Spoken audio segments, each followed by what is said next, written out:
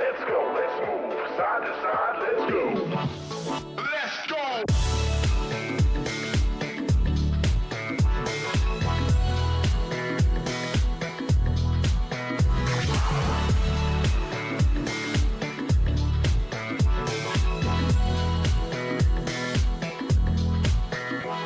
Let's go, let's move. Side to side, let's go.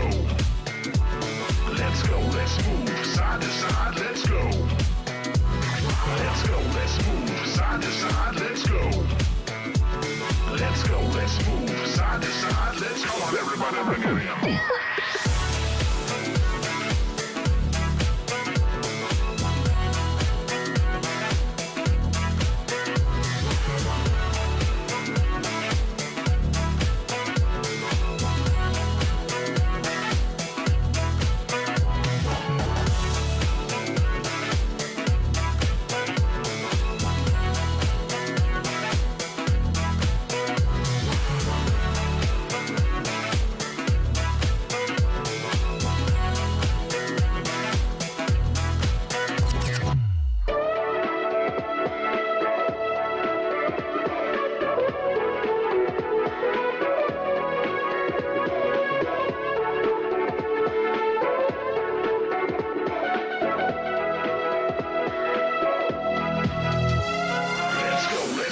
Side to side, let's go. Let's go, let's move. Side to side, let's go. Let's go, let's move. Side to side, let's go. Let's go, let's move. Side to side, let's go.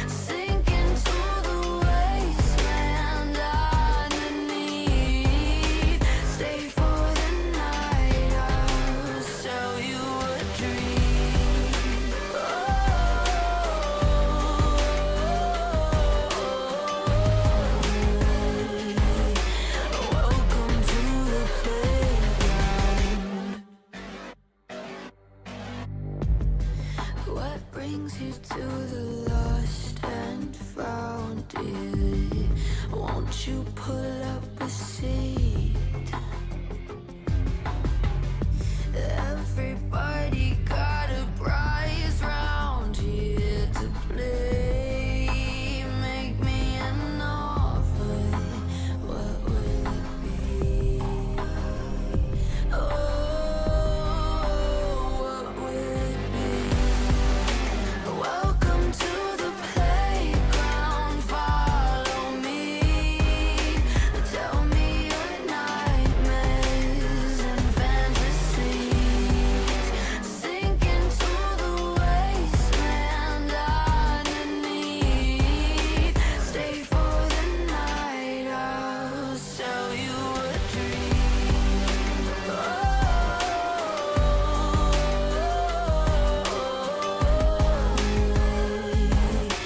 Welcome to the playground.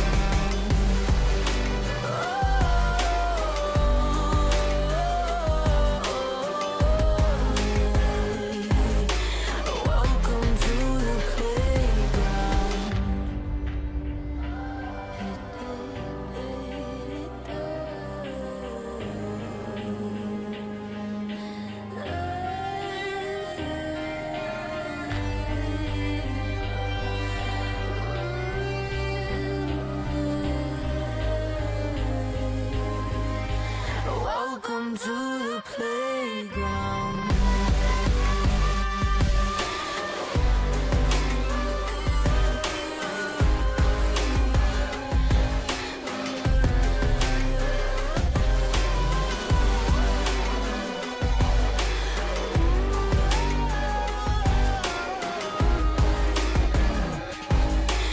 Welcome to the playground.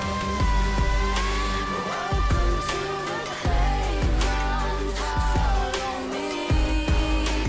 Tell me your nightmares and fantasies. Sink into the wasteland underneath. Stay for the night, I'll sell you a dream.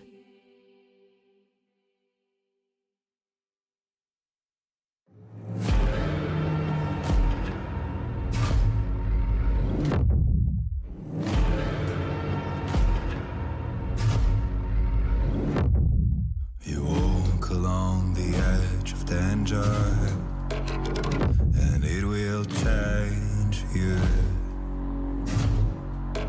Why would you let this voice set in your head? It is meant to destroy you. You summon storms, you play with nature. Now watch it hurt you. Why would you want to shape the world in your hands? You will never make it through.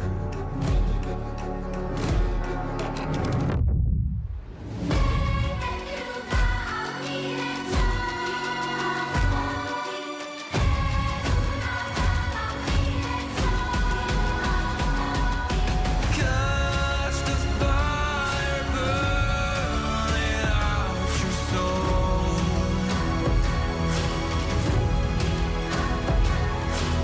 Just make it die, or you will turn it all to ashes and blood. To ashes and blood.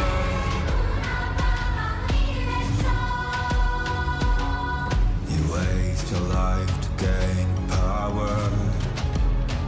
You shift the game rules. How does it feel to reach the line that no one ever got to cross? Does it make you a god now?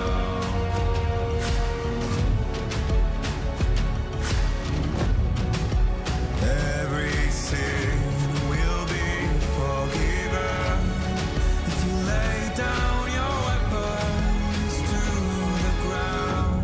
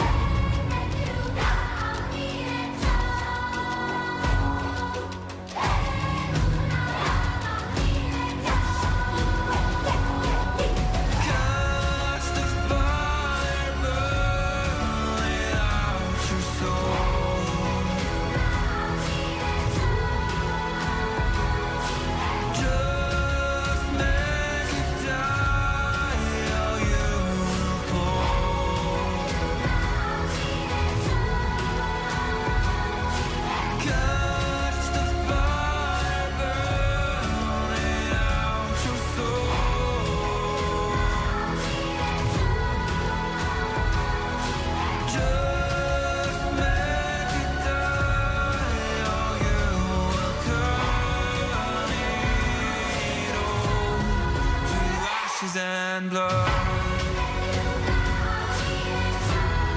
To ashes and blood. To ashes and blood.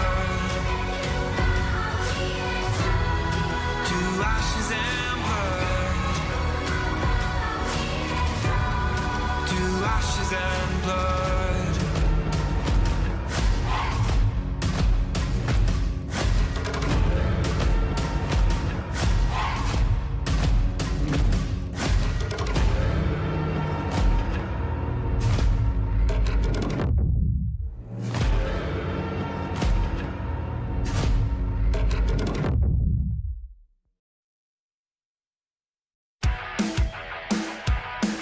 Hey, what?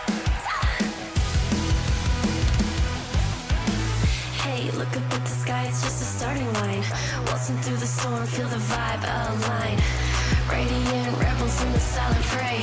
In the pulse of dawn, we embrace the day. We find harmony in mayhem, finding our own beat. Eyes ablaze with laser focus, dancing through the storm. We become the light against the odds. We'll stand and play in this never-ending fray. Eyes alive in the pulse of dawn.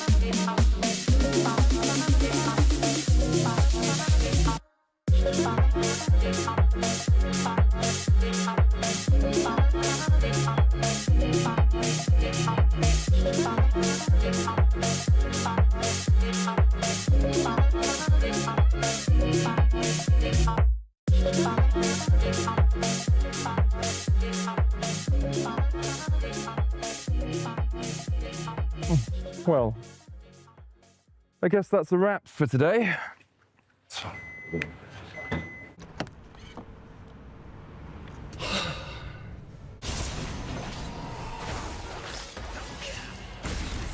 Seriously, medic? I thought we were going out for a ride.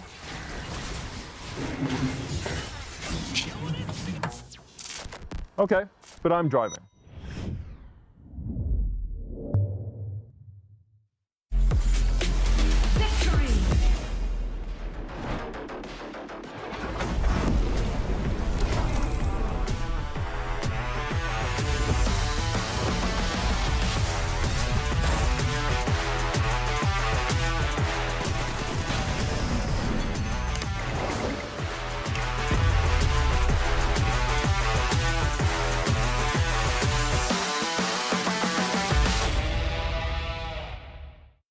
Now approaching the final pick, and what a ride it's been. A moment of hesitation, but we're getting closer to the game changer, and what a legendary journey we've been on. I mean, there's so many excellent options, but one of them has to be a perfect fit. Oh, they're about to lock in. Oh, what a pick! What a way to close things out. Book your next hotel stay in Madrid with Marriott Bonvoy. A check-in at every checkpoint.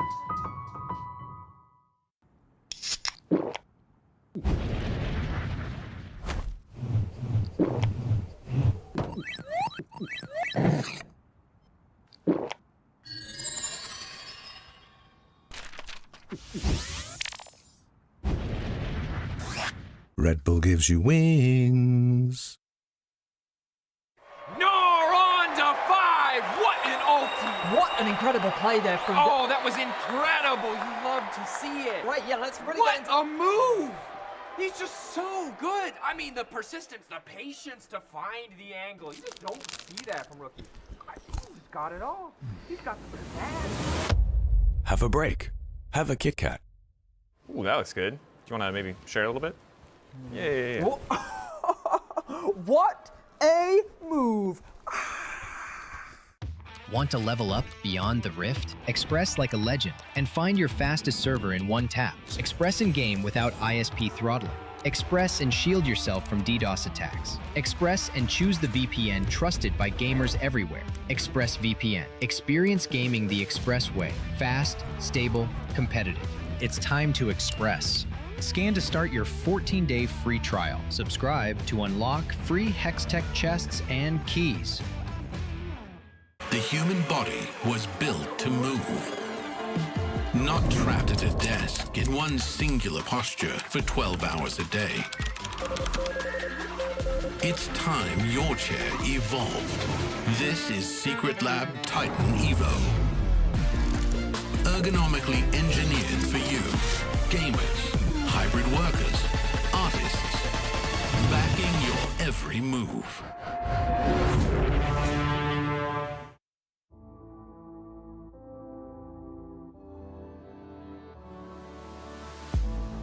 If you had it all, would you look the fall in the eyes? Could you walk away this time? Will you realize, recognize it's never over? And the flame that once had died. Awaken. Will you rise above the days to come? Will you be enough? Will you walk away this time? Look to your left, to your right, leave the pain behind. 'Cause we all face the fires, and we stray from the light. Go leave the pain behind.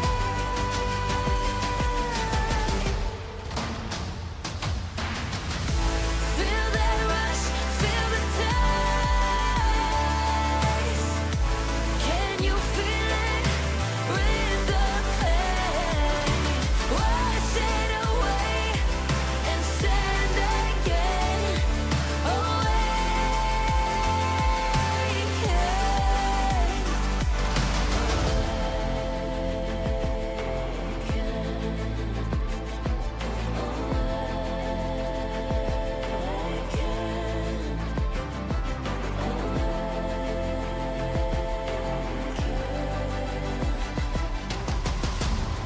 Will you turn and run from what's to come? Will you face it all?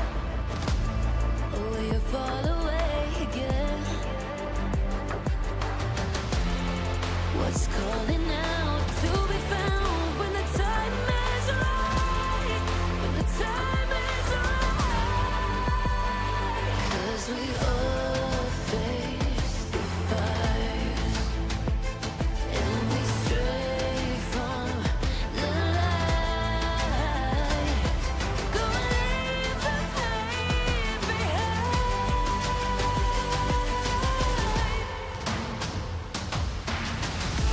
Feel that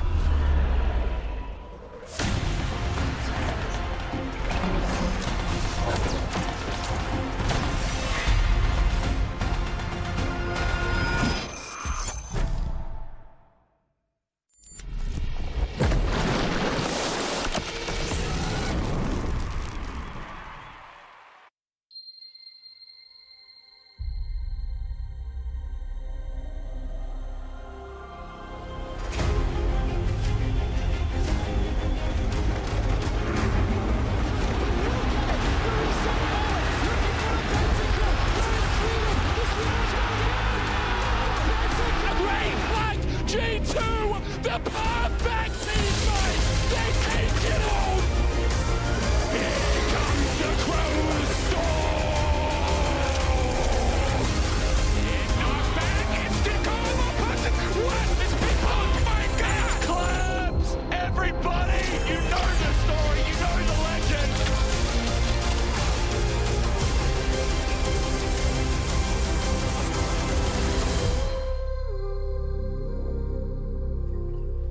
Hello, everybody. Welcome to week 3 of LEC Summer. Yeah, what a week it's going to be. There's a heat wave in Berlin. There's a heat wave at the Analyst desk zone because look at these. Jack Spectra and Dagda. Yeah, you like that? Yeah, Jack and Dagster, you know? I see. Unique, like rare spawn of you two together on the desk. I don't think I've had the pleasure. No, I mean, we had the cast there for finals, which was 6, so we demanded that it have to happen again. I get it. So, something I want to talk about, even though it is not around the corner, but yet it feels very close due to the season, is Worlds. And I mean, it's always the main question, right? And now for if you're not in the know, it's literally if you are in the top 3 of summer, at the end of summer, you're going to Worlds. Jack, what do you think about that as opposed to some of the previous versions of this? I think it's a lot better. The most important thing when it comes to Worlds is how are you performing up to Worlds, right? I don't care if you were good in winter. That's so long ago. Like, who even remembers what happened in winter, you know? Yeah. So Casey does though, so. But just being good up against the tournament is so important with patches and everything. I think it also gives fans much more to cheer about when you see your favorite team is picking up steam, going towards Worlds. We hear so many teams talking about how they want that lead up and that ramp up. To actually have that crescendo where it all comes together right before you hit the world stage is just going to be so sick. Oh, crescendo, I love that. It's going to be in Madrid, of course, so the stakes will be super high. And talking about Spain and Madrid and MCOY, when we look at these two groups, we have a couple of quotes from people that we want to talk about in this kind of freewheeling ready check. But Zef said, on which other teams will make Worlds, so that would be MCOY. He said G2 and KC. I don't see any other teams right now that can make it. So, I mean, famous, I hear Fnatic from here, right? What do you think about that? I mean, I don't think it's like set in stone, like he says, but at the same time, if there was a team I'd say to not make Worlds, it is Fnatic. And it hurts me to say that because I really want Fnatic to make it. I love Mickey, I love Upset, I think Poby's a great addition, but they always fall apart. They do. That's the thing, right? And they're like, oh, the pieces change, but it keeps happening. And also, like, we haven't really seen them be tested, right? I'm kind of like holding my breath for Fnatic until we see them against G2 tomorrow. Yeah. And I think that'll give us a much better indication of where they stand in the grand scheme of things. But I'm at least holding out hope that Poby will give them what they need. Yeah, and I will not write them off before we've seen it because regardless of what happened in the past, you're right, they didn't really get tested in this system, in the group that they are in, but that does mean that the test is going to be so much tougher when they do get to it. Now, Oscar also did quite a long interview as well. I would recommend everyone to go read it. It's a doozy, saying how, you know, we need to be more disciplined in practice. It's been working pretty well. He's pretty confident that they're going to get to Worlds, obviously. I mean, hopefully, if you're a player, you are confident that you will. But what do we think about kind of how everything's working with the new roster? I mean, I think with Poby, the biggest thing that you'd hope is that their practice is better. Because on paper, I think him and Humanoid, it's not clear exactly who's better. Humanoid, you know, has been a great player, and he wasn't exactly playing bad. But more the criticism that have been levied towards him is just his attitude, his work ethic. And I think if Poby's bringing that up, like all you need for a team to kind of falter is if one player isn't putting in the effort, because it demotivates everybody. So if Poby is being more of that shining star that's making everybody work even harder, I think it'd be huge for the team. I think it's just a breath of fresh air. And Oscar even said in that same interview, hey, look, Poby is stepping up. He is far more vocal than we expected. So I think that's the coolest part. But I do think for Oscar, we need to see him kind of be a bit safer on those side lanes. He said himself that he kind of got caught out a few times. So I think that's where my focus is going to be for this upcoming weekend. Match of the week tomorrow. Of course, MCOY today, and Mel's had said he thinks it's a 4-team competition. Now, if we have the race for Worlds, then apparently they agree only 3. But of course, a 4-team competition, they will give Fnatic that kind of time of day. Let me ask you though, with what they said about, or what Zef said rather, would you be happy if we think about prospects going into Worlds, if it was G2, KC, and MCOY in terms of kind of what we could show as Europe at Worlds? I'd be pretty happy. Yeah? I think, yeah, I'd be pretty happy with that. I would like to see Fnatic as well, but at the same time, with how competitive the top 4 is, if any of those 3 teams make it, I'm pretty happy. I mean, Giant X could sneak in, for example, but then it's like, I don't know if I believe in Giant Yeah, do we X give anymore. anyone else the time of day to get in there? GX probably. Yeah, I like that Giant X are stepping up, but the problem is we're still seeing those big mistakes in the mid game where I just don't hold that confidence, right? Like, even in situations where I see Carmine Corp falling behind, I'm like, well, they've just these insane team fights. There's 9 times out of 10 they're going to be able to bring it back, right? Yeah. And I think that's the thing that is missing from some of the teams that aren't in that kind of top 4, top 3 discussion is that that crutch factor that we're going to pull it out in the end, and that just isn't quite there. It's true. It's very interesting to see how it's all going to play out because it's pretty condensed. Like you gotta show it now, or you'll probably be out for this year. And Nuke, he found that out firsthand. He had a little bit of banter with Poby last week before their match together, and so let's see the timeline. So Nuke started it right. Don't get cocky because you'll beat those silly monkeys in lane on Sunday, the really important day. Let's see who's the real boss. I'll make you look like another monkey. And if I lose to you, I remain in solo queue to New Monkey. And fair play to Nuke, he did go for it. Yeah. But it does hurt when it's shots fired and they're immediately just into the foot. Yeah. I like what Poby's bringing to the league, like also on Twitter, on X, sorry. But I think that's the coolest part is like so many people have been like, he's a great addition of both on the Rift, but also like personality wise, like he's vocal. And I think that was the biggest part that a lot of people were like, I don't really know if Poby's going to have it. Like, is he going to be able to be that big vocal part that Fnatic need, or can he kind of integrate himself? And he's been playing off the memes, he's been setting up new ones. Like, I think Poby's just been sick, and fair play to Nuke for playing off it. Yeah. I've been really surprised by just how comfortable he seems, and like a lot of the time, for example, when I played with Ruby back in Heretics and Ebby, it took them a long time to actually get comfortable to express themselves. Well, it seems with Poby that he's kind of, maybe it's the confidence from playing so long in T1 that he's just coming in and just willing to express himself and learn so fast, and it's just beautiful to see. It's been great to see. That's what you hope for everyone who's new blood, who's coming into the league. I think for Navi, it's kind of been with mixed bag. I want to say they're going up against MCOY in our first match of the day, and I wasn't here week 1, of course. So guys, tell me about Navi. Did they, like, which site did they prefer? Like, did they get the bomb down a lot? Like, what was the deal? Yeah, I think there was a lot of like trying to rush B, but it just didn't really happen. The setup wasn't really there. The smokes weren't in the right position overall. Yeah, like that was cohesion. Some entries though. Yeah. Got some entries. Which site did they prefer between Dragon and the Baron? Well, I think that was kind of the big problem was like, I think Tiger and Malrang kind of liked going towards Dragon, but the rest of the team was kind of more towards the Baron area, and there was that like miscommunication there. So I think if they can kind of shore that up and kind of maybe have one player defend one of the sides, but the rest of them can attack another direction, that's probably good. What about the retakes? Nah, that wasn't retakes. They were just getting hammered, I'm afraid. Okay, fair enough. All jokes aside, though, this is like such an interesting situation, right, for Navi, because I personally am not putting them under too much pressure because of we know the situation. This is what they're going to go with for summer, and then they'll see. But that does mean if you're those individual players on that roster, you're under tremendous pressure because it means that you might be playing for a contract for next year or else. Yeah, and I think it's also just like the stress of that, let alone like adding so many new pieces in as well. Like, it's a lot to work on. So I think for Navi, the pressure is there. I just don't know if they're going to be able to sort it out within the next 2 weeks. Yeah. Realistically, especially as you say, like Malrang swapping, and he's got it's a strange situation. And with Tiger already, they have the next jungler signed for next year. I don't know how I would play in such a scenario where you already know that you're going to get replaced on that team, but you also know that then if you play well in LEC, you can go to another team. But it's a really strange pressure towards them, and for me, I can't really see them making it work. I see. Well, we'll see what happens indeed. Tall, though. Wow. Yeah, and I think it's maybe the way this plays out. Like, even I was going to say, we haven't done the they are favors. not that much smaller, but it's just because of how the picture is. But let's talk a little bit about their opponents as well, Rob. MCOY, they're on Euphoria this week. Jojo was talking a lot about kind of, something we learned from internationals is we got to make sure that we're faster on every play and every aspect of the game. Have you seen that last week? Yeah, I saw the good and the bad that came with it, right? And I've got a clip that I want to bring up that really, I think, showcases that. So one of the big things that they talked about was trying to become part of like an LCK style, which is setting up the map in their favor to make these plays and catch people off tempo. And I think this is a good play to kind of showcase that.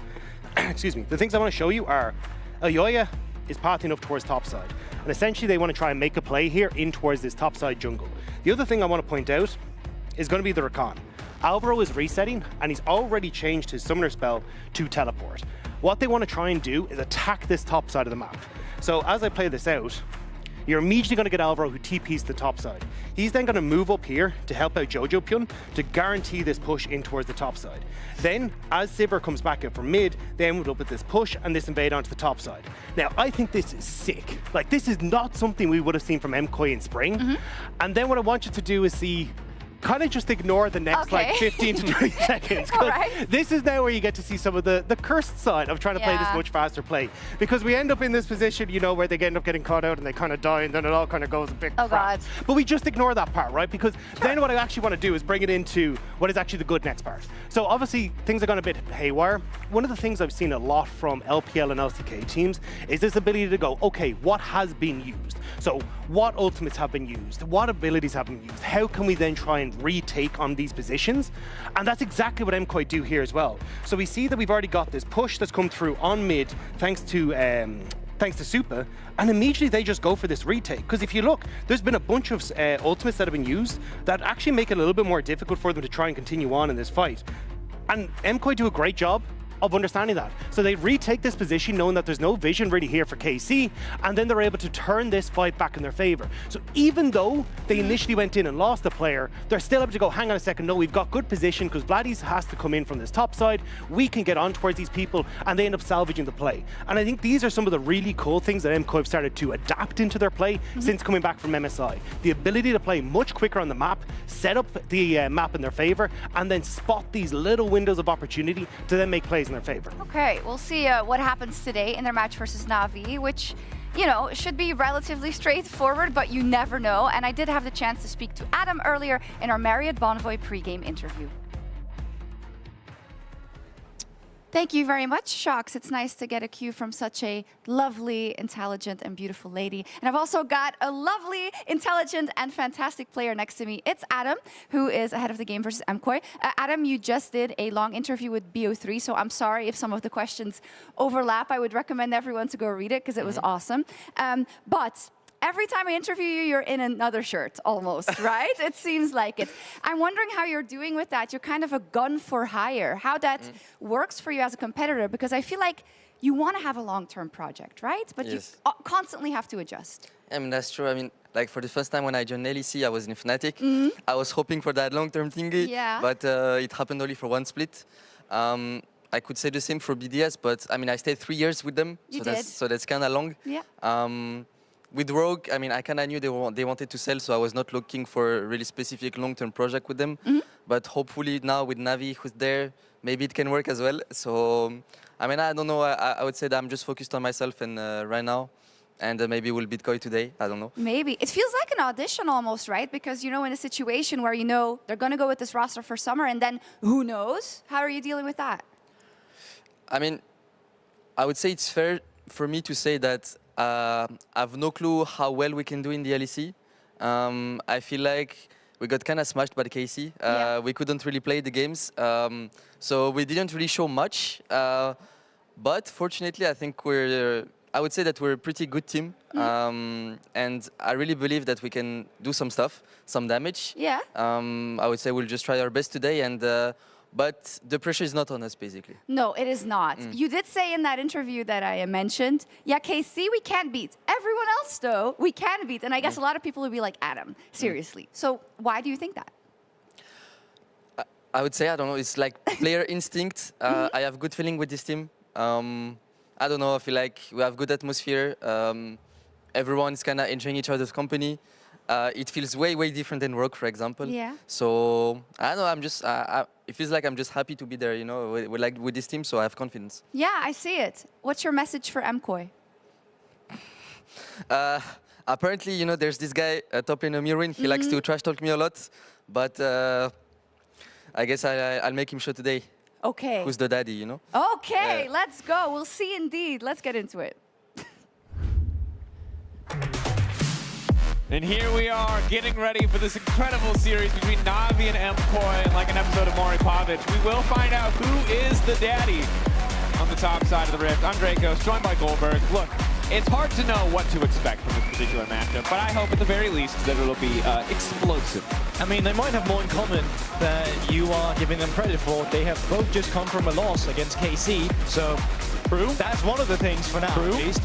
I think the context in which they lost, we could argue is different. But as we know, the result is the only thing that matters. Yeah, that's not our job to give that context right now. But yeah, I think for MKOI, heartbreaking loss against KC. I'd really love to see some clean gameplay from them coming up against a team like Na'Vi, who obviously also struggled against KC. And I really like the Death's talking point. I think that vast League of Legends that we want to see from them, this is a perfect playing field for them to kind of explore that. It definitely is, right? You can kind of take the gloves off, and we know that MKOI have, kind of in the earlier iterations of this team, even last year, been a team that can really blow open an early game lead. Now the question is, can they transition that? Can they keep that pressure up? Can they do it when they don't necessarily have that, 3, 4K early game gold lead? Something that we'll be tracking. Opposite side for Na'Vi, to be honest, I think we just, I'm not going to say clean slate, right? But they do get a second chance. We didn't really get to see too much against KC outside of a couple kills. Hope that we see more in the series today. I mean, I'm hopeful. I really want to see some cool stuff down from the bot lane. I'm keeping my eyes peeled. The Super Alvaro matchup versus Han Sam-D and the GOAT Malrang. Are you kidding me? Down in that support role. I can't wait to watch these guys play. I'll be checking out his solo queue account. He's still spamming all the engaged champions. So I want to see a guy who's crazy with it. Look, Nautilus already banned. Well, there's still Analyst, there's still Leona, there's still Rel. Rel is actually some would argue it's the recently buffed, very incredibly powerful Nautilus jungle clear that's being nerfed, but I think it's Mal. I like the strategy we're seeing from MKOI here. They're banning Aurora themselves. If you haven't paid attention, every single game so far, they have first picked this Aurora when they got the chance to. They gave Merva to it in top lane, and it didn't work out. I'm very happy to see that we're not going to see that game one. This time around, we're going to go for one of the prio mid laners. It is the Ursia. Talia out of the way, Yone out of the way. But we have seen champions like Oriana or some of the other control mages coming in, kind of playing for that poke in the lane. And some juicy hovers here. We're playing on a new patch as well. It is a new patch, 25-16, so Nautilus jungle, one of the flavors of the month. AD Silas was also quickly taken out of the equation. If you saw the disable came through, I don't think we're going to get that today. But no, Sion remains a power pick. His AD ratios were buffed. Won't matter too much for the tank Sion that we've been seeing, but maybe if there's a bit of AD in the build, Adam can benefit. And as you highlighted, Azir there for JoJo was a comfort pick. He pulled it out in game 1 versus GX last week. It wasn't the cleanest game. There were some deaths on side lane, but they did tighten up in the second one. Yeah, I mean, I think he was still very relevant in some of those late game team fights, and that's really what you want from him. One of the junglers I'm looking at is Wukong. I think since all the other junglers kind of got nerfed a bit, he's one of the champions that still rises high with the priority. Trundle did get some nerfs to his W. It limited some of the skirmish power, but obviously still very powerful against an immobile AD carry like a Jinx down in that bot lane. And very powerful when there's a Sion on the enemy team. I mean, very it's good likely to get rid of resistances, you know, that's a key part of that kit as well. Yeah, so this is probably the best blind pick Trundle scenario you can have post-nerf, I think it's safe to say. If they add another immobile mage to the mix on the side of Na'Vi, it'll only continue to get better, but it is going to be the Mbessa coming through. Mirwin, I think of this as comfort, right? At the start of the year, Cassante and Mbessa were the two picks that he brought out the most consistently. A player who has a pretty broad pool, but never mind seeing him back on something kind of standard, stable. And the choice now for Larson. Is it going to be a phase rush champion? I think probably yes. That would be lovely, at least, in this scenario. Still junglers available before you go into the second ban pool as well. Syra, we did see buffs to Syra. I didn't think it was going to impact her because it was an ultimate buff. Not so much on a clear speed, which is what you really want on these AP junglers. But it's an interesting conversation because last patch, Trundle was by far the best support, or rather the best jungler that you could play on that patch. And there used to be counters to it, but those counters used to be AP junglers, and then they kind of fallen out of flavor in the meta. So it's very cool to see here from Na'Vi that we're seeing the Syra into the Trundle. Yeah, the question is, how is it going to affect their early game? Oftentimes when we see these AP junglers, it means less early game activity, less agency, a bit more reliant on having some of these pushing lanes. Most of the time when you see a Jinx and a Sion in general, what you're going to see is that one team is going to prioritize the AD carry, they're going to swap, they're going to put this Sion on weak side, they're going to try and get resources into the AD carry. So yes, it is gearing up for a more slow pace, but nevertheless very strategic masterclass for these teams. Okay, I like that, throwing it to butter. This is a very strategic game. Doesn't want to say slow. Did say slow pace though, we'll see. Okay, so some engage options taken away. No surprise to see Nico banned. Obviously, Alvaro, incredible on the champion. And in general, still just really powerful despite, you know, some of those earlier nerfs on previous patches to her base damages. So taking as much of the engage out of the equation. Nautilus banned, Alistair banned, Rel banned, Rom as well. So not really a whole heck of a lot left. Leona Still on the board. You just want a bit more peel of this Jinx. Right now, there is the Azir that can come in from behind. You have the Embessa with the lockdown. Got the Trundle with the pillar. Something that just helps her relocate around the team fights would be lovely for Na'Vi. You already have a beefy front line. You have zone control with the Syra plants. That is very uncharacteristics. You have a peel back composition, but here comes the Akalian from Larsen into the Azir.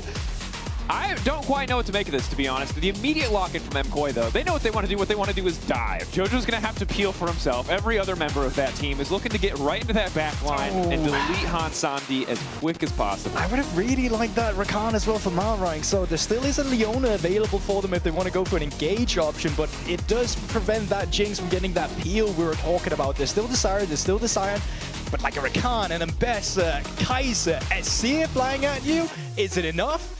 I don't know, Dracos. I mean, it's a lot of pressure also, I think, on Larsen to make the most out of this. It's a pretty awkward scenario, right? You never really want to be, you want the 80 jungler with the AP solo lanes or vice versa. You've got a situation here where you have double AP. You need to scale on the side of Na'Vi, but I'm not sure how strong these early matchups are in your favor. Jinx obviously can do a lot to push, so feels like Na'Vi's bot lane needs to do a bit of work here. I love MKOI's draft. I think that they're going to have push from mid lane in Jojo. That's going to help them skirmish around the Trundle. This Syra's going to have a hard time in the jungle. If there is a Rakan and a Seer coming in to force you out, your resources going to get stolen. So that slow-paced gameplay that you want to lay out for Na'Vi as a win condition, it might be a bit tricky with the skirmish power you're seeing on MKOI. Yeah. Also, again, we turn on the nameplates. We look at recent success. MKOI on a team that sets them up to be aggressive, that sets up their jungle support, perhaps, to get out and active on the map. I know why you love it. We've seen the games. We know what can happen here. So this is going to be trial by fire, as it were, as it is for Na'Vi. Anything for Nasus support. All right. Trimby isn't here anymore. Trimby isn't here anymore. I respect it, though.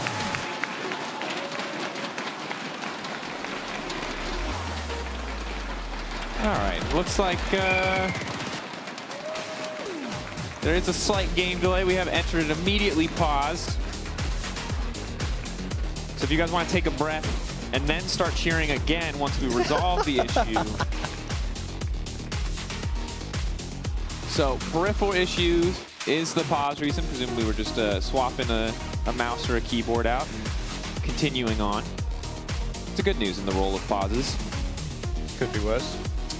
Yep, and now I'm afraid, this is where I get paranoid. I'm not a superstitious person normally, but I'm like, can we jinx this? How do you want to? No, I don't want to jinx it. Oh, okay, how do you not want to do it? I mean, No, now I'm dead. Now I've said too much. It's going to take so long. If we say that, we're kind of counter-jinxing it, right? So it's going to be short instead. Got it. Got it. I wish I knew Spanish. We kind of need Jack here to translate these signs. I see Donde. Riot. Is that all right, bro. Team fight. Tell me you're a cheater without telling me you're a cheater. Right there. I feel you, dude. It was probably a lot easier to play Xerath back when you could script. I understand. I know what it is.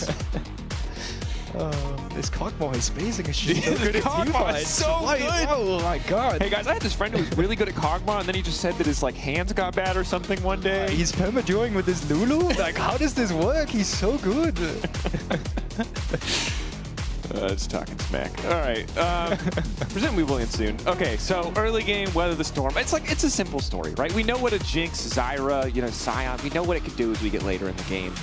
The early game, though, might just be a bit of a struggle. Yeah, I mean, if you don't want to talk about a little bit of an early game struggle for bot lane, not so much a champion, but maybe two players. I mean, Super and Alvaro, they've had some early games where I was really disappointed in that performance, and that sucks because I think they're one of the best bot laners we have in Europe, and I still think despite some of the struggles, because they've been to be 2 killed, what, 3 times in lane now? Yeah. They still manage somehow to be relevant after they make a mistake. So it makes you question, how good would this bot lane be if they didn't make those mistakes in those games? It's a very excellent question. Thanks. Do you have the answer? Well, I don't actually have the answer, but I can support your point after I let the Vamos go. You can win a VIP trip. That would be pretty sick. Okay, so this is exactly what you're talking about. We looked at the stats. Never mind. You're really disappointing me here with these things you're bringing up. We're looking at the top of Supa's head. There, we're going to take that away. So, what we were going to look at was the fact that Supa early game and mostly a lot of this came from the GX series, right, where they were 2v2 killed multiple times. Yes. Numbers not good, is what you're saying. But as we get later in the game, this is still an insane powerhouse duo. They do so much work in the fights. Obviously, Alvaro's super active on the map. And it's not that we've seen them be good in the 2v2 before, so it's more just wanting to see them return to the level of play where they're not going to give up those early kills or make those mistakes or not be quick enough on the flashes to get out of these difficult scenarios. And for now, the lane not looking too bad. Of course, Alvaro with the Q-poke can just try to heal up as they do their best to take control of this wave level 1. Yeah, I will say, just to get into one of the matchups, so Rakan, obviously very mobile champion, but the way he works is each of his dashes can actually be stopped by a stun. Leona obviously has a ton of that. She has the root with E, Q, ultimate. So Leona often has a pretty good matchup into Rakan, at least from a laning phase perspective. So I'd love to see the Na'Vi bot lane get priority and just kind of push them back to leverage this win condition they can have with Handsome D on the Jinx. Yeah, range advantage for Handsome D definitely feels good as well. And you can see, despite the fact that Malrang wasn't quite able to land that Shield of D-Break, it just gave them enough space to get a fast level 2. Of course, we mentioned it before, but Larssen on the Akali, not an iconic Larssen champion. 2023 spring was the last time we saw this. So, I mean, I'm curious to see it. I'm ready to be pleasantly surprised. Going into the junglers as well, Tiger was spotted on a ward on towards the Raptors. They did have that mid push as well, so they know fully where this Zyra is right now. On the top side though, Elioya skipped his top camps. Adam does have flash. Question is, yeah, I think he's just gone. Adam maybe just trying to set up for a kill once the passive does come through. Slow on Amir when dash back. Good pillar to get things kicked off. Adam will finally fall. A wave there for him to eat, but a nice first blood on the side of MKOI. Response now coming in. JoJo's slowed up. Where's the root gonna go? E flash through, anticipating, and they get the kill. The E might not hit, but it doesn't matter. The plant just getting the job done. And JoJo with a late flash as well, so he won't have that for the follow-up. Once this Akali starts getting level 6, that's usually where the matchup starts swapping around a little bit in the favor where you can look for these kills. So yeah, no flash now. That's nice for Na'Vi. Good counter response to the first blood that came through from MKOI. Definitely was. Solid start. Things a little bit closer than initially expected. Matching kill for kill. The Zyra also getting that money, just only going to exponentially increase that clear speed as we see Adam take up home on the bottom side of the map. And you talk about some champ select, right? You see a Jinx, you see a Sion, kind of the two best champions in any sort of swap scenario in their respective roles. And here we are with the swap, although a little bit late from Na'Vi. I mean, is it? Because just look at Mirwin right now. He's already spent the TP, so yeah, they got the kill on Adam. Adam pushed in the wave in his passive form. Then Mirwin TP'd up to catch the wave. Now Adam's just pushing in a wave for free. Mirwin doesn't have TP to catch it. And at the same time, Handsome D had the push in. So he actually picked the wave up first in topside, and they're still controlling the pace of the game. So say what you want. That was a pretty good swap by Na'Vi. Yeah, definitely not too bad. Well highlighted. Thanks, Dragos. Yeah, you're a smart guy. Oh my god. I'm blushing. Yeah. It's been a while since we've had you on the caster disc. How does it feel to freely be able to yap? It's kind of nice, can't lie. You're not limited to 3 minutes anymore. I mean, it's been 4 years since I cast with you, I think. Wow. That's a long time. Yeah, you've been here for how long? Yeah, I'm old. I don't want to talk about it, bro.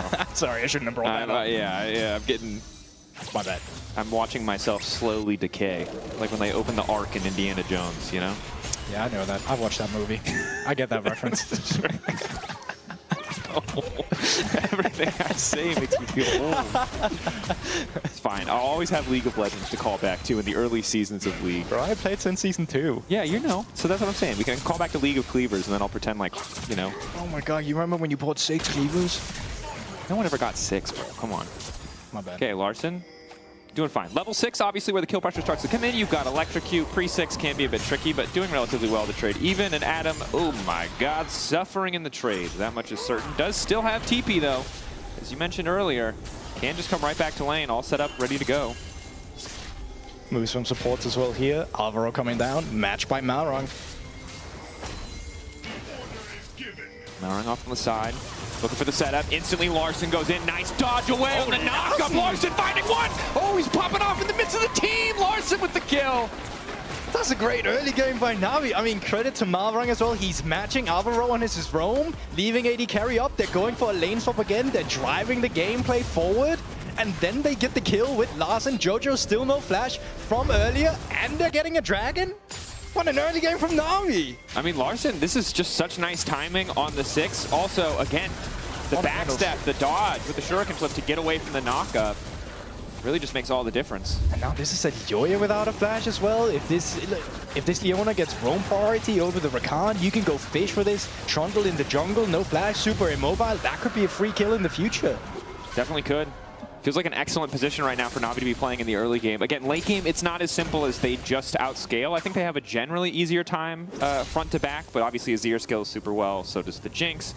But if you can get in a position where you start stacking these Drakes, you force MKoy to fight on your terms, the path at least becomes clear for Na'Vi in terms of what they want to be doing. For now though, just back to standard full clears from junglers. Opposite clear here. Vision control decent enough from Na'Vi as well in that river. For MKoy, not too much vision has been put down just yet, so they actually don't fully know where Tiger would be on the map. But right now, all Na'Vi wants to do just push this wave in, back off, wait for your jungler to come down in shadow, and then you can start accelerating the game again. Seems like a similar plan from MKoy, though, as Elyoya is there to cover. Luckily, they've already laid down the control ward, so as they concede pressure there, so at least no Elyoyas in the area, but there's no objective for him to take on the bottom side. Still 30 seconds till the Grubbies spawn. For now, topside pressure in favor of MKoy.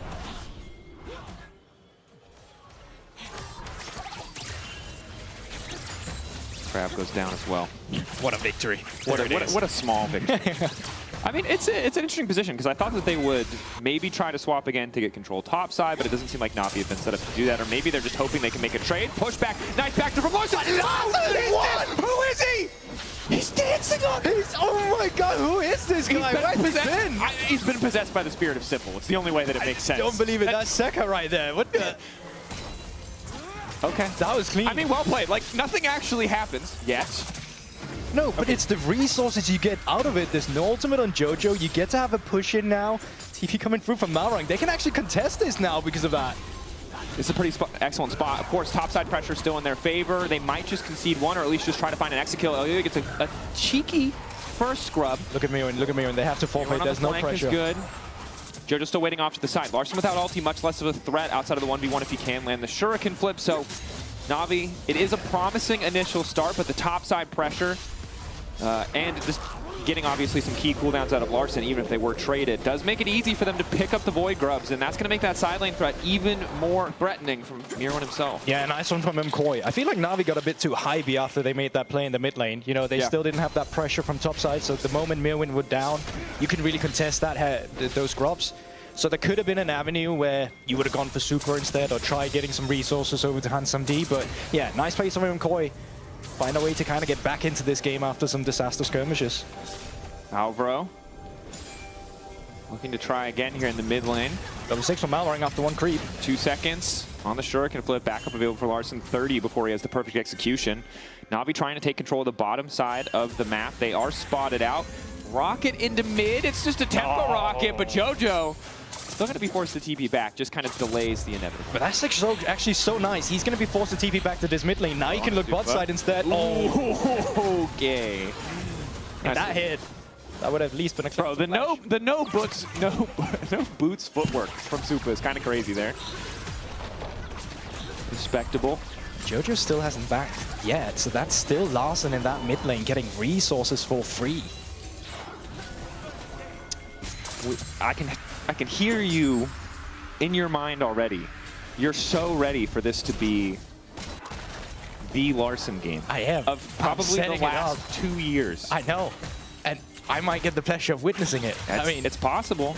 I mean, the thing that we don't bring up anymore because it's not usually a positive at this point is that Larson was, for a large part of his career, a consistent top 3 mid laner in the league. Oh, absolutely. And I think as well that it wouldn't be fair to say that Larson hadn't been on a decrease in terms of skill level, but I really feel since winter and spring, he started to come to a point again where he can raise that bar if he really puts in the work and the effort. And you're looking at me like that, but I genuinely feel like Larson has had some games where you saw glimpses of the old Larson, but don't get me wrong, we're obviously still we're gonna need more. You're gonna need more footage. I mean, me and Finn made a song for Larson, so that might come out at some point as well.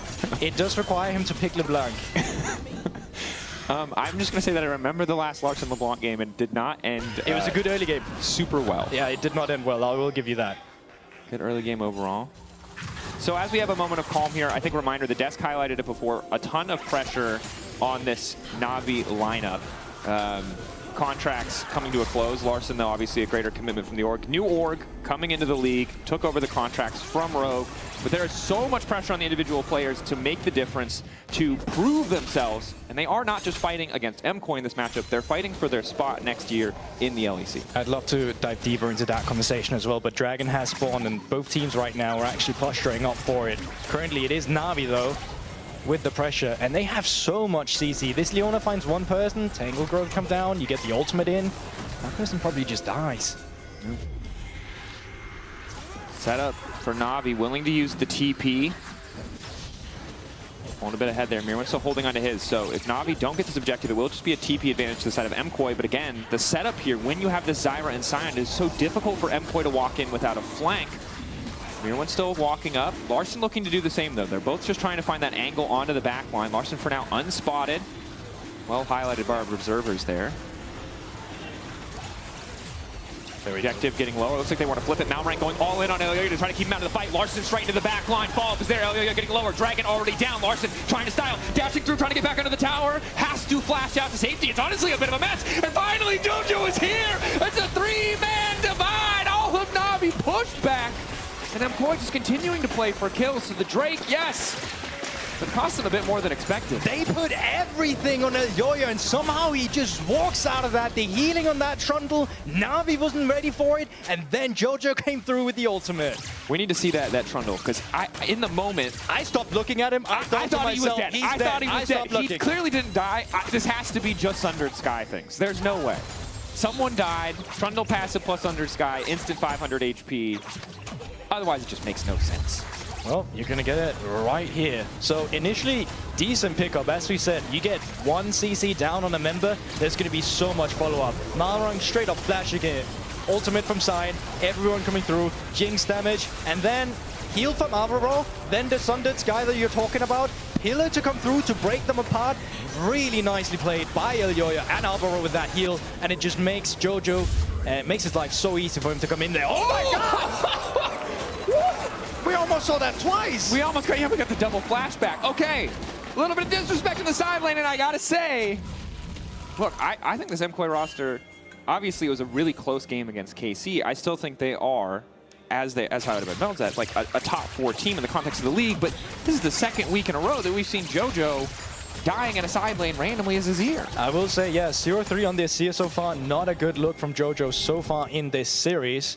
But they've also still shown that they are able to bounce back from moments like this, that they're able to still be relevant in the late game. And that is one of the things that makes MKOI such a scary team in the LEC, because if you make a mistake against them, they can so easily come back. Yeah, and that is one of the things we heard the devs talk about with playing faster, with going more aggressive, is when you do get those little we haven't really seen that much this game. In terms of fast gameplay, it's kind of been Na'Vi dictating the pace. 100%. But I think the hope is that if MKOI do find that advantage back, that they can up the pace, that they can up the pressure, but seemingly caught a little bit off guard in this series. And it's not like Na'Vi have been flawless either, right? In that previous fight, they locked down Alvaro multiple times, but continued to throw that damage into Elioya. And I think one of those moments where the comm's still a little bit split for Na'Vi. So despite the fact that they have this small gold lead, they are stacking the Drakes. I think it is a really good position for them. They still have things that need to be tightened up if they want to pull this one out. Okay, here's the picture-in-picture. Thank you, observers. Well, here's what I theorize. Oh, Rocket. Yeah. Yes, I was going to say, I think a Rocket's going to come down. Oh, wait, meantime, fight on the top side. Push back onto 2. Doesn't matter. Hunt's up, he's up on the side. He's finally getting a reset. Oh, he's found a reset on the kill. He's starting to get excited. They're trying to kill him, but no, the Shuriken flip from Larson just completely whiffs. Slow, steady chase down. Elioya down. Another reset. Larson grabbing the kill. A little bit messy, but still kills in favor of Na'Vi. Yeah, you said it was stable, but it wasn't enough. Yeah, I feel like it's getting there, Dre, because this Jinx now getting another kill, Larson getting a kill on the board as well. They're becoming scary, and these skirmishes, they're not going in the favor of MKOI, which is what you wanted with their tools they had in this early game. Definitely. So take a look back. Obviously, we're caught a bit off guard here watching the replay, but initial knockup is good. You can kind of see what they're going for. Absolutely. But it is just this untouched Jinx, and even despite the Shuriken flip not hitting, just red buff walking Elioya down. Sometimes that's all you need. But now a second item from Supa, who despite the action we saw from Hansamdi in the previous fight, is still holding on to the gold lead. And I think in the isolated 1v1, if the reset isn't there, the Kai'Sa is still incredibly scary for both the Zyra and the Jinx. I mean, for such a long time now, Supa has actually just been the late game insurance for MKOI. Ever since that spring playoffs, he became the star player. And I still think on a champion like Kai'Sa, with so much backline dive, with so much follow-up you can get from the Rakan and the Imbessa, he's still such a clear win condition in this game for them. Number 1 in damage per minute, number 1 in damage relative to how much gold he's getting, number 1 in damage shared. And this is even after that GX series where it went so horrible. Like, the context isn't just that they ran people over in laning phase. This is just how well he does with individual resources. Yeah, and it's impressive stuff, right? The Kai'Sa champion that we know a lot of our players to play, but not afraid to bring out things like the Sivir, try new options as well. But it's nice to have that late game insurance policy. It definitely is. Jojo, you spotted 2 members. They're coming down here. 3 might come through. Sliding through. Autoing, breaks Celestial opposition. He's fine. Absolutely. You don't need to be nervous, GB. I'm not nervous. I'm just, you know, it's a little bit of a play-by-play in the moment, you know? Yeah. And speaking of that, Rift Herald being summoned up in the mid lane. 10 seconds on this Dragon. Tell me what we're seeing on the screen. Exactly. You love it. Tower. You're edging into my territory right now here, buddy. Oh, I'm sorry. Slowly but surely. Are you getting nervous? Just a little bit. Oh, yeah. Knockup is going to be there. Pillar giving him a bit more space. Zalbro wants to kick things off. Instant flashback from Hansamdi is so good! The Jinx now resetting. Elyoya about to get shredded, and it's all eyes on Hansamdi because Larsen's keeping the chase going. Jojo, you might be in trouble. It could be one more death. Larsen trying to get tricky with it. He's on a killing spree! Who is this man? Oh, what they? Na'Vi! 3 kills! None given over to MKOI, and not the Dragon. Soul Point 18 minutes into the game. This is fantastic! This is incredible. I mean, again, the instantaneous reaction from Hansamdi is so clutch there. Alvaro goes for the engage. If they kill the Jinx, it's such a different fight. Look at this as well. Alvaro way too over-aggressive, but also this is why you love Leona into Rakan. Marang immediately. Q, ultimate, follow-up, passive reset, knock-up from Zyra's ultimate, into knock-up from this Sion, into then... I was about to say Ike, but Larsen, other Swedish person, has to follow up on Jojo, and that's just 3 kills, just like that. Solo bowler, baby. That's what he said. He's so casual. Not so much that. Yes, this is how I feel. Again, okay, I don't want to make too many connections, but Sion Yankos, suddenly Larsen's the GOAT. How, what? I don't know what that means. Scientists, we're going to need to examine this. And no turret so far has been picked up by either team, so while we've seen these kills to come through, the map still isn't very opened up. Despite the kills and the leads, the game state hasn't really accelerated out very far on the map yet. No. And it might happen now. I think it's so difficult for MKOI right now because while Supa, again, we talk about him as that late game insurance policy, Mirwin's falling behind, will still be a threat on the side lane, but both your carries don't feel like they're in a good position. For Jojo, it's the gold, right? For Supa, it's just diving into the Zyra Leona is, when they're ahead is not really a winning prospect. So how do they actually play this out? The thing is, this composition has become kind of awkward as well, because Larsen has become as fed as he is. That means someone has to mark him in teamfights and peel him. Now, Akali's worst nightmare is this lockdown CC, something that stops her from moving around in your backline. They don't have a lot of that outside of the Rakan, so that means suddenly Alvaro can't really look for picks. He might have to wait for them to walk into them, and then suddenly that's a kiteback composition when a composition that wants to engage. Yeah, usually when people say the best, you know, defense is a good offense, I don't always agree, especially not in League of Legends, but in this case it is, because yeah, if your engage tool and the player on your team with all those proactive options has to use them defensively, you feel pretty damn good about it. Tempo as well from Malrang, easily coming down here with TP, has finished up that redemption as well, so it's going to be a little bit harder just locking down a target and blowing them up immediately in these fights. Yeah, luxury items. Second item for Hansamdi, the extra crit, i.e.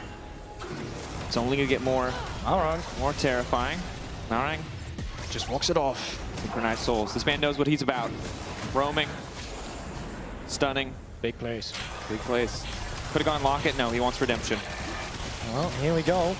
Full vision here, so Tri-Push warded. Sweeper not up for any of them. This is kind of desperation. Putting the pressure on. I think just hoping to catch Na'Vi out, force them into an awkward position. Larson pushing on the flank. They already know he's coming, but they don't have perfect info. Jojo on the backside. Is it just going to come down to the 50-50? Because for now, all they've done is leash it. What is this? Going in. El Yo-Yo wants to try to make the steal happen. They get in, but they manage to secure the Otacon. And now instantly calling to the backside, but has to back away. In the meantime, MKoi pulling back. Larson going forward, anticipating. Will finally get cut down by MKoi, but they've already conceded the Otacon. Na'Vi happy to pick up an objective. Gift wrap for them. Mirwin. It's barely getting out of the entire A single plan. Dashing away. There it is. One auto. Oh, the slow. No! It's painful. And he gets taken down. That's 2 kills over to Na'Vi and the Otacon. From an Otacon that MKoi started themselves. And Otacon is such a massive swing in terms of XP, in terms of the gold value that you get from the flowers. It's really easy to discount, but Larson already a level ahead now, due in no small part to that Otacon. Is it over? Well, the thing is, like, I don't mind that you would ever start up an Otacon to bait your opponent into a fight if you feel like you're finally able to actually contest them. But they have all the information. This pink ward that just got dropped came down so late. Tri-Push, they had all the information of Na'Vi. The entire Otacon area, they had all the information. And yes, Larson gets taken down, but you lose so much here. This was your moment on the map. Well, I think the other big thing is that you saw there is as Larson goes in, Jojo and Supa have to shift their attention to him. So despite the fact that we saw 3 members locked down by Alvaro, there's no damage follow-up. They're not jumping into a Zyra. They can't. And you see how much freedom Larson just had in the background, because if Alvaro is looking for these engages, there is not a lot of people who can lock him down in the background. Yeah. Anyway, 3rd attack speed item coming through for Supa. Wouldn't mind seeing a bit more AP as Mirwin just starting to get aggressive on Hansambi, a little bit isolated. Flash forward from Malrang, looking to get Kings kicked off. Alvaro locked up. Hansambi grabs another one. 9 seconds! It's gonna be Soul. I don't know what's happening. This is crazy to me. Larson? Backing up. Everything's hit so far. Oh, Larson! He's just too damn clean in the 1v1. 5-1 and 3. I can't believe what I'm seeing. I can't believe what I'm seeing. 23 minutes into the game. Soul goes to Na'Vi. The desk was having a top 4 discussion. They clearly forgot one team today. Na'Vi. Okay, bro, calm down. One game at a time, dude. One game at a time, and we're starting with this game 1. Yeah. Stop the tape. We're good here. We've seen everything we need to see. Look, I do believe, I trust. Coming into the series, I would have trusted MKoi on the map much more. I think the Otacon flip, like you said, I understand. I get why it's there. But the fact that they're in this position. Coming into this, I would have trusted MKoi individually on the map as a team. Yeah. On all those factors, Drakers, now he's been playing better in game 1. And what a time we live in.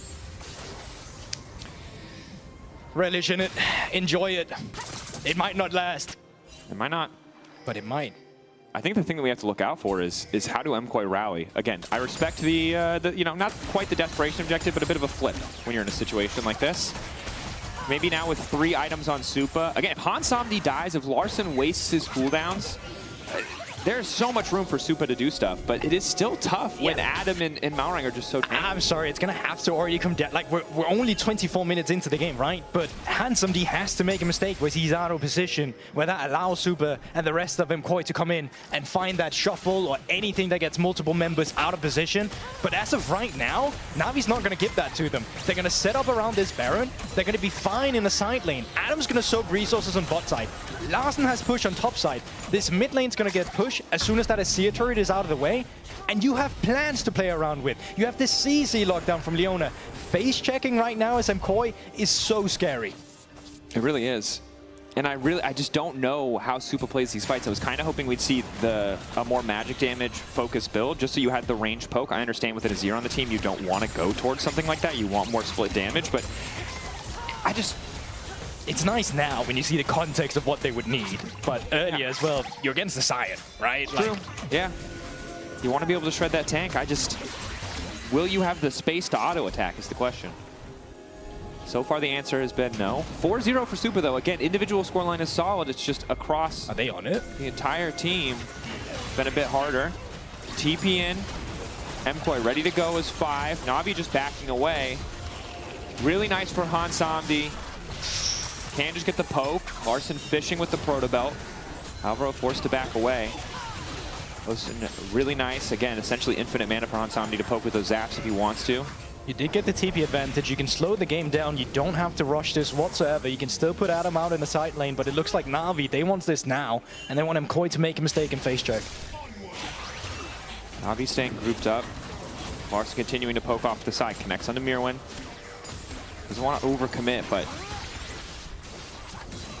MKOI will have the extra cannon.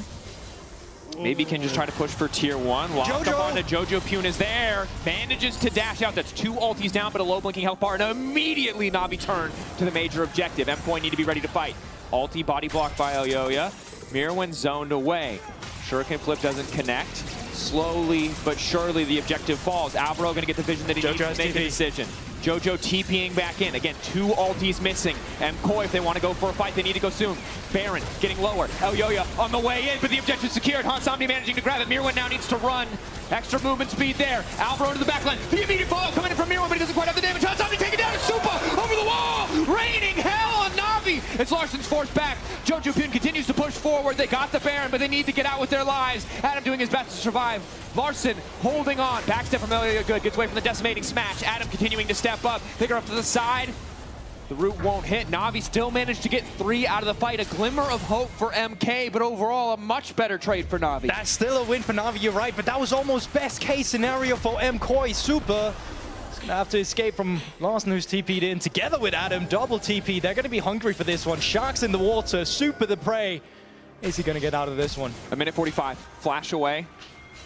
TP going back in. Now they're redirecting their attention. Uh-oh, Alvaro. Oh, no flash. Where are you going? Dash over. Knockup not there, but the slow is Celestial opposition. He should just be done. Extra heal comes in from the Gleaming Quill, but that's 1 dead support. Meanwhile, Mirwin getting a tower. Trying to keep the gold close, but again, we take a look back at this. Na'Vi securing the objective. But this was best case scenario. Alvaro, even though he spotted on vision, it doesn't matter. This is the combo we're talking about. Mirwin to the left, Alvaro from behind, Super from the front, immediately comes in here. Super nice ultimate to the left as well to be out of any danger. And also gives Alvaro almost an escape out of it. But they're still so far behind, right? They can't make more out of the team fight. That was the perfect moment for them. No. But Na'Vi still just retreats. It really does just come down to Mirwin on the flank as well as Supa laying down damage. Supa really just allowed to free hit Malrang after the initial engage. Didn't get him much. But for Na'Vi, again, the path before them feels crystal clear. A minute 15 left on the Baron, 40 seconds until Elder spawns. On red side, they won't be able to take full control over the wall. It will be a little bit awkward, but they should have waves in their favor. They should have setup on the objective in their favor. Elyoya does have flash, but so far, every time we've wished for Elyoya to win the 50-50, every time he's been close, it just hasn't gone his way. Oh, Tiger might be a little bit out of position. Sure. Jojo with the shuffle doesn't Jojo go all the way. Poke, doesn't want to overcommit. Redemption goes in. Taker going golden. Alvaro looking for the follow-up. Charm is there. Jungler taken down. That's crucial for MKOI. And you set it up. There is nothing that could go wrong. They would have all the setup. They would have all the priority. And then Taker walks in and just gives them a freebie. No jungler. Elder up. MKOI, what do you make of this situation? Larson off on the side. Mirwin, good damage. MKOI starting. Adam waiting over the wall, but they don't have a smite. Actually, they do, and it's Malrang's smite. He's a jungler! Again, it's Nerf. But he wants to go. Flash in, trying to E over the wall. Won't quite get the buffer. Malrang pushed out of the pit. The Elder goes to MKOI. And Na'Vi have been ahead for 28 minutes of this game, but all it takes is 2 minutes for their aspirations to unravel Koi. Find the clutch pick. Punish the over-aggression. Take the major objective. The question now is how much can they get? Oh, they're going to get a lot. They're going to get this one. They're pushing in mid lane as well. They can rotate over after. Malrang's still dead for 20 seconds. They're going to make the most out of this Elder Dragon. Super, the vacuum cleaner, just cleaning up the entire enemy jungle right now. That's a lot of damage. That it is. Poke goes in. Super! Might be a bit too eager. No, it's not. Super continuing to step up, forces the flash out of Hops down D, and now that they see the Jinx's flashes, they continue to step into Adam. They need to burn down that tier 2, though. Okay, MKOI a little perhaps over-eager, but at the end of the day, pushing the wave in, forcing Na'Vi back. 3K gold lead in their favor. I mean, over Ego, Pixel Perfect, they didn't really use any summoner spells for themselves, right? They're still getting Handsome D with no flash for the next team fight. That's crucial. Alvaro's going to have his flash available. This could be the avenue that sets up Na'Vi for their downfall. Again. I don't Oh, it's your team's right behind you. Yeah. It's an unfortunate mistake, obviously, but I mean, Empire makes the most of it. Yeah. Sometimes you know, you go all in. Sometimes they call your bluff. MKOI. Happy with that one. To be honest, that was, again, I think I've said gift wrapped a few times this game, but that was gift wrap for them. They gave away very nicely wrapped up an Otacon for the side of Na'Vi. Na'Vi very nicely wrapped up an Elder Dragon for the side you of saw them. this one coming. You build up Na'Vi with all the positive things you could say right before the downfall of what just happened there. I believe that MKOI could come back, but I didn't think it was going to look like that. I mean, and not only have they come back, they're actually driving this late game now, right? Still Elder up. I mean, Baron's really what you're looking at in the next 1 minute. 30 seconds on this Elder is going to give you all the priority on the map. You need to set up that objective. You finally have a gold lead in this game. You have an advantage of the summoner spells. Na'Vi now on the back foot, and MKOI driving their lead. Definitely are. Supa continues to hold on to his lead. Almost full build now at this point in the game. Luxury item for JoJo, has access to the Seekers. Still no proper defensive item from Larson, although perhaps the Neasley Large Rod will take him there. And yeah, what a goal tells tells a very clear story of the game. Close, close, close. Definitely not close. Definitely like, wow, Na'Vi, you're gonna win, and then whoa, okay, maybe not. Nice little Elder Dragon icon up there. Well, that's how the story goes. Millen looking for Larson. Ultimate comes through. Finds Larson. Shroud about to fade away. Again, Larson, no defensive itemization. Trying to dash to safety.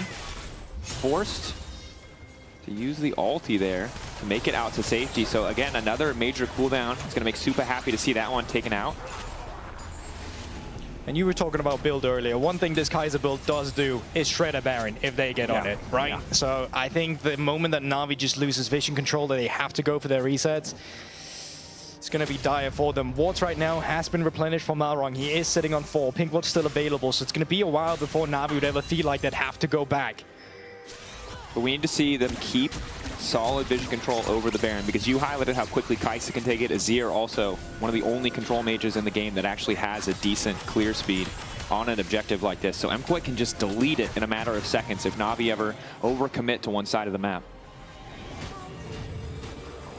But I think for now, Na'Vi's actually quite happy with some of the control they've been gaining of their own jungle. This is the reason where we're talking about pink wards have been dropped, right? Junglers are backing. Pink wards are going to come through again from Taker once he's back in that base. Well, he's actually completely stopped it because that's what we're talking about. You lost the vision, now they're going to start it up. The vision starting it. Healing through the damage for the most part. Na'Vi now uncertain. Are they continuing? A ward gives them a brief moment of insight. The objective getting lower and lower. Eyes on Taker. Ready to go over the wall. The 50-50, but this time El Yo-Yo wins out. The knockup is there. Taker already overcommitted here. The knockup now coming through as well. Supa going godlike, and that's the Baron for MKOI. And this is what we talk about, right? You make a mistake against MKOI, they're going to take the game away from you. Doesn't matter. Adam trying to hard force now. In the meantime, Hansomni on the backside. If they find a single kill, they might be able to get the read to take over this fight. But it's Alvaro and Supa together. The flash removed minutes ago. The only advantage they needed. Na'Vi, it felt like they were so close, but in the clutch, it all comes crumbling down. JoJoPyun goes golden, probably still dies here. Larson doesn't want to overpush, however. JoJoPyun retreating back into Larson's base, and it feels like MKOI will just end it. It was a rocky game one, but again, we said at the start of the series, all that matters is the scoreline. All that matters is the result. Larson getting chunked out, TPing back to base. There's nowhere safe for him left in this game one. Na'Vi, a good look. It was close. But mistakes, individuals getting caught out, cost them this game as MKOI are happy to punish, happy to pounce on their opposition. An extended close to be certain. They want a few more kills, a little bit more. They're laughing it off. They know it was messy, but in the end, they got the win. One interesting game one. Certainly not what I expected either. I think Na'Vi's performance from the early game, pleasantly surprised, right? But I still think MKOI can never count them out. Can never count them out, but perhaps back to the drawing board for both sides. Things to be learned. We're going to go to a quick break. When we return, game two.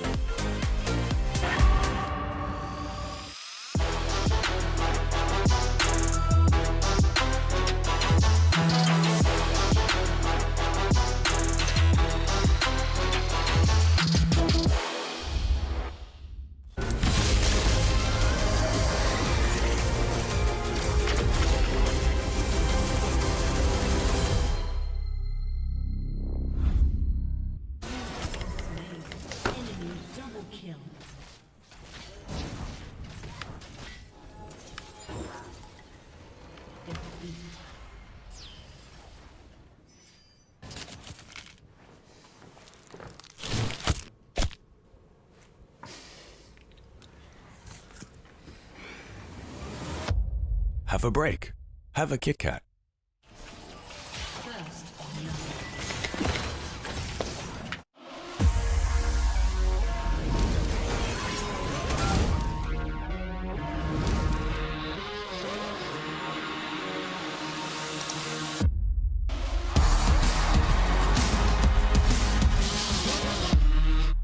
Hey, Jake, have you joined the WhatsApp?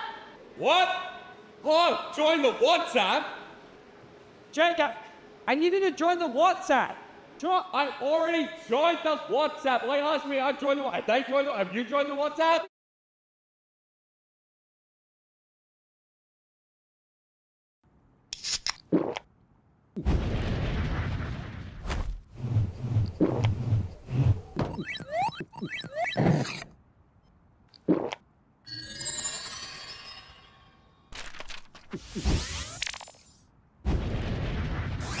Red Bull gives you wings.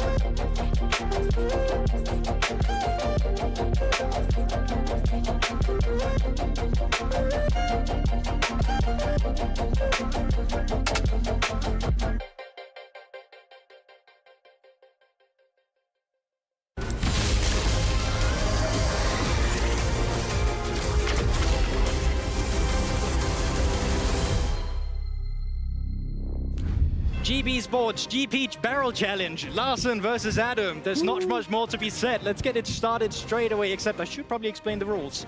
Larson will throw a barrel first.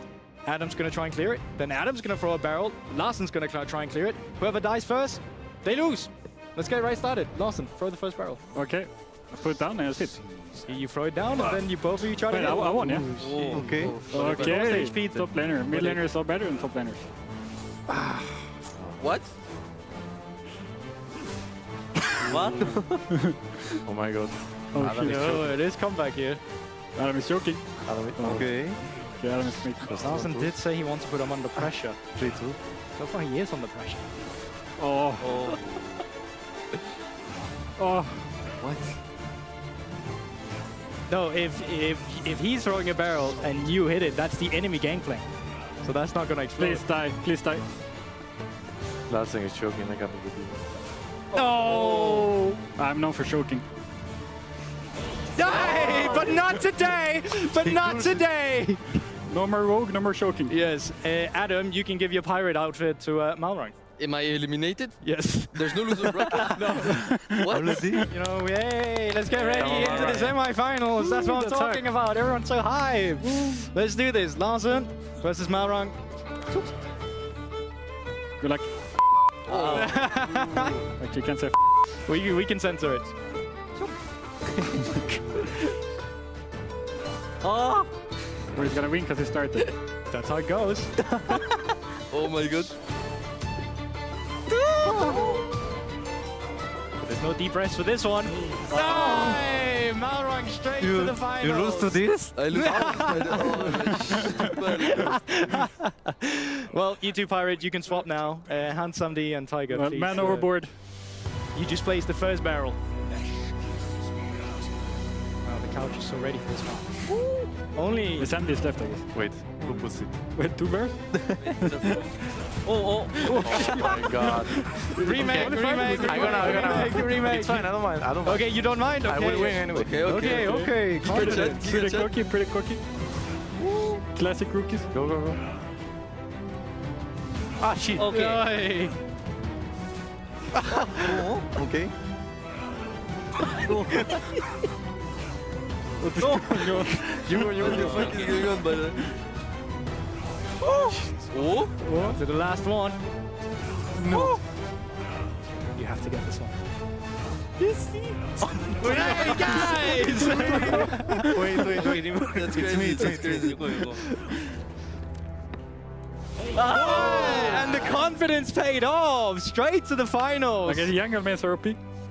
Okay, Battle of Junglers. Is that what we're calling it? The Battle of Junglers? Oh yeah. Okay, let's get this final started. Woo!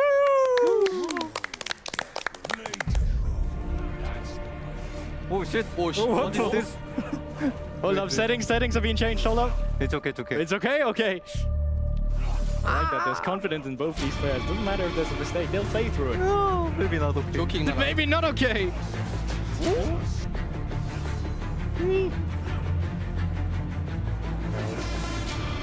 exploded in a while now. Good defensive player, not so much offensive. I take that back. Okay. One more, Mara. I'm coming. No way. Malrang, under pressure. No. To this one.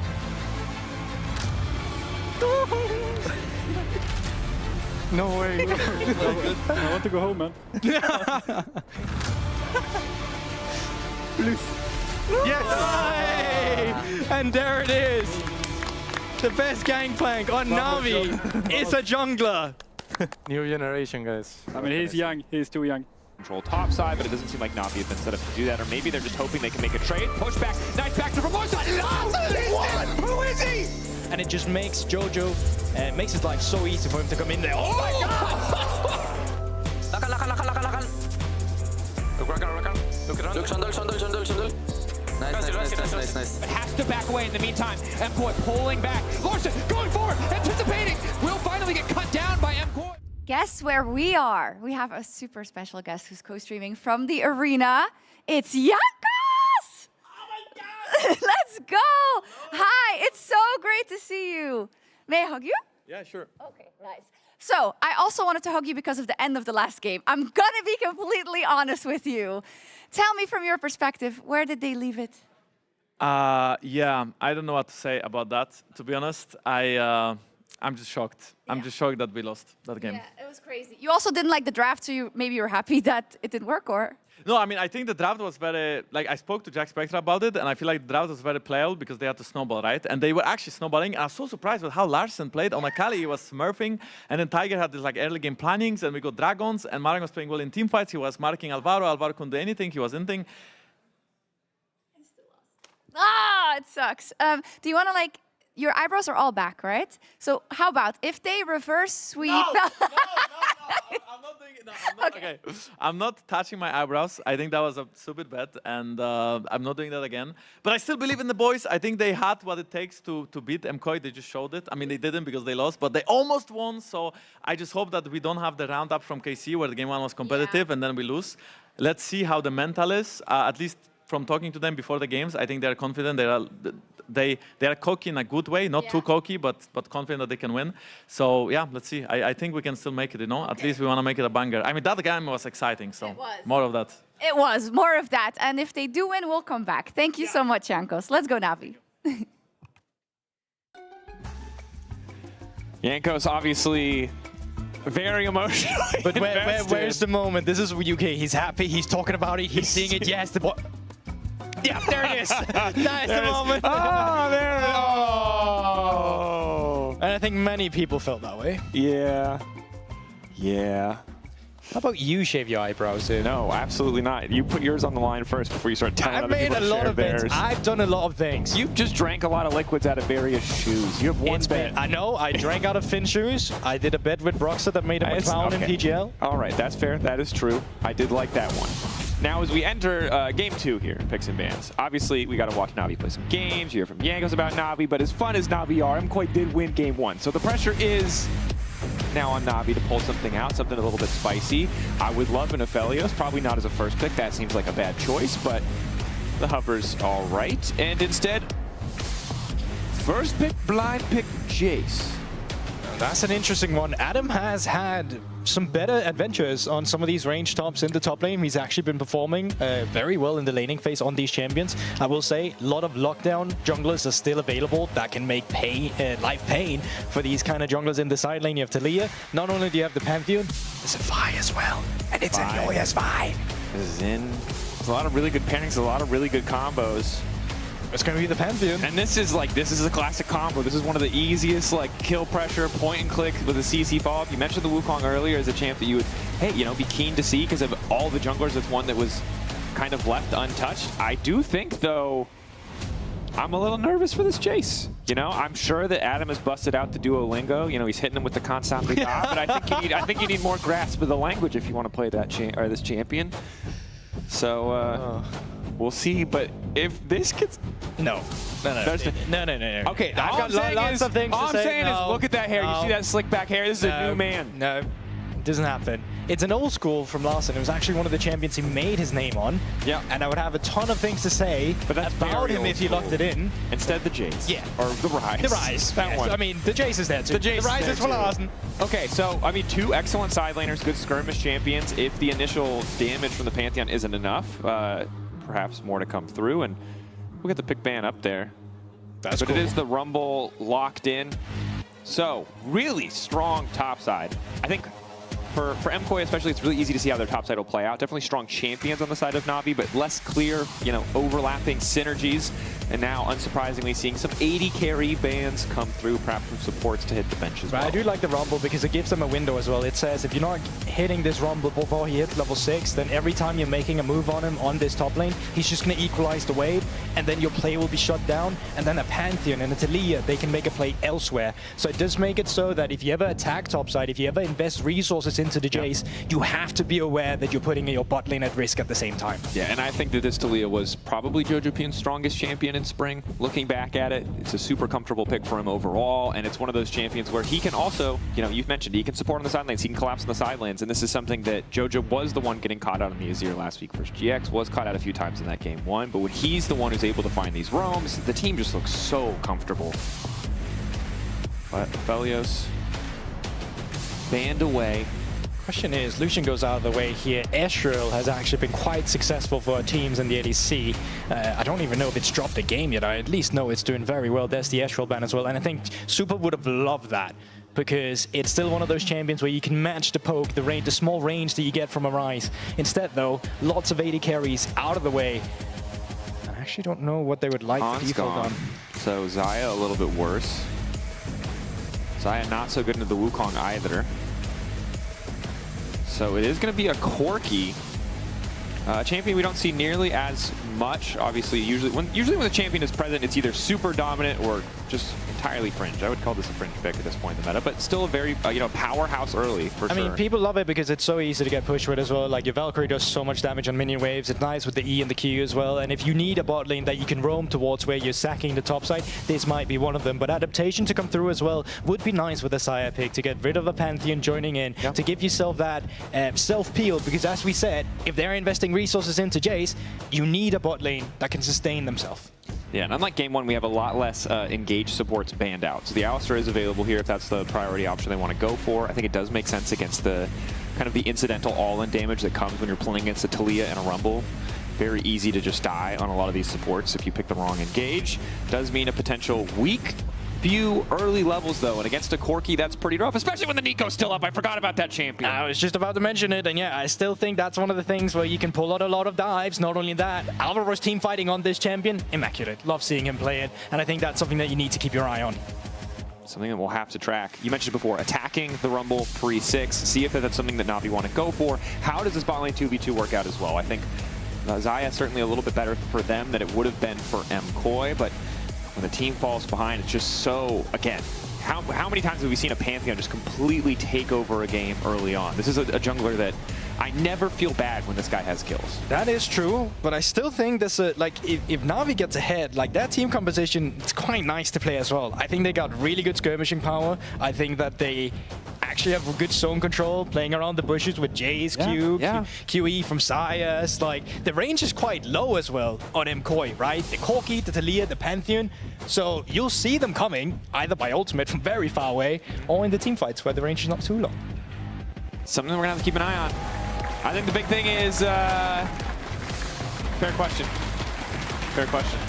You were looking at me a certain way when I said that. What was on your mind? Oh, I was thinking about, well, I got distracted by science. See, the thing is, the second someone puts like text in front of me in a language I can read, see, my brain just shuts down. Gwen need buff. Gwen does not need a buff. Gwen is permaban. Yeah. Why do you need that champion buffed? I like that we're like the personal hotline for in-game grievances, though. Here we are, game 2 again. MKOI managing to win game 1 in a very weird game. Let's be honest. They probably they should have won that. Na'Vi? Yeah. Yeah. But we already have a creative level 1 strat to come through here from the side of Na'Vi. Maybe hoping to punish Mirawen for some over-aggression. Oh, this is nice, because Adam can now actually force this Rumble up. They're going to wrap in behind They're doing him. it. It's happening again. EU top laners in their emotes, man. He's being punished for his hubris. Mirawen, where's the flash going to go? They're taking their time. They don't want to burn anything. Now he's flashing. He's zooming. He's fine. He does lose flash, though, which is pretty devastating in the early matchup. So let's see where these junglers are going to put their pathing now, because this is a Rumble without flash against a Jace that can get pushed, that might get a little bit of resources up towards that top lane. But I like it from MKOI. They've taken clear aggression in the enemy side, and they're going to see if they can just take this away from Tiger. Blood for blood. Blood for the blood god. Okay, well, calm down. There's no kills still. Good card. Yeah, it's true. It's weird because you're making a reference within a reference. Because I don't think most people would think of that as a trading card. I think they will think of that in the... Is that a double entendre? No, no. Damn. No, it's not. Guess I won't be rapping on these LEC videos. Yeah, you failed. That was it. You failed. You don't know what a double entendre is, you're out. Anyway, level 1, big thing for me, MKOI bot lane 2v2, feels like it should just be stronger, right? Feels like it should be very easy to take control of the lane. In the previous game, we kind of said the same thing about Na'Vi's composition. Yeah, I mean, it's mirrored now. Sense. It's completely opposite. Yeah. It just goes to the nature of the matchup. And though, I will say, Taker started his Wolves, he's kept his Smite off. He's going to try and contest Elioi on the red buff. So I'd love to see what's happening there if Elioi is actually giving it up while they're fighting, because I can see Maurang moving up too. They're getting cheeky. Wants to use his mid prio and bot prio to just contest a bit more. But of course, Maurang being pulled away means Alvaro and Supa can just play super aggressive. Easy to just pick up that free damage. And I think the struggle for Na'Vi is, like last game, we say, hey, if they snowball early, you can see how this composition is going to play. It's going to look fantastic. The difference is they don't have the Siren and the Jinx. They can't just easily lane swap. They don't have that dominant 2v2. This is going to be a rough early lane. I mean, it will be, but... Oh, flash forward from Larson. What's happening here? We've seen this against Jojo before. Feud, flash in. One more auto. Look at that. The level up. They're on the way in. Flash in. One more auto. Oh, that's it. he does it again! Larsen in the middle. And there's a callback here. You might remember last time Larsen played against Jojo, he TP'd on a minion wave and just died. This time around, he flashes forward. Game one. Something. Game one. It's repeating itself. That's all I'm saying. Okay. I mean, that's a great idea to bring stats up like that. It kind of paints your picture, even though context matter. Jojo. Yeah, they did still lose that game. Jojo might be in trouble. No flash. Okay, so what have we learned today? Junglers are broken. Level ups, crazy. Yep. Junglers, broken. Larsen, new man, different person. No flash from Elyoya here, or Smite rather. Force back. It's big, this brief window. Keep in mind, mid-pro for the first few levels was so in favor of Jojo Pune until that all-in. Nice flick though. I do just want to tell the story that we missed. It was actually, of course, Elyoya that invaded Taika. Oh my god, Adam on the top side, mirror in. One more auto. Now trying to run. Needs space perfectly. Scrap shield ready. It's looking fine. But he's going to wrap around. Is Adam ready for that? Hero's flash is going to be up first. But it's not up yet. It's going to be up in like 2 minutes. I don't know why I made that point, but in 2 minutes, Adam better be scared. Anyway, Mirwan should just get the push out. Adam does have TP if he just wants to. Elyoya walking in. Taika's around the vicinity as well, in the blue side. I think they're just going to reset here. Happy to have that deal. See what the first back looks like for Mirwan. But actually, big jungle advantage for Taika. You were talking about the lanes. I wanted to talk about the junglers. Taika took Wolves, re-invaded his own jungle where Elyoya was taking the red buff, forced Elyoya out with the help of Malrang, was able to smite away the red buff, had a level advantage, and then tried to use that on Elyoya again on his reds. So he's almost very close to Taika there to actually get a huge lead in the jungle. So I like the confidence that he's bringing. I do too. Finds the angle in the mid lane, gets the shutdown in the jungle camp, at least slows Elyoya down, and it's an excellent position to be in because, again, Pantheon is the character that you look at to be super active in the early stages of the game. Of course, post 6, he can get out more to side lanes, he can be more mobile on the map, but the fact that the first gank goes to the side of Na'Vi and camps are in their favor. Elyoya does have flash. Talia Pantheon, infamous combo. Larsen locked up, should just get taken down. Yeah, that's easy peasy. That's why you pick the combo. Point, click, and watch him die. Jojo Pune been able to crash that wave in. Larsen, no TP either. That's a pretty big swing in the favor.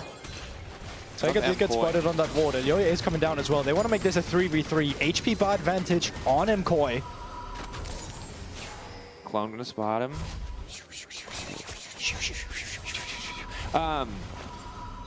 Now they're going to be able to walk off. That's pretty good, because if they had been baited into the fight, I think Elyoya would have been pretty happy to pick up a couple kills there. And now they're trying to hold the wave. This is frustrating.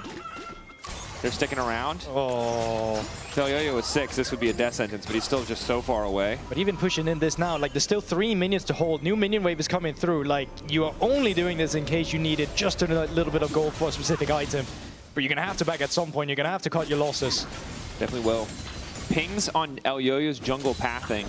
They don't have the info, so it is just a guess from the side of Na'Vi, but they've been pretty damn accurate so far. Good understanding of where he's going to be. There was a ping down on the Raptors. They decide not to contest it.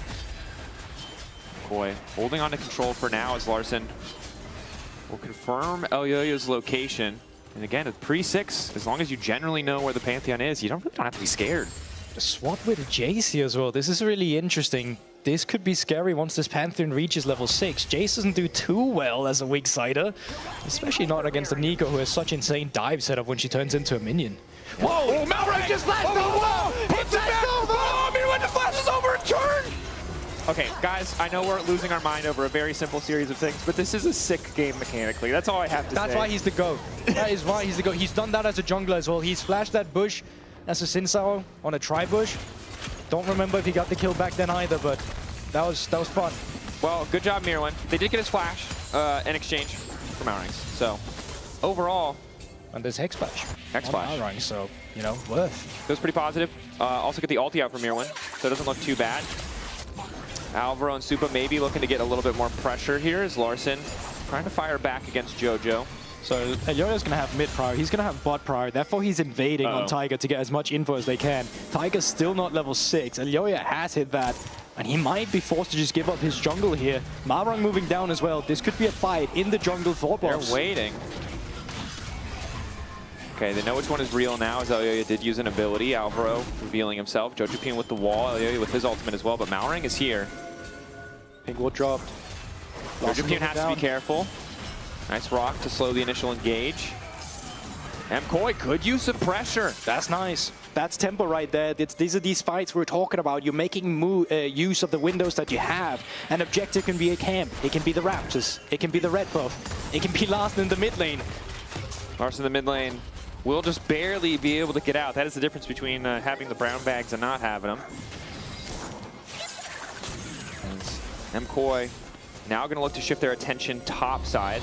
They were able to get a decent amount of pressure in the top lane on the side of Na'Vi, but Mirwin not at all concerned of the solo Xayah dive. But I still like the way that they're moving around with the pressure, right? Because normally if a team had just used all their pressure on the bot side, you would probably lose some grubs. That didn't happen. They immediately, after getting that red buff, just moved up as a unit. Alvaro, Jojo, Elyoya, and then you just... Alvaro. Say it again. Say the name 3 times. Alvaro pretending to be Elyoya. Yes. Yeah, I feel you. Alvaro, though, might be caught out here. Which one's real? They've guessed correctly. Malrang will be spotted out by the control ward there. Na'Vi in a decent position. Awesome face rush, gets out of the way. Na'Vi now pulling back as they lose a lot of space. Super resetting and moving into the top lane. Adam chilling down on the bot side. He's going to get plates for this. Question is, how long does MKOI want to stick around for these? No TP on Mirwin just yet. But he is walking now, so he's fine. Taking a sweet time, mid-prio for now in favor of MKOI. Taking their time on the objective. Again, good lane assignments to get Supa to top wave first. Does make this contest so much easier. And really important to take the grubs away from the Ryze Jace composition. And side lanes were always going to be a little bit tricky. Oh, here we go, Tiger. On going in. Supa with the initial knock-up. Punches there from Alistar as well. Malrang kind of fits for the final stun. A little bit extra CC. Good flash from Supa. I mean, God, credit to MKOI. They have been on point with that ability. But now, Tiger still moving in. Flick not going to connect on Larsen. He is forced to flash. Followed CC on Alvaro is there. He's forced to flash out as well. A lot of summoners burned. Mirwin and Adam go toe-to-toe in the picture. Follow-up damage, good. Jojo now looking to chase. Hanzami might be in trouble. Pullback does manage to find the root, but it's not near enough. Pantheon coming from above. Na'Vi need to retreat as quickly as they can. What's the timing on the cooldown? Oh, just the lockup, the flash, the point click, the Q to finish it. Nah, this entire early game is such a statement from MKOI. It's like they saw game 1 and said, we have to prove that was a fluke and we can make it work in game 2. Everywhere they go on the map, they are just dominating. The red buff, the grubs, the fight afterwards. Down the bot side where Adam should actually be getting a lead. He's completely even with Mirwin. This MKOI is just taking over game 2. This is a little bit more of what we expected. Again, credit to Na'Vi for some of those early game looks.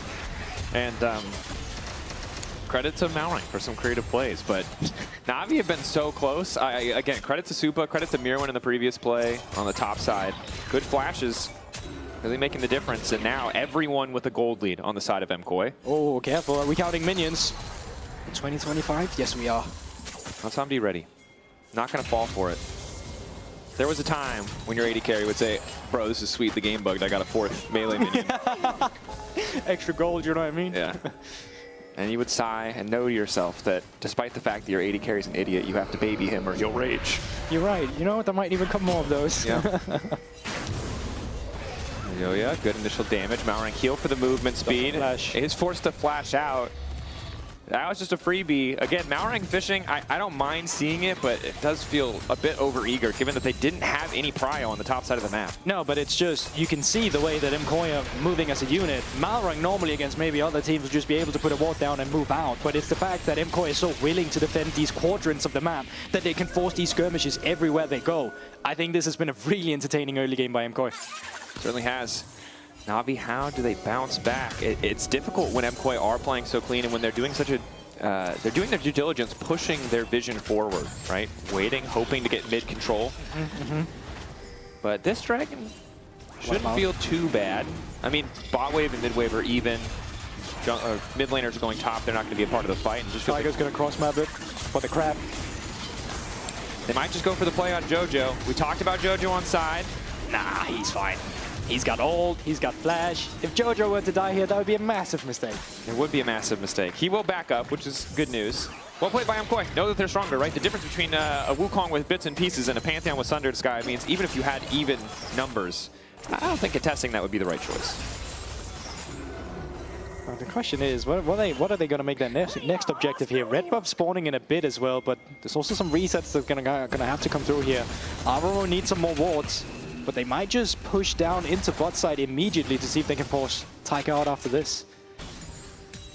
A bit difficult though, as Mirwin, despite a small XP lead, still hard for him to take full control of the wave without eating a lot of damage from Adam. And now we get into that mid-game. It's just going to be chill for a little bit. Minute 50, but this is where I think this is going to be really interesting to see what MKOI worked on the tempo they've been talking about, right? Like, these are the sort of stages where you want to gain advantages on your enemy any way you can, right? Is it a jungle camp? Is it this one side of the map where we just want vision? So that's what I'm going to keep track on for now. And as you can already see, they are in the enemy jungle. They're pushing line of control forward as Mirwin Malrang with the ghost. Won't be able to get anything in the bottom lane. Supa able to get away from a potential root there. A lot more damage coming out of that Corki, and now it's Larson the one in trouble. Pantheon on the way in. Larson, dead man walking. He's fast, but yeah, can't outplay that one.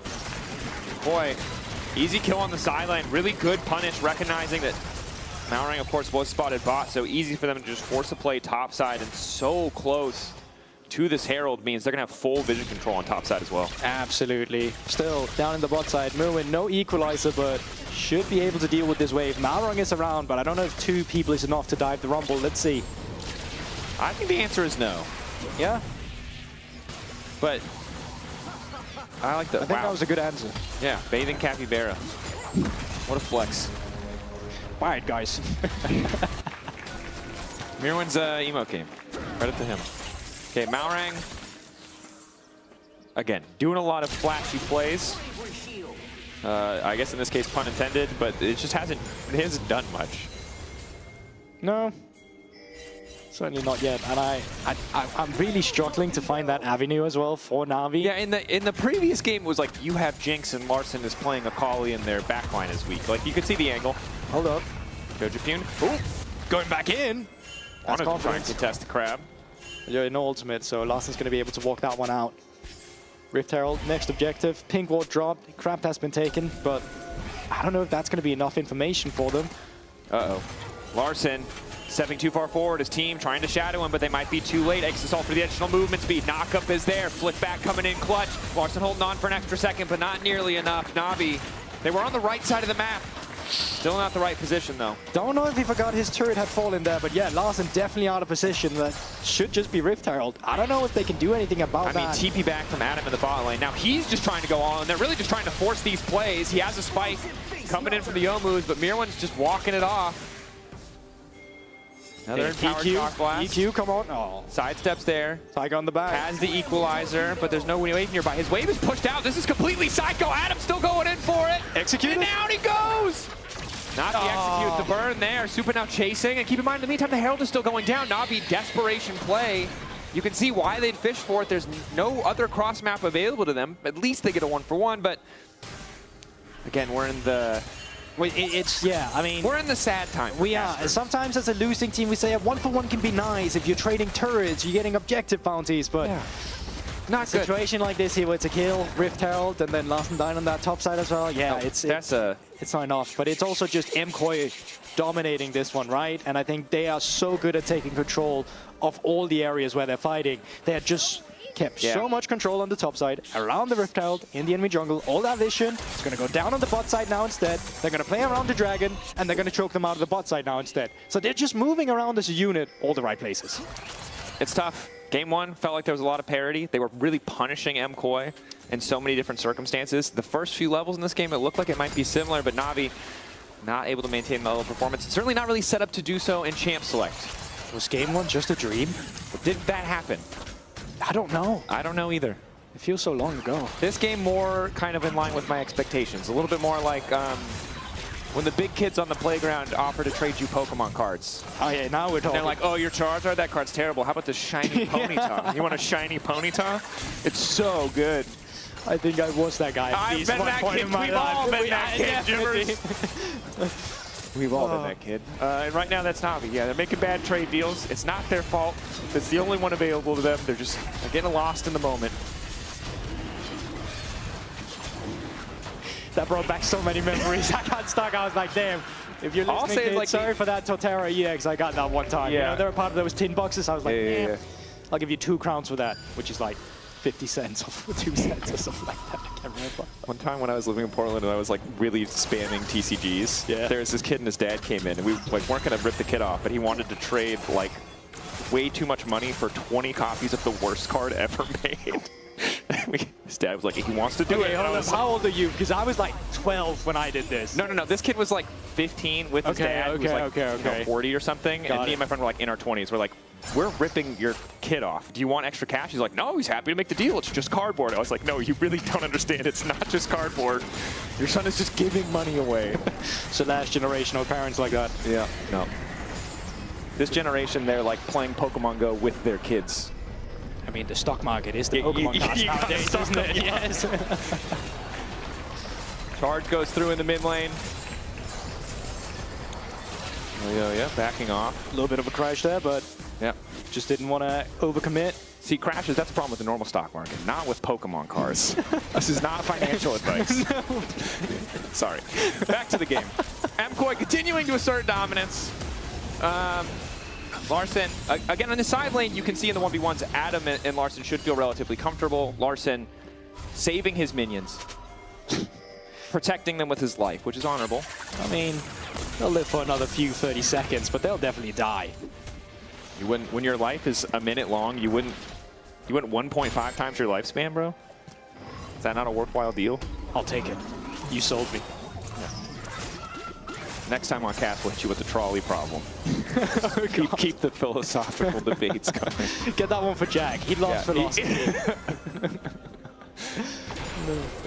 Jojo up against Adam here. No one else is around, so Jojo, is he on Vision here? He could overextend his welcome, but the thing is, Na'Vi doesn't know he's alone either. I also just think that Talia, it can be tricky in these fights because your initial burst combo, if you hit the flick, is really, really strong. Hold up. But can't fall apart quickly. Jojo getting good reactions, though, to just immediately ult. Now we'll back away. Otacon on the top side. Last game was MKOI. Desperation start on that objective. This time around, I imagine it'll be a little bit more calm and controlled.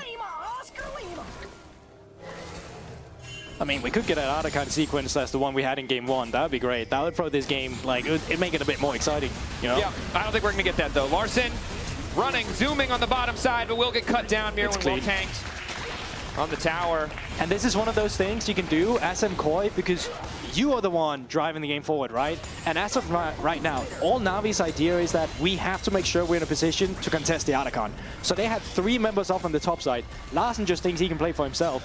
Elyoya just goes down as the jungler, and they just kill Larssen. But there's nothing that the rest of Na'Vi can do on the top side because they're so far behind. Cancel. Elyoya now needs to try and make his way out. Does have the Thunder Sky for a bit of extra healing. Follow-up damage now coming in, raining down with the Equalizer, but not enough to keep Elyoya standing. Good collapse from Na'Vi.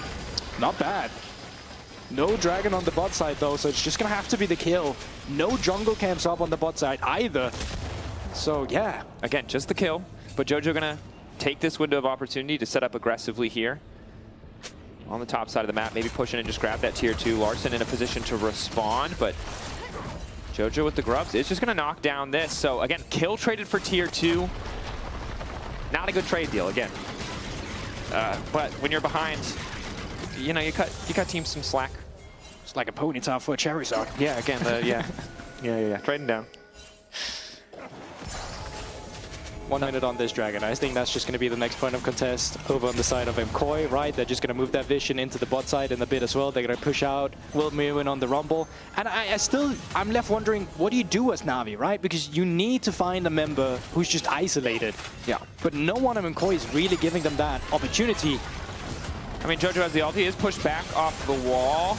Mowing with a quick cleanse will be fine, but fine is a generous term. He loses half his HP. Does not have access to ult, so that was much closer than I think he bargained for. Resets is going to have to come through. Question is, what do they make of it? They see Tyke on the wall. See him. Get him over the wall on top of it. Down he goes. Oh, frustrating. It was him. Caught in the previous game on the Zyra. Caught once again.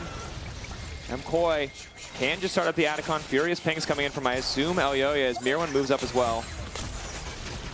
Summoner's Rift has just turned into MKOI's playground. They are running around doing whatever they want to do here. And Tiger just recalling at a spot that most often would have been safe. Spotted on the wall, taken down, and yeah, so will the Otacon be. And remember, it was the bot side play where they collapsed and got a kill on Elyoya that allowed Jojopune and Alvaro to push so far forward that he could even place that ward in the first place. CP's going to have to come through. I think they might be able to walk it out. Close on the way out. Flash in from Alvaro. They're all starting to burn. Adam trying to follow up. A quick burst down onto Alvaro. Might start to turn the fight in their favor, but Elyoya has arrived. Pull back from Hansamdi is good. Malrang likely to fall. Realm Warp there and no CC to stop it, so Na'Vi will make it out. That was not terrible. That was one of the better ones. They get a dragon, they get a kill. Yes, they lost the Otacon, but they were always going to lose that anyway. Jojo, fishing for more. Happy for minion wave. They're going to back off. They're going to take the turret while Na'Vi resets.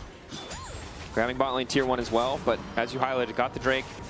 Didn't lose too many. Managed to take out Alvaro in the meantime. Good escape from Hansamdi. Excellent cleanse and the root as well. And I like the play from Hansamdi, as you highlighted yourself, Drakus, the root afterwards. Cleanse in the beginning, okay, doesn't really stop the ultimate. Well, ultimate was not good, but look at the root. Boom, Elyoya no longer fighting. Larsen, ultimate, Mewing can't stop that. Out, okay, there we go. That was the compliments. There you go. Nice one. Moments away from death, but they do live to fight another day. A great ultimate from Alvaro as well. I think that was so close to them just being able to walk out, but that is just why he's so deadly on that Nico. Yeah. And again, now that they picked up the Otacon, it's only further accelerated those XP bars. So level 16, right around the corner for Mirwin and Jojo. Not as important for Jojo, but for Mirwin. Essentially, will have access to the equalizer every single fight he could want it. Also just a disgusting ability in terms of base damage. It's pretty good. I think it's like 1,500. Yeah. You have to like sit in the thing the entire time, right? Oh, Jojo, hold up. Jojo Oh, the insect from Adam. Flash back. Jojopune, good flick to keep things going. Adam trying to get the fight kicked off, but Jojo's still alive. And Alvaro debating if he can chase. TP now coming in. TP from behind from Malrang. The flanking cow. Little Kobe beat to get things kicked off. It looks like, oh, they're just going to eat him up. That's Malrang trying to escape. He thought he had the angle. He did not. What flank stake was better, Sven or Malrang? Malrang. Like better is in tastier, or what's the, I'm getting lost in the metaphor now.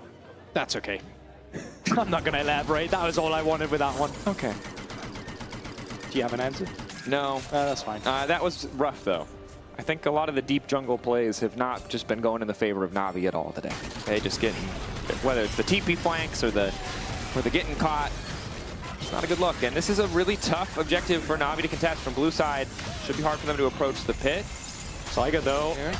Onto Nico, doesn't go to the wall. Out. They are going to get the initial kill. Good damage coming through. Adam still standing strong. Supa trying to peel back. Equalizer to give a bit more space to Supa, and they're getting lower and lower. Tager alive. Larson trying to get away. Mirwin trying to burn him down. Extra damage, but it's not enough to finish him. In the meantime, Adam coming back over the wall, and down goes Jojo. Malrang with the knockup. They're keeping it going. They're making it happen. Aegis assault. Flash forward. Elyoya running. Feathers. Pull back. Hansamdi with the kill. Baron in the sights of Na'Vi. What is going on? Game 1, Na'Vi with the lead, throws it away before an Elder Dragon. Game 2, Aimkoi around the Baron, has controlled everything so far, and Na'Vi finds a way. What happens here? Okay. Mkoi start this, but they don't really have any damage on the objective. Yeah, I mean, Jojo's not even there, right? Mirwin's knocking in, walking off as well, so it's most members of Na'Vi except Malrang, so it's way easier for them to pilot this team fight. The CC doesn't get layered down on one target, Flash is coming out, but Larsen's out of there. That puts Jojopune in an awful position, and Malrang, with the initial pickup, Flash afterward, Hansamdi forward and Elyoya just cleans up the fight. It was just a Na'Vi who was grouped. Nice. And an overforce from Mkoi. Look, all I know is that worked out beautifully. Now, Elyoya has to be a little bit more careful. Red Bull Baron power play in favor of Na'Vi, only giving them a small gold lead, but they're damn well pleased to see it. And we said they needed to find a way to get ahead. They need to find a way to snowball. If they snowball, this comp gets scary. They did not snowball. Let's be clear. This is the exact opposite of a snowball. Has not happened. Has not happened, but there's a lot of snow building up on that mountain, and Mkoi just like screamed at it for some reason, and then boom. It's like if you were hiking on a mountain, you fell down and you turned into a snowball. You're not really a snowball, but yeah. Kind of feels like it. It does feel like it. And now Mkoi have to be a little bit cautious. Because honestly, 30 seconds on just Drake, you have a lead. All of a sudden, this game might go the distance, you know? Like, they're going to take the mid priority here. They're going to force them a little bit into their own jungle. They're going to gather vision. They're moving as a unit. As long as no one from Na'Vi is getting caught isolated, the turrets have tabled now. They are the one in control. The turns have indeed tabled. Of course, some luxury items for the side of MKOI. But Adam getting scarier and scarier. You can see how much damage the melee combo did in that previous fight. Able to just 75% of Jojo Pune's health in the blink of an eye. Similar story for Supa as he was also zoned out of the fight. And now, easy dragon pickup. Okay, we're really far away from Soul for either side, but it would be big for either team. You mentioned Corky Rocket poke. We've got some Jace poke as well. Mirwin, no flash. Who's getting in there? Larson. Okay, both sides just poking and prodding. Not going to overcommit. Oh, Nico doing a lot of work to just scout these brushes out. I think any other kind of range support, and you would be much, much more scared of what Na'Vi have at this point in the game. No, absolutely. But this was nice for Na'Vi. You know, they have the Baron buff, they push out mid-wave, they're just doing the steps like it looks simple, but this is all you need to do in this moment. You stop Jojo from pushing on the top side, and you gained on an objective. Yeah, you can see Jojo's reticent to walk any further forward. Get caught out here. Advancing now alongside Supa. Rapidly trying to work towards that third item, Hansamdi, 1.2k gold lead. One of the issues we often talk about when we talk about Xayah is there's so many, you know, nice items that she needs. There's so many crit items that synergize so well with her kit. Well, when she has a gold lead, it gets a lot easier to afford those items. Navori, IE. Hold up, Adam. Adam, caught in the side. Flick back is there. Got away from the Unraveled Earth initially, though, and is just going to get picked off. Oh, you hate to see it. That's a Jace with a 1.5k gold lead. He's one of the big damage dealers that you need to take control as Na'Vi when you want to take space around these zones, right? It's a great pickup from MKOI, but Adam completely out of position, and he needed someone to shadow him there. Definitely did need someone to shadow him, and again, this is exactly what you mentioned before. It's good as long as you don't get picked on that side lane. Okay. Yeah. We're just bullying that frog. Screw that Grum in particular. We're just bullying the frog. Fair enough. At this point, however, no major objective on the map, but it does feel like MKOI will once again take control of this topside jungle, set up their vision. This is how they were able to find that pick previously, able to get that out of con. But to go back to your point around Xayah, because you are right, like most AD carries, they spike on 3 because they get access to LDR, where they have IE, an attack speed item, and that armor penetration item, right? But Xayah is one of those items where she really wants that Flicker Blade for uptime of Ws and the E's, the root, everything in a team fight. So 4 item is usually what you're looking at. You can see that Last Whisper has been finished up by Hansamdi. The moment he gets that LDR, that's where this Xayah will become a lot scarier. Certainly true. Still has to play carefully, right? Has the ulti, has the cleanse, doesn't have any luxury defensive items. Looks like a Knight's Vow might be coming through for Malrang to maybe make things a little bit easier, but no lifesteal outside of Legend, presumably in Runes, alongside the Dorans. Yeah, some coin now as well. You can't just wait for Jojo's power spike on that Rabadons. He's momentarily going to take over to level 18 as well, so I think he's just looking for the resources he can get, waiting for the jungle camps to respawn, get his gold. Pantheon W on one target, massive damage is going to land upon them. And unfortunately, Na'Vi, I think, don't get the benefit of the doubt in these late game situations, right? We have only seen one game from Na'Vi, but we obviously saw in previous split a lot of games from Rogue. This is a team that, even if you see that good stuff early game, really hasn't been able to convert that into wins, hasn't been able to find the angles in the clutch. So need to see if this is the game that can change that expectation, if this is the game where they can attack MKOI, where they can get out from underneath the deficit that they were experiencing earlier, as the gold is once again just about dead even. Perhaps it comes from Adam on the side lane here. Could look to all in Mirwin. No defensive items of his own. Elioya starting to look into the bottom side. Already multiple summoner spells used. Mirwin can't just go gold, and keep in mind, they didn't quite track it. They may have committed. Tiger too far in. Jojo Pune off on the side though, and Larson's now moving in. He's already burned all of his cooldowns. Larson's able to free fire, but already their jungler is down. Na'Vi not respecting the semi-globals, not checking for the Zanyas, it feels like. Oh, they had 2 members coming down this time around, but there was 3 around from MKOI. Na'Vi Larson stepping up, flash forward from Larson. Supa going in as well. Larson may have overcommitted. Hansamdi on the way in. Once again, he's going alone, trying to get more space with the flip back. Not quite perfectly timed, but it does not matter. MKOI find another kill. 50 seconds till the Drake. Baron alive and well. These fights are actually so close. You can see Tiger almost managed to lock Mirwin down, but a clutch Sonya's made it so that after Tiger had flashed, and he was waiting for the second ultimate he had, Mirwin could just flash it, and all of a sudden Wukong's there with no mobility. No flash, no ulti. Tiger up in 10 seconds. MKOI a bit slow to start the objective here. But should just be able to burn this down. Again, no jungler. No mid lane either. There's going to be some poke from the Jays, but that's really all they're working with here. All 5 members from MKOI around. Initial poke going a little bit wide. Alvaro off on the side with flash, with ulti. Somebody has that ulti as well. Adam trying to go in onto him. Ooh, starting to run and they find the kill. Adam, bloodthirsty, finds the angle. Now they're alive. The Baron not even touched. Malrang starting to back away. Tiger needs to be careful. Adam running for his life on the side, but his eyes on Hansamdi. The Xayah has the damage to make this fight work. Turning things back. The egg insulted not enough. Adam gonna fall. One more on him. Jojopyun in trouble. Sprinting out. He wants nothing to do with this. It's a bloodbath. But it's 2 for 1 in favor of Na'Vi. In a 4v5 as well. Jojo's still in the run. Larsen coming out from day base now. Baron has been started off by Tiger and Handsome D. This might be the second Baron going over to Na'Vi in this game. Baron, the bane of this MKOI lineup. It looks like they can push themselves to Soul Point, but again, Adam, the confidence to immediately all in to stop any potential counter engage from Alvaro does make the difference.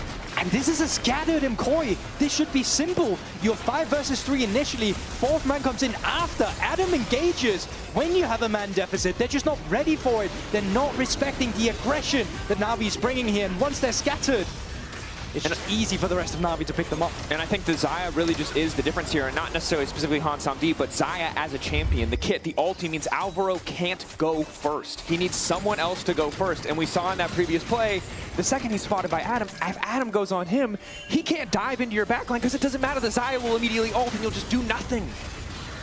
And it's the setup pieces as well. This Taliyah needs to be with someone where you can just lock down that simple combo we saw from the start of this game in the mid lane. But they haven't been connecting, only on the side lane, but we need to see it around these objectives as well. For MKOI to really be able to take advantage of this combo. Malrang getting flicked back though, decent chunk of damage. Jojopyun hurts. Level 18, the death cap you mentioned before has been completed. Adam starting to build a defensive item. Looks like he's chasing a spell shield here just to maybe stop some of that initial CC or poke. But Na'Vi, advantage in their favor for now. Have to be careful not to overcommit, but one of the awkward things is they don't have the most range when it comes to pressure under tower. Yes, you have a bit of Jake's poke, but they need to push multiple points at the same time, something Jojopyun's responding to by using that ult, attempting to clear out mid. It's okay. They have all the tools they need here to actually be able to siege these turrets. They have waves bouncing back and forth. Adam on this Jace is crucial. He just needs to land the EQ. If that happens, slowly but surely, turrets will be taken down. It's going to take some time, but they will fall. Yeah, armor pen items for both Hansamdi and Adam means those plated steel caps, as powerful as they are, even with the upgrades, can still be chipped away at. MKOI holding the line, and we've been here before. We have. 3K gold lead, was it before? 2.6 now. Yeah. But still, massive gold lead for Na'Vi now. Doesn't mean as much in this stage of the late game. What matters is your position now on the map. Na'Vi game 1 was in full control, made a crucial mistake, a simple mistake that cost them that entire game. They've now been granted a second lifeline, a chance of redemption. And MKOI still, the late game beast we know them as. Cannot make a mistake against them. No, can't afford to. It's typical for Na'Vi too, again, so hard to match the vision control that Alvaro is bringing to the table. Alvaro can't always threaten the engage, but Hansamdi, you can see just the poke onto Jojopyun. Adam waiting over the wall as well. Some big damage on Asupa, loses 50% of his HP just walking up to the wave. That was the siege you mentioned before. Now the downside is we're still 3 minutes away from next Baron. We're 2 minutes away from what would be Soul for MKOI if they can secure it. Na'Vi not able to generate a greater advantage. Their second Baron likely to just knock down these tier 2s. And the map gets opened up. Right, only inhibitor turret standing at the base of MKOI. They're not going to be the target for now because the Baron's going to run out. And we are going to start looking at this dragon that's going to spawn in 2 minutes. But these next 2 minutes are going to be crucial because you're going to be laying your battle lines. You're going to be laying that vision. You're going to be bouncing the wave to see if you can catch anyone in the side lane, right? This is one of those moments where we saw Adam already die one time on the side lane. Yeah. Cannot let that happen now. You're playing against Taliyah, Pantheon. illegal if that happens, right? It just needs to be clean and simple around these objectives now for either team in terms of gaining control.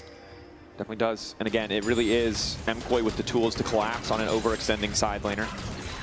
Na'Vi have some tools of their own, certainly with Larsen's Realm Warp, but it's just so easy for MKOI if any member of Na'Vi is caught out of position to find that kill, to find that advantage, and turn it into Soul. Again, Supa with the Infernal would be pretty infuriating to play against. Hansamdi full build now. 3K gold advantage. Bloodthirster coming through. So much harder now for Elyoya to jump in and finish a kill without backup from someone on his team.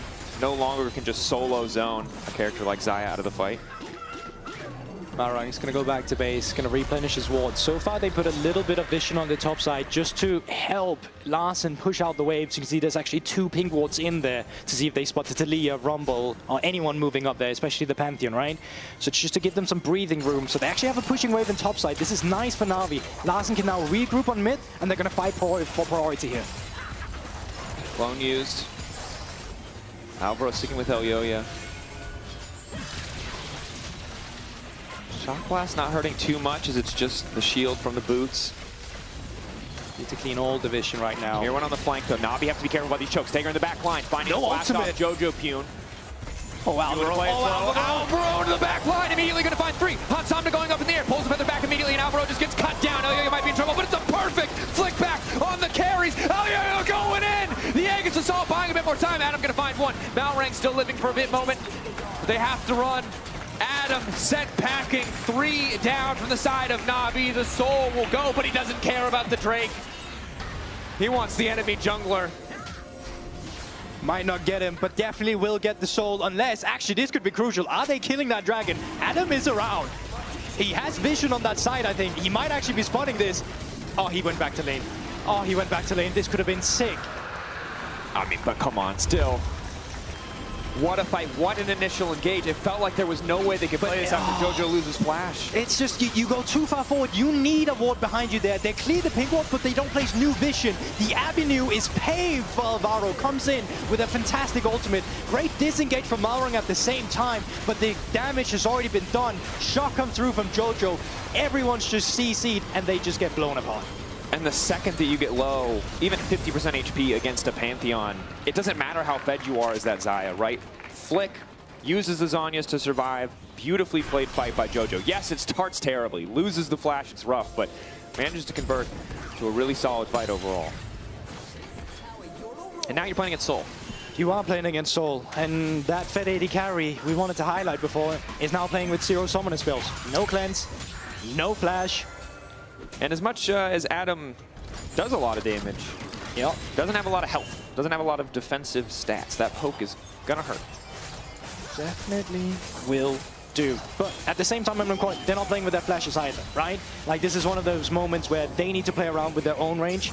They need to make sure that they're not the ones making a mistake, but they have been very good once they're in control of power, right? Especially the Siege, we saw that in game 1. Once they got the power back, they are the one who's just dictating the pace. That they have been. Much better control. Again, constant deep vision by leveraging these clones. But still, this could so easily still go down to Elder, right? Like, if you're not finding these inhibitors with this Baron buff, the game's still gonna drag out. And for now, they're not finding too much damage. Poke still hurts. It does. Jace poke still hurts a lot. Still almost full build on that Jace as well, right? Sitting on that Serratic Dirk, got a ton of armor pen and lethality. Jojo Pune going from the Seekers to the full Zhonya's now. Double Zhonya's on the side of MKOI, single for the side of Na'Vi. Larsen takes over to full build now, Rabadon's completed. Everyone just trying to push in this wave as best he can. Still a minute left on the Baron, multiple points of pressure, likely just all the tier 2s falling. Again, neither side wants to be the team that gets over-aggressive, makes that big mistake. So much instantaneous CC, the go button, the re-engage from MKOI, a massive threat. And of course, Hansamdi can do a lot of work. If you fight into him, if you overcommit, the Xayah can easily just 1v5 the team fight. Tier 2 falls in the mid lane. Bot lane surely soon to follow. But I don't think they're getting those inhibitors. Nope. Game's too close. Not what I expected from today, I'll be honest. No, neither. And I mean, again, credit to Na'Vi when they've found these angles. Fortunately for them in game one, so did MKOI. But have kept it much closer than expected. Adam now with the Serpent's Fang. Yeah, that's all right. How much? We have Sterak shield, W shield from Rumble. Yeah. Yeah, not too bad. Alvaro with the Nico tech with the Frozen Heart. Really funny. You can send the clone in. The clone has Frozen Heart as well. They've reduced the attack speed. Love that for Hansamdi. Yeah. His single lone attack speed item, crying sadly in the corner. Lethal tempo. He's got W, it's fine. I mean, it's true. There's a big difference, though, to slow down, like lethal tempo fully stacking, if you can find it. And also just going to help him not be one shot more than anything by the Jace poke. I mean, you can stack lethal tempo on the clone, right? So it's like... It's true. So actually, that is awkward. Yeah, does the 20% slow outweigh the fact that you're giving them free lethal tempo stacks? These are the questions. We'll put that one up there next to the next to the trolley problem for next time Jack is here. Classic philosophical conundrum. Actually, it's just a math problem, but I like to pretend it's philosophy. Hell yeah. Hell yeah. Makes you sound smarter. Yeah, that's true. You just say it with enough confidence, people will believe you. So, no Baron. Vision, still fine. Larson. Oh, will they catch him? It looks like they are. Mirwin caught out. Again, he could go golden, but for what end? Will likely have the cooldown back. Does manage to burn Larson decently. Mirwin. Whoa. Okay. Mirwin. They're going to have to back off. They needed to kill him quickly and reset. Now he's just out there losing now the entire base is going to fall apart. Na'Vi thought they had the angle and they might have just thrown the entire game. Jojo P now looking to collapse. Good poke coming back. Hansamdi clearing the way. Alting. The flick, not quite going to hit, crucially. Retreat is there. Bot lane now exposed. That tower down. Inhibitor, easier to attack. Didn't cost Na'Vi as much as I expected. Well played by Hansamdi to immediately cut the wave, but he loses his cleanse and his ult. What happened there? They just let him live. They thought he was dead. Both kind of just backed off. Mirwin's shield came through afterwards, and he was just walking out of it. They almost lose their entire base for that. At least they lose the bot side. I don't know what happened there. That's another question for Jack. I like the idea that every time we don't know an answer, we just ask Jack. Jack, yeah. Just put more pressure on Jack. You're doing great, Jack. You're doing great. Or Jankos. We could ask Jankos. Jankos. True, yeah. Why Na'Vi not kill, man? Top right.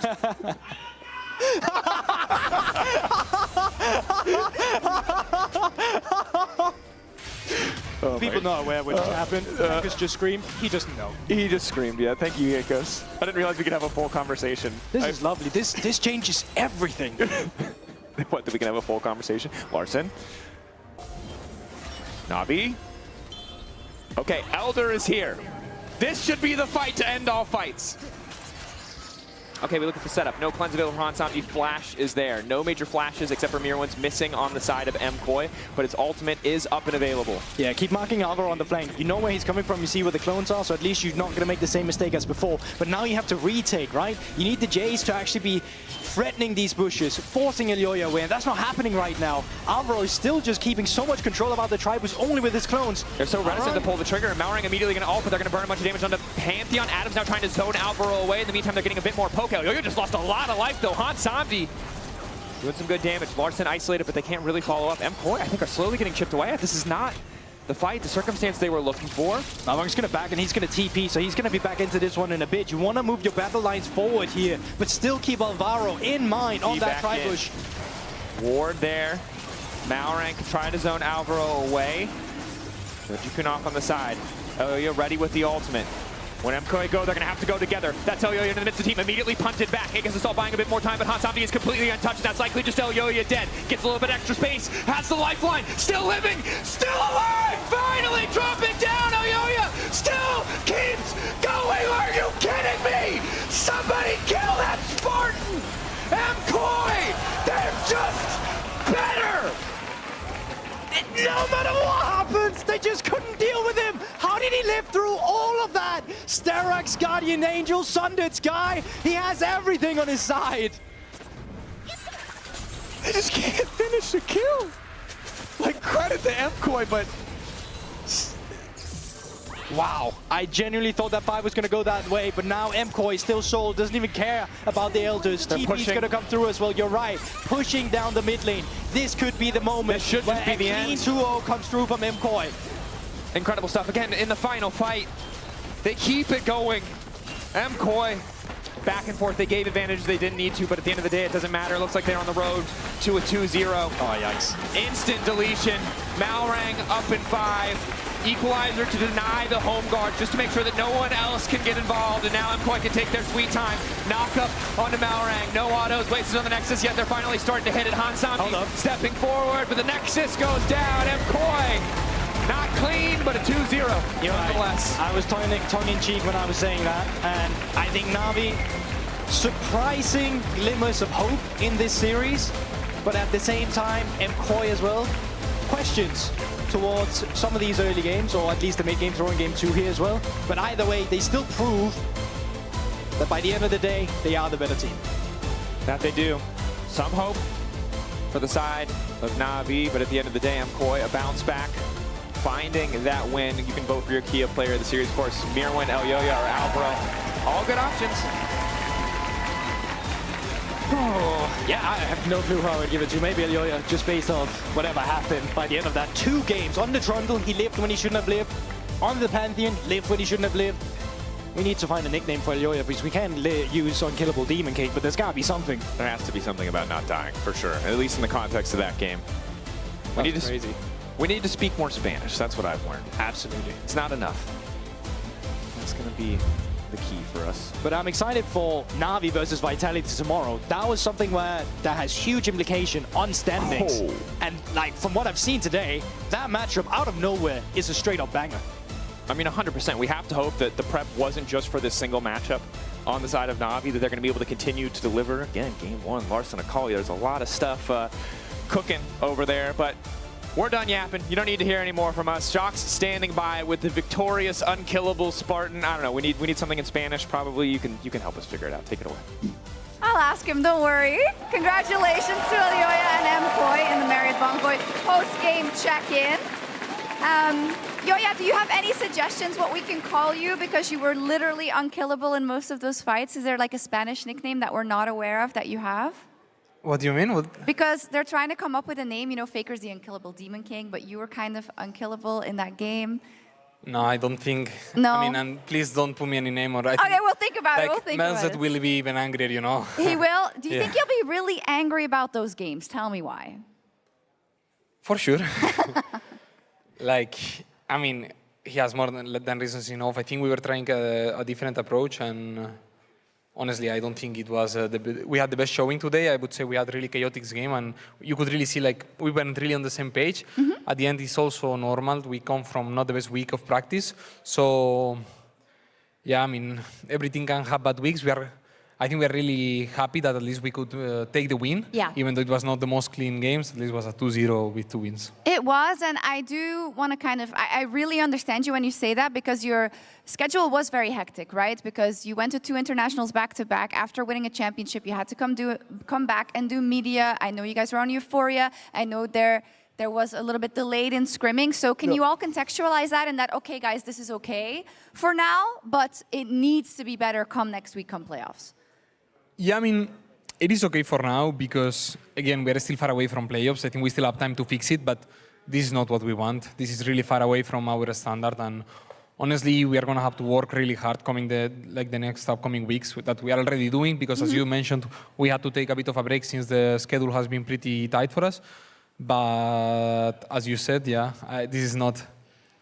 We are not going to be happy with this, and it shows how much work we still have to put in. So, yeah. Yeah, how much of that is a side effect of what we heard on Euphoria, right? That you said, okay, or it was Jojo actually that said it. We're coming back from internationals. We're seeing how fast these LCK teams are playing. We want to implement that in everything we do.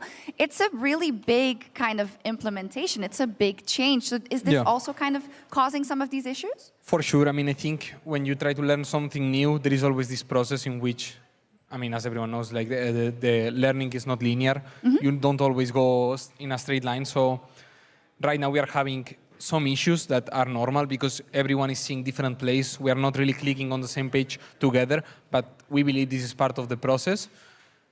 we are still not happy with it, even though we know it's part of the process, and yeah, we just have to work. And you're very apologetic because I know that you don't want to let your coaches down, you don't want to let the fans down, but a win is a win, and you're also our Kia player of the series. I am? Yes, I know. I mean, maybe you're like, the early games weren't great, but especially in game 2, you are one of the reasons why you won.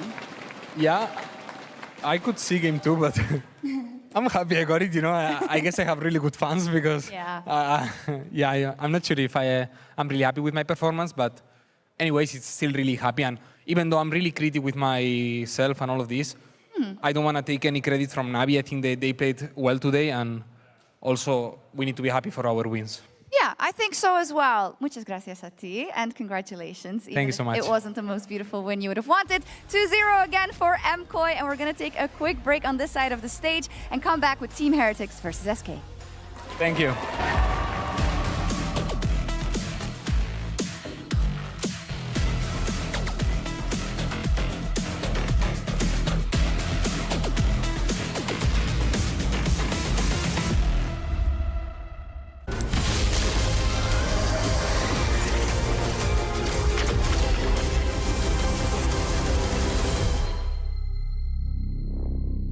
That is the changing lanes guy. Is he switching lanes?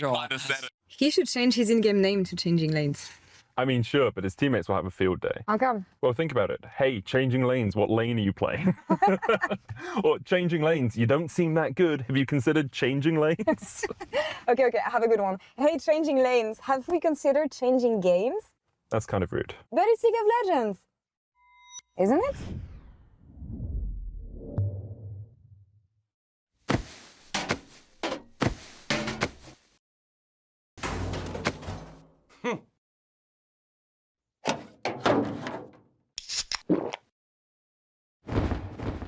Red Bull gives you wings.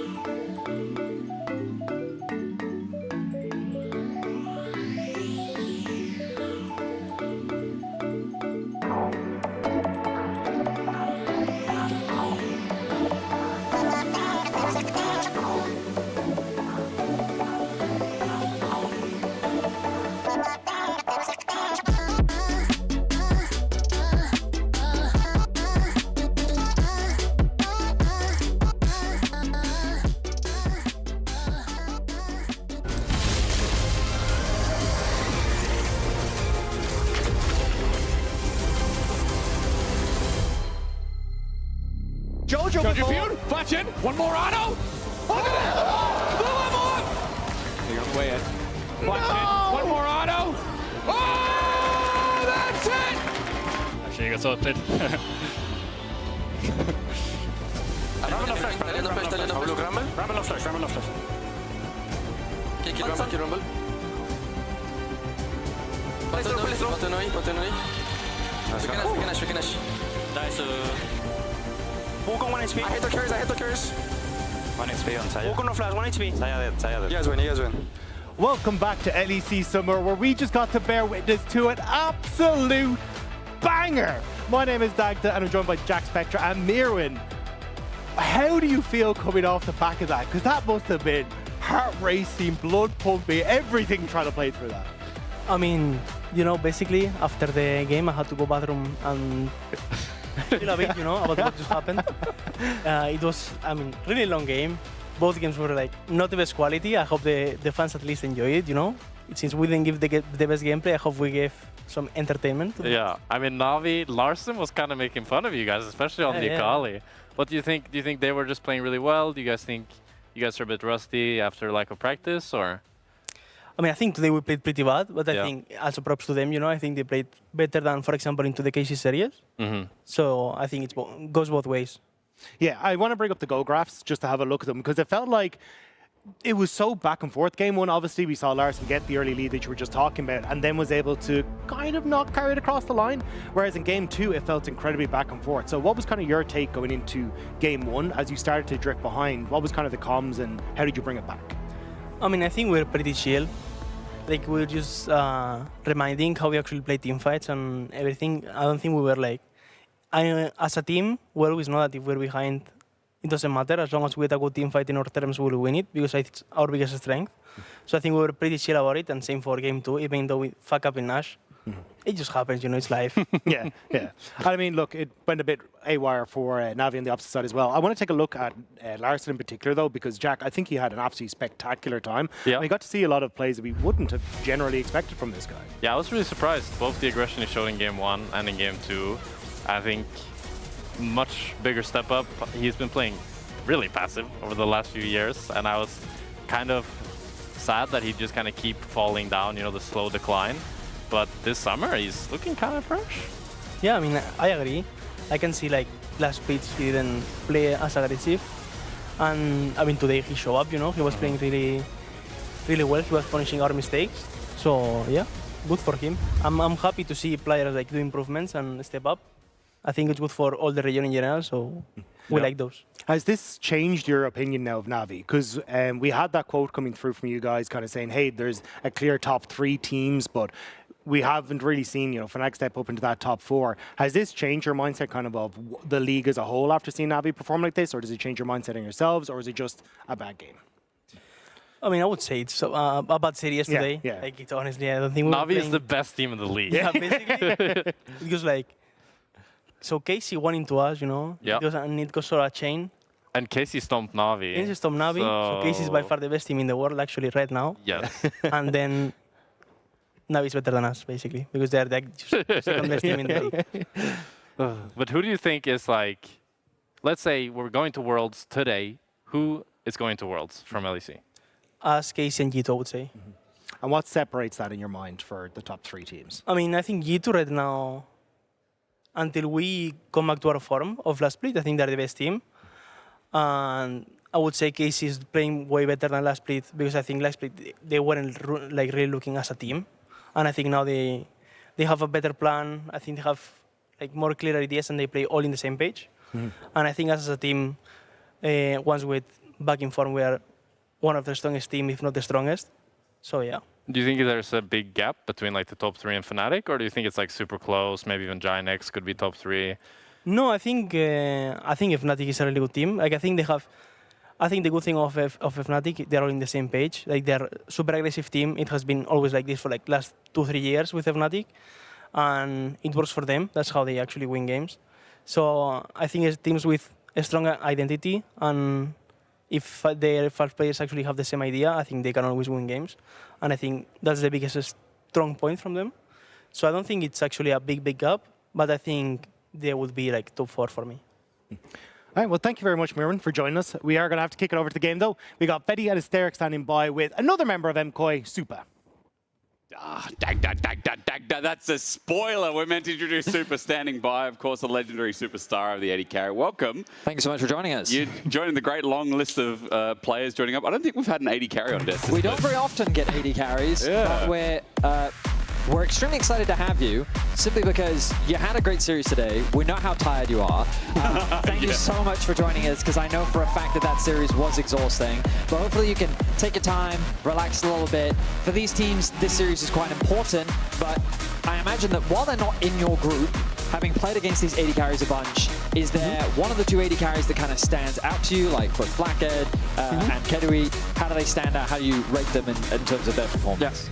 I mean, I'm not sure about the number, but I played with Blackhead around like 20 matches already, 25 during our career in Superliga, in second division, kind of. So, I mean, I feel like Team Heretics look like more a group. They're playing, they draft accordingly. I think they look to get a better front to back. Agreed.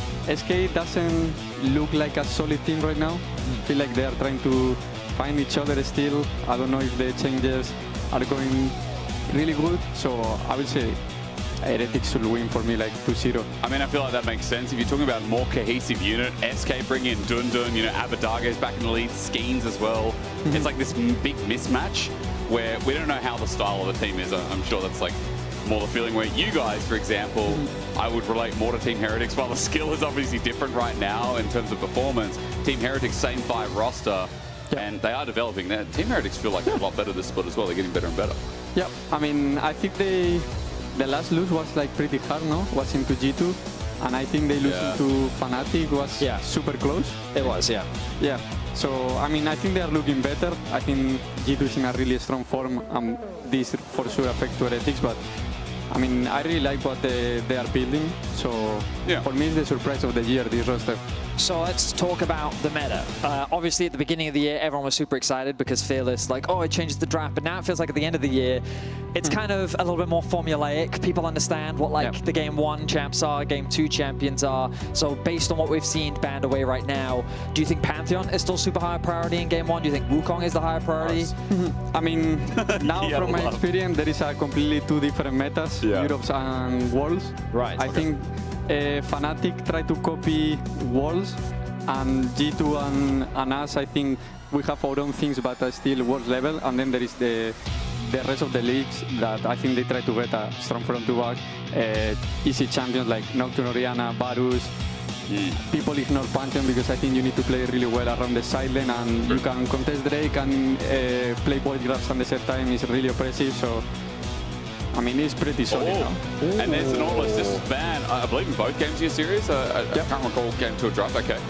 So, banned away on blue side before Nautilus left up. So are you allowed to tell us if it was a jungle Nautilus ban or a support Nautilus ban? It's fine if you say no. I mean, it's not like suddenly Nautilus is banned when it's not that that was our guess. Yeah, that was our guess too. Yeah. So I assume we're thinking that this is going to be a Nautilus jungle into the Nocturne. How much experience have you had against Nautilus jungle in solo queue? Yeah, I mean, right now with the Nautilus flex, you can bump to supports and send it bot lane, and most likely you are going to have a good matchup. They react with Sivir, that I believe is super good into Varus and Nautilus, so I didn't like that much this Nautilus, so I guess it's because they like into Nocturne. So right now I think Heretics should look to something to peel because the other team is going in. So if you're a Varus in this situation, obviously with the threat of a dive, Sivir plus Nocturne, that is a lot that's targeting you. What sort of support do you think? Does Braum suddenly rise in priority? Alice has already been banned away. Yeah, I mean, Alistar for sure is the best one, really good into Nocturne and full peel. I think they should look either to, now they have two options, or send it, something that engage and you play front to back, and for other side, Rel go in, because if you engage first on Oriana, Nocturne is pretty bad for them. Right.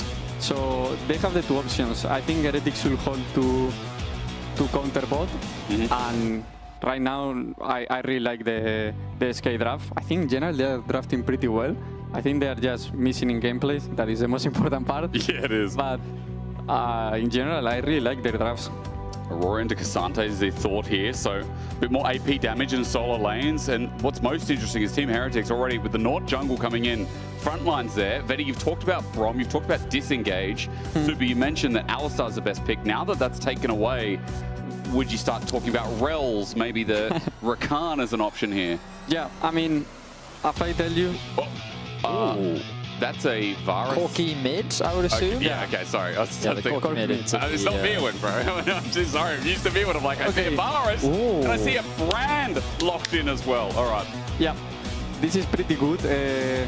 I think they didn't ban any support. It's kind of crazy, but at the end, if you have 3 carries, Nocturne or Oriana only can focus one. Sure. It's a MDK last year comp.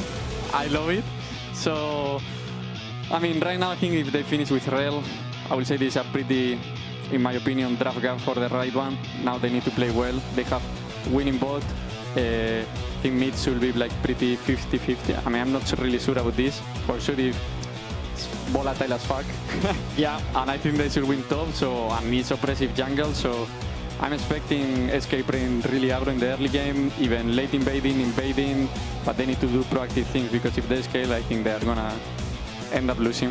So basically, SK just have a lot of agency with their laners because their ability to either get the push, it's super easy to support their jungler, and so the responsibility falls on Skeens. But in my head, when you're playing a comp like this, is your goal to try and steal away camps, like the Can Insider style? You use your push to steal away enemy objectives? Or is it just, we want to make sure the Noxon gets to 6 as quickly as possible? I mean, since they have a better laner, they should get advantage through this, and it's either you die or you invade, kinda, in this meta.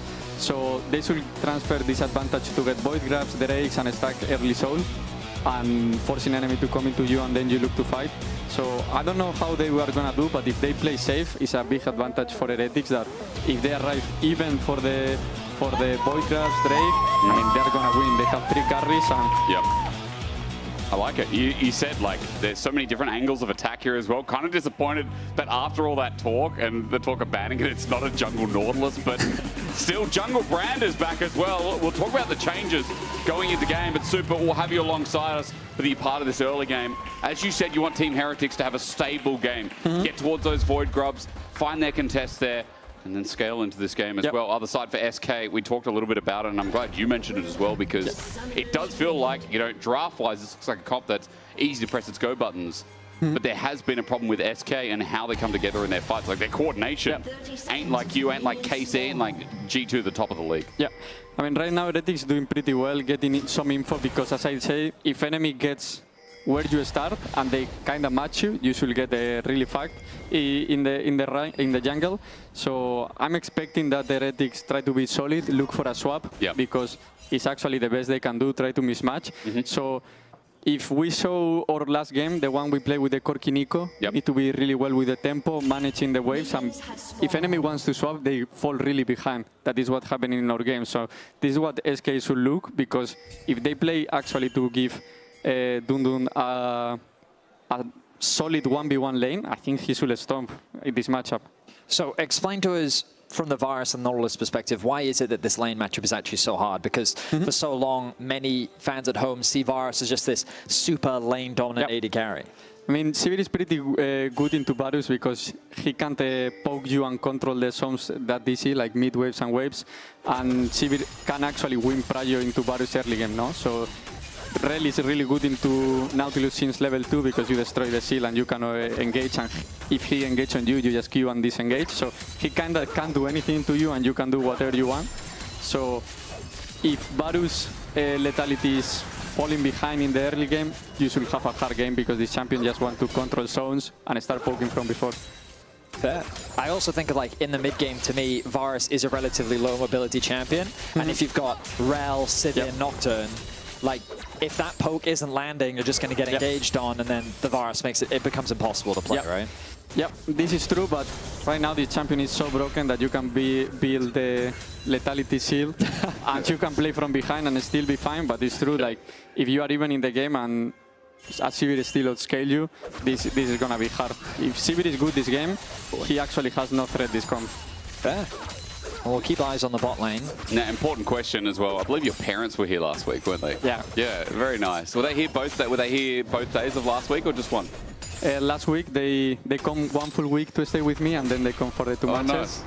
I mean, it's the first time they could stay for a really good matches. Yeah. Okay. Thank you, LEC, at least. So they came for the right time. That's nice. And then they've gone home. Yeah. But it's nice. It's nice that your family came. Now I need to go Madrid, so they come again. Ticket sales were there before, by the way. Very nice. I've never been to Spain. I haven't been to Madrid or Spain at all. So I'm, hoping to join you there. Yeah. The problem will be most likely it's gonna be super hot. Yeah, but that's okay. But we are gonna be inside the event, so we'll be chill. Yeah, that's right. That's what I expect. Bit of an engage. Level 4 for 4. Seer is blocked, and Shea, rather, it was a conflagration. He flashes over the wall. Shea is bullied out, and Skeen's just bullying the fact that he got Conqueror first. So, earlier you mentioned about the swaps. We're seeing a very early swap from SK. From your perspective, is this them trying to get ahead, anticipating the swap? Or is this them just making a misplay? I mean, I'm pretty confused, not gonna lie. Because I don't think you want to play 2v2 with Aurora, because actually they win. Because Aurora, you don't win the all-in into this bot lane, so I don't like this. The only way I think this can work is if you freeze top and you play with your Rel, Sivir, and K'Sante can touch a minion, but K'Sante actually is not in a threat into Sivir. It's not that strong early game. So, I mean, I think SK fuck up here. Not wrong.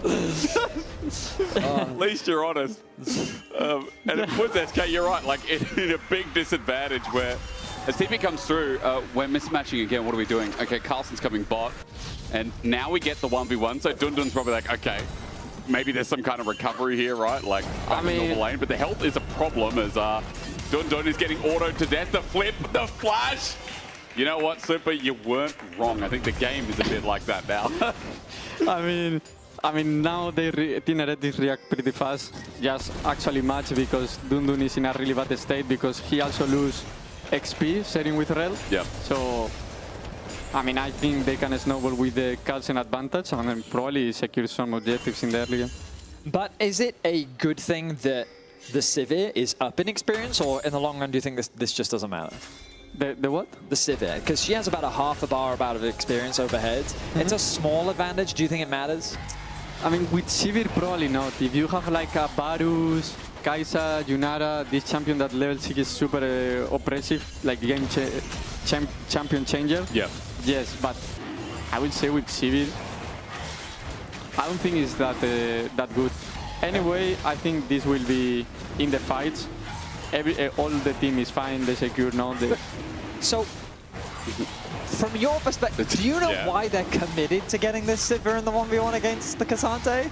I mean, right now, probably because they think Aurora is hard losing in the 1v1 into K'Sante. So, but they did pick it into the K'Sante. I was going to say, they chose to take this matchup. I'm confused. I'm not Great, that's all I needed to hear. Because we too sometimes get confused, and this is helpful. So if you're Heretics right now, what are you thinking? What's your game plan in this situation? I mean, right now what I will look is to try to play chill, play for void grabs, wait that Carlsen get this 1v1 tempo, or at least match it.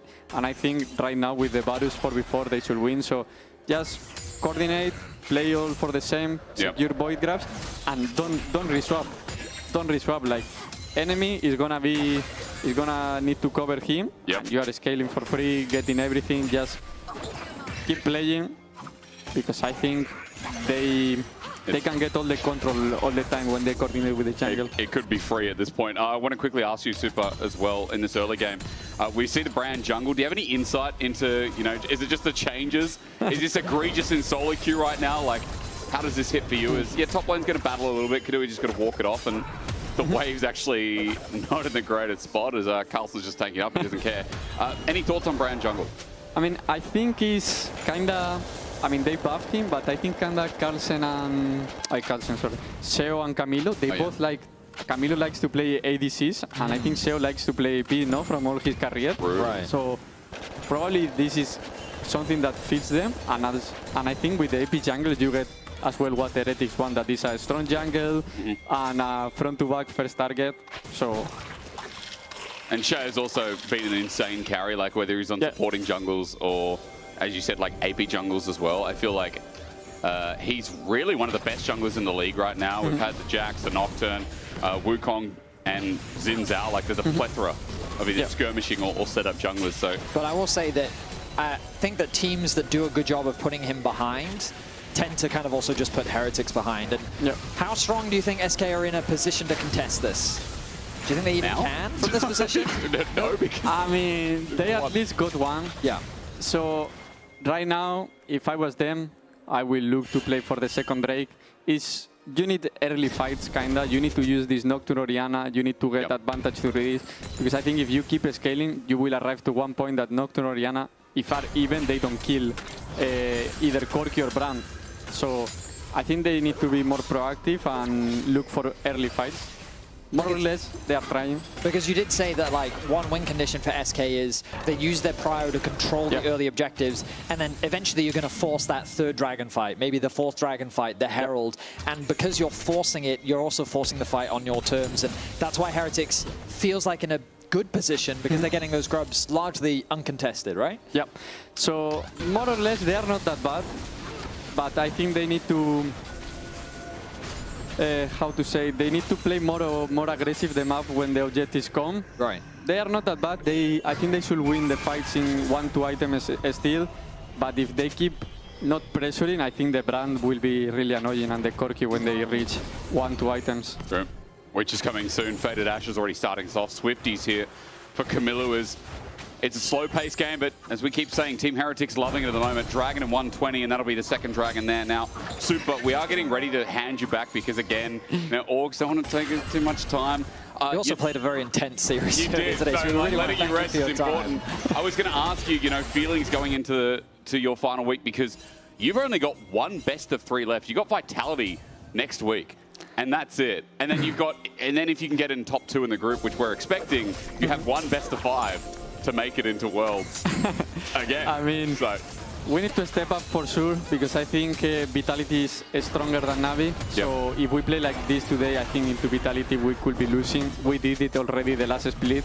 So we need to step up. We can't be performing into worse team than us in theory in a stage because we know that we can perform into the best team in the league. But this is not acceptable if we want to build a good base to win LEC again and go international. So we will need to prepare really well. And I hope you enjoy the matchup of today and tomorrow because I think the match of the LEC. Oh, yeah. Well, final thoughts before we let you go. Who do you think is going to win this game? I mean, right now looks like Heretics has it, but you never know with Nocturne Orianna. You never know with Nocturne Orianna. I always love this combo because it's a game changer. Well, we might get to see some action in a second. Red line connects. Okay, finally Nocturne Orianna, but the problem is Nautilus is on Abadaga. He can't move. It's going to be a 1-for-1 now. Jungle going to die on Team Heretics side as Sten flashes away. Shao did get a kill, but in response, so did Skeens. Dragon's also up, so for SK, they have a smite, and maybe, Super, that was enough to change the game. What do you think? As we need to look top because I see a potential die coming in. Carlson going to get the flip back all out over the wall as well. And Dudu. I was watching Dudu the other morning. Dundun's going to flash away while Dragon's being done. Super's going to stay with us for a bit because, again, with Dredgeline coming through, the arrow over the quiver, Flacket gets a kill onto Loopy. The fear won't be enough. There's good work coming through from Sten. He might be a sacrificial lamb, but it's giving a 2v1 over to Kadui, where Camilo is just free-firing. Flacket and Camilo double 80 carry power. Now looking for another. The slow from the Mountain Dragon, the poke as well. Flacket close to getting kill number 3. And Orianna coming in. Abadaga wants a new angle, but Shayo's now alive. Steals the Dragon, and you might be right, Team Heretics just took that one back. I mean, I think with this advantage, Heretics will be able to close. I would like that Carlsen try to play more with the team because he's the most fit from his team before this fight. So I think if Carlsen play with the team, they should secure this game pretty easy right now. Wow. Thank you so much for your time, Super. Thank you so much. We really do appreciate it. You can go back to your team. I hope you enjoy the rest of your weekend. You chill out because we're going to have to take those. You can just take your headset off. And Thank you so much, Super. Have a good one. Yeah, thank you, man. It's always a pleasure. Vedius doesn't fist bump. A lot of... Vedius doesn't fist bump. What the hell? No, screw the replay. I gave him the fist bump, all right? Yeah, after I said it. Thank you, Super. I was looking at you, which was a massive You could mistake. be a bad person. Anyway. I don't know who you are. Wow, what an intense team fight we just got off the back of. Super gave us a lot of great insight and also kind of set up what we kind of expect to see in this game.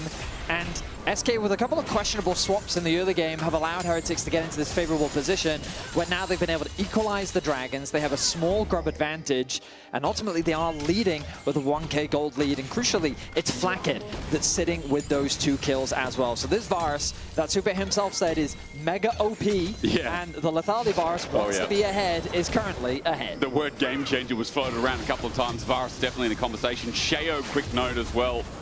He's now really snowballing ahead, and the power of Bran, when maybe only a year or so ago, Betty, I can't remember how long, he was floating around in the meta, was his incredibly quick clear speed.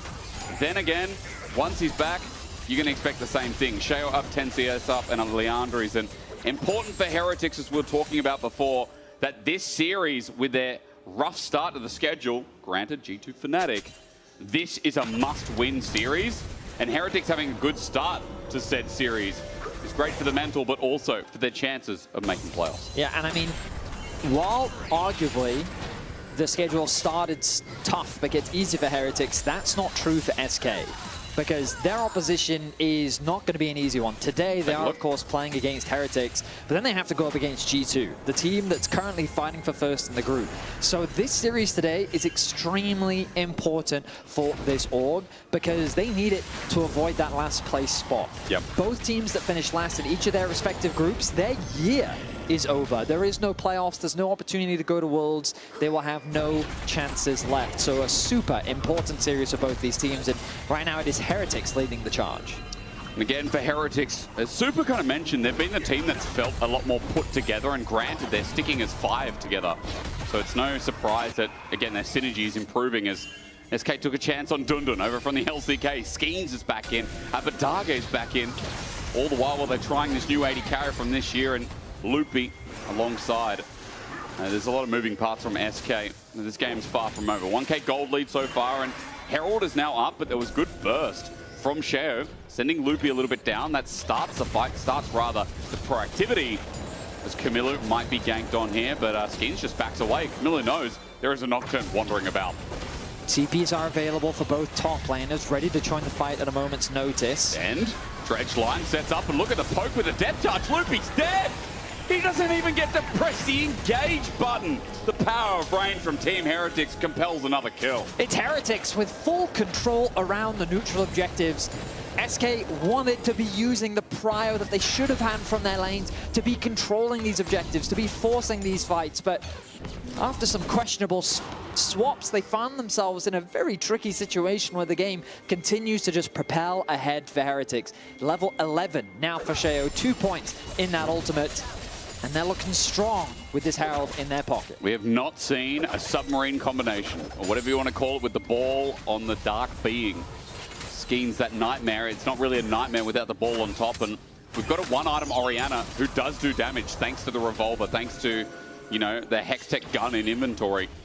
But once again, we have not seen the combo. 40 seconds to find out if we finally get our first look, as third Dragon on the horizon, Infernal Soul in this game, and Team Heretics have got item upon item first in their inventory, now matched by SK, who are looking to charge in the same. Heretics with good vision coverage around the Dragon. The poke is starting to come through from Flacken. Nothing too scary for the time being, but you can only imagine they'll get stronger as the game goes on. Look at the waves as well. Heretics doing a good job of just keeping those waves pushed up. Flacken quick to get to the lane. Something we saw from Super earlier was just this idea of using the Sivir to get that prio in the mid lane matchup. One of the reasons why it is favored. You can see that Skins is hovering. Finally Shockwave, and it's not early, it's on site. That's more than can be safe for Flacken. There's a shutdown, Sten flushed over the wall, depth charge. But 2-man as Herald gets summoned in the midst of it, and Camilo jumping up with Sheo, letting it all unleash. He gets a knockup too, and the Herald does good damage. He's going to pop out right in front, waiting for the Pillar of Flame, but Skeen walks around. Herald does some damage to the mid turret, but All in all, finally, SK pull that trigger. It's a nice engage onto Flacket. They get both the summoner spells and they find the kill. But Sheo just stood his ground in that fight. He says, I've got my ultimate, I've got enough damage, and you know what? I've also got a Herald.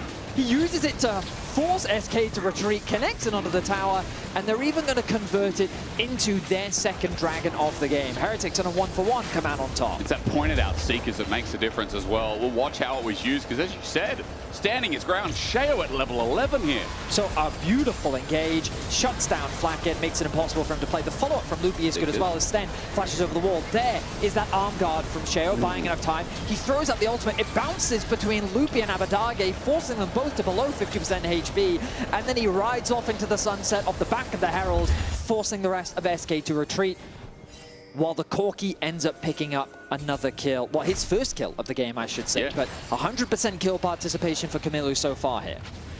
Much better performance, much better start, when I feel like Camilo's laning has been criticized, but here today he's gotten through quite fine against Abadage. You got to be honest though, you know, the early game has been quite stale in Team Heretics' favor, so it's been perfect for him. But hey, 1,200 gold lead still there. They got the dragon, you mentioned Vedi, but Atakan's coming up in 115. Not sure we'll do much with that, but regardless, it is still a nice and easy game here. While the gold might not seem much, with everything we've set up for the draft and how Super especially said, you know, the scaling is going to become immense. Especially when you have a 2-item brand, by the way. He just picked up a Sonya's. It does start getting concerning if they can't keep pulling this trigger on SK, this Nocturne, this Orianna combo, to get their way through this early to mid game. They are... I like Super's point about when you have multiple damage threats, once you fired that shotgun, you don't have a way to reload the weapon. True. So they really have to make sure that that pick counts. And then Kedui, while he doesn't really have any... Oh, hang on a minute. There's a pick here, depth charge again, but they're doing this onto Loopy. Once more caught out of position. Rocket almost comes out of Camilo's pocket, and Loopy gets fired upon. Camilo's second there, and he's right on the money. He finds another one. The kills extend to 6 as Heretics find advantage after advantage. Loopy gets caught out, holding the lion's share of the death so far in this game, as Carlson largely just ignores Dundun on the top side. I mean, Dundun's done nothing this game because he's either been into the Cassante, I know opportune times to the Shockwave, but a little bit earlier, I believe. Fierce still going to come out. Barrier there as well. Kadui under turret, but where's the damage? Skeen is tanking it up. Abadage comes through eventually, but Carlson now in the way. A blast cone there too, and all out pops him and takes him on a journey. Abadage flashes away, but Carlson still has his right there too. No blast cone for you a second time, and a pillar of flame not stealing away. Carlson picks up kill number 1. So a 1-for-1 trade is Flacket. There's little that the bars can do in these situations. When Nocturne wants to commit the ultimate and you don't have flash, I mean, what options does Flacket really have? He tried to leverage the safety of his tower, but yeah, the Shockwave didn't actually connect, so a bit of a fumble there on the combo, but Abadage has enough damage with the QW to secure the kill. But because he had to dive so deep to secure it, it provided an opportunity for Carlson to find a pick.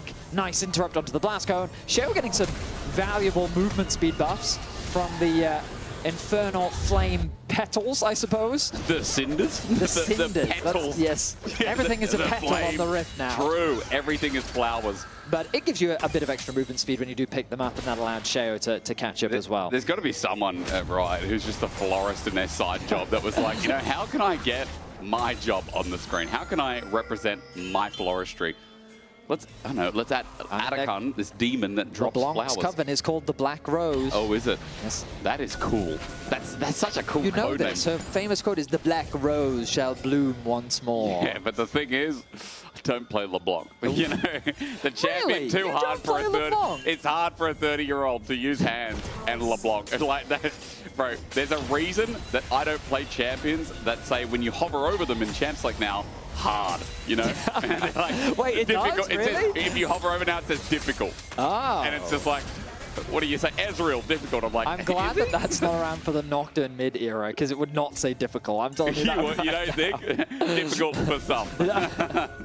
Now, the Dragon spawning in about 45 seconds. Heretics have already set their sights on that objective. The bot wave has been pushed out, but that's going to be caught by Camilo. And you'll notice that Loopy and Skeens don't really have any access to this river, but they do have pretty decent vision coverage. They've been able to get a few wards here or there. And you can see them littered throughout the bot side, particularly of the river, so at least they have some information. And with the TP available on Dundun, there are ways for him to join the fight as well. That one in particular by the Arakan is unlikely to be swept.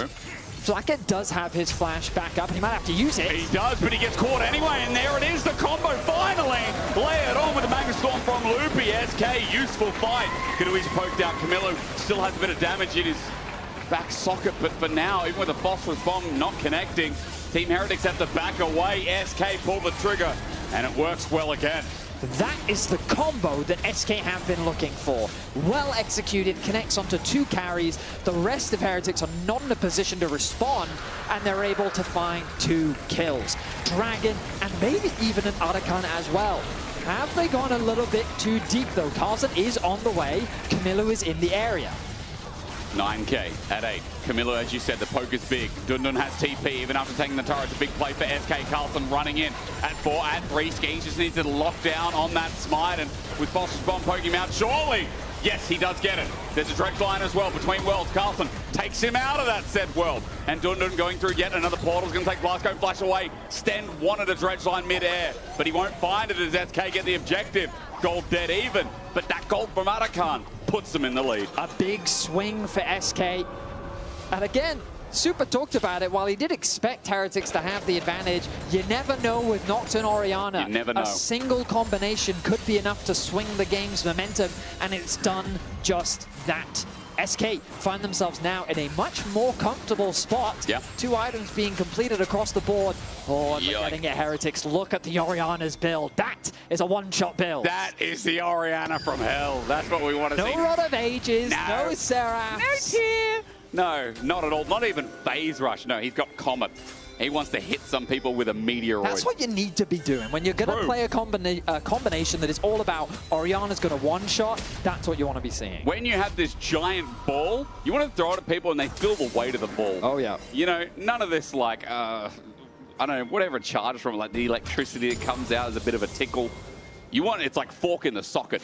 That's what you want. How did you go from a ball reference to a fork in a socket? But it has also, have you ever put a fork in a socket before? Because I do feel like here's advice. No one do that. That's dangerous. Please don't do that. Please don't do that. Sometimes I say stuff on broadcast that just shouldn't be done, or repeat it. Again, we need to talk about the filter. You need to stop and think. We had Super on. There was no filter there. He let loose. He can't get fined, he's a player, but... Oh my goodness. No one should talk to him about it, he was great. Unchained is great, especially as Baron at 25 minutes now spawns. So let's get an Unchained fight as Flacket Yomu's forward. He's got a Seekers as well, by the way. And with the Zhonya's over here, there is a lot of time stopping abilities. Norless, Hex Flash. I'm looking for it, but he goes backwards. You were excited for Stend, and now I hold. I was excited. Levels up across the board for Heretics as we all make our way into mid lane. Dundun gets a nice push out top side. Carlson does have the TP. I feel like he should be making his way to bot, try and get that deep push in, force someone to go and catch. Camilo now has to move towards top. This will make it easier for Kedui to get that push into the mid lane, and now SK can have their turn moving into the top side river. With Baron alive, there's always that threat.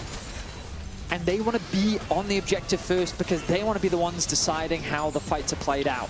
Sheo, Camilo, Flackhead all have to be cautious about how they approach the fight. Overgrouping could be their demise against this Nocturne Orianna combo. It really feels like it because even Vedius, like, look at the experience difference between 80 carries here. Look at the experience difference between top laners as well.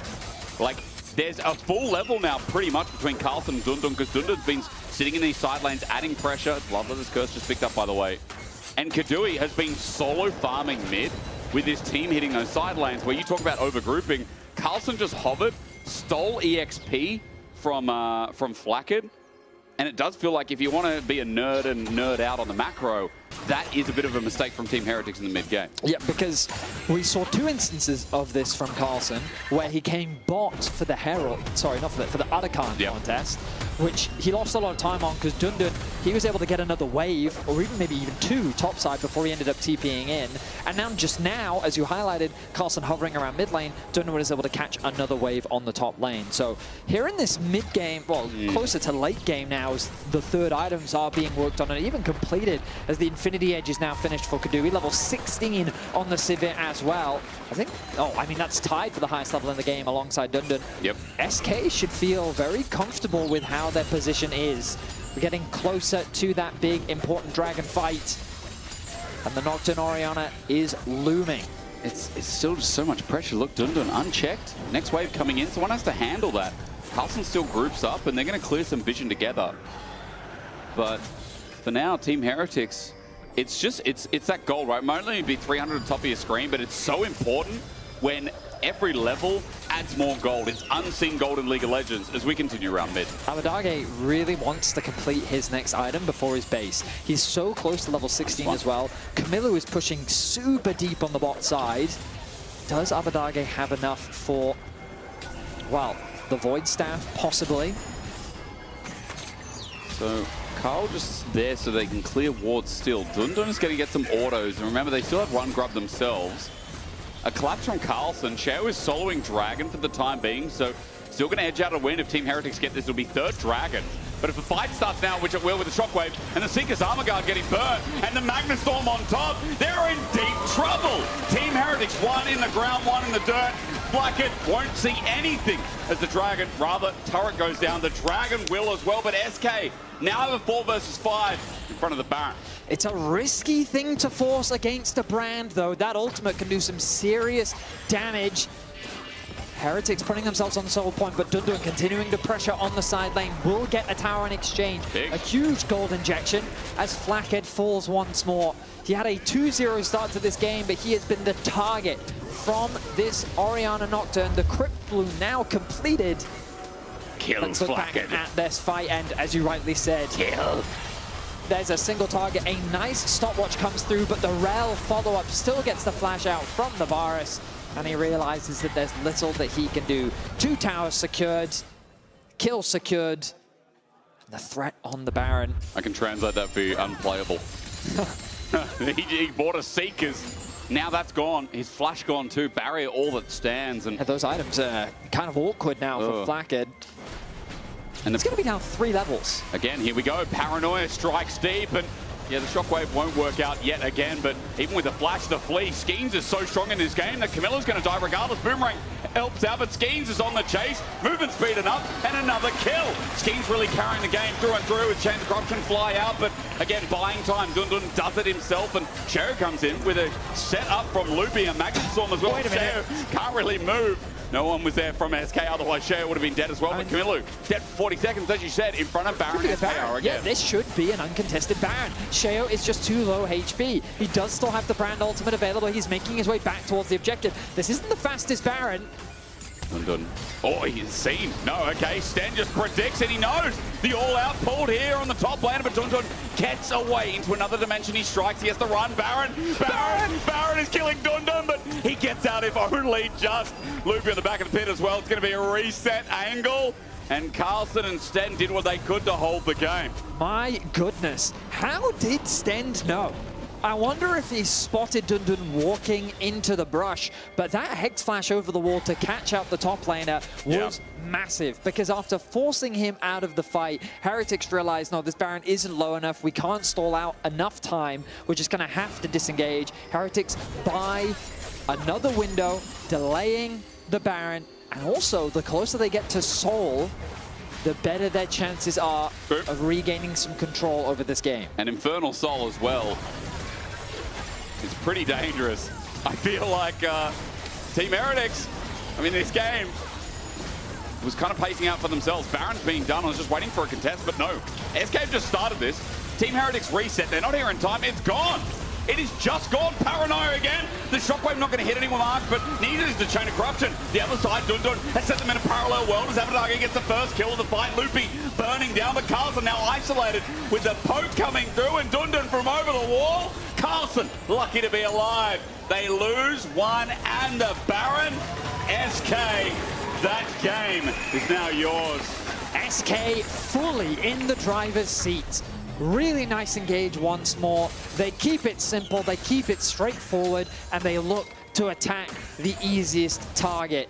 They don't even get the flash out from Shell either. They just don't give him room to breathe. The shockwave doesn't connect, but they didn't need it. Now the Dragon spawning in a minute 30. SK need to hold control. We've seen teams throw with leads like this before. Hell, we've seen it today.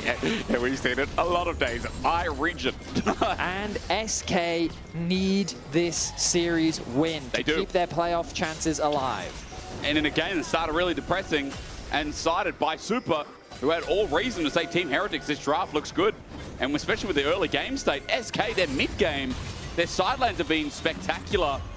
Mainly because Team Heretics haven't been matching them, but also just outplaying. Here we go again. A free target on Desheo. Where is the mobility? Give them a car or something. Team Heretics need to get the hell out of there. Dundun finally gets something on the scoreboard. His first kill of the whole game. He's been spending a lot of his time in this game, sitting on a side lane, farming up. He's able to get that pick on Desheo.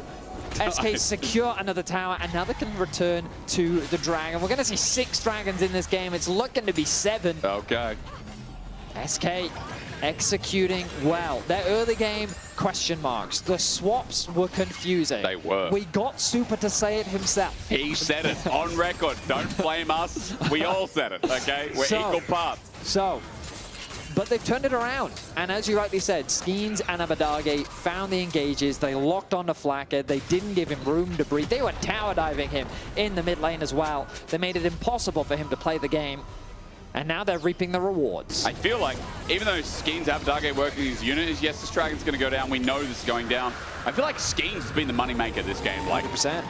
While the shockwaves don't always follow through, Skeens' timing on the paranoia has been insane. And not only has he kept up with the brand farming, he's got a level lead naturally because of all the contribution he's had towards those bloods.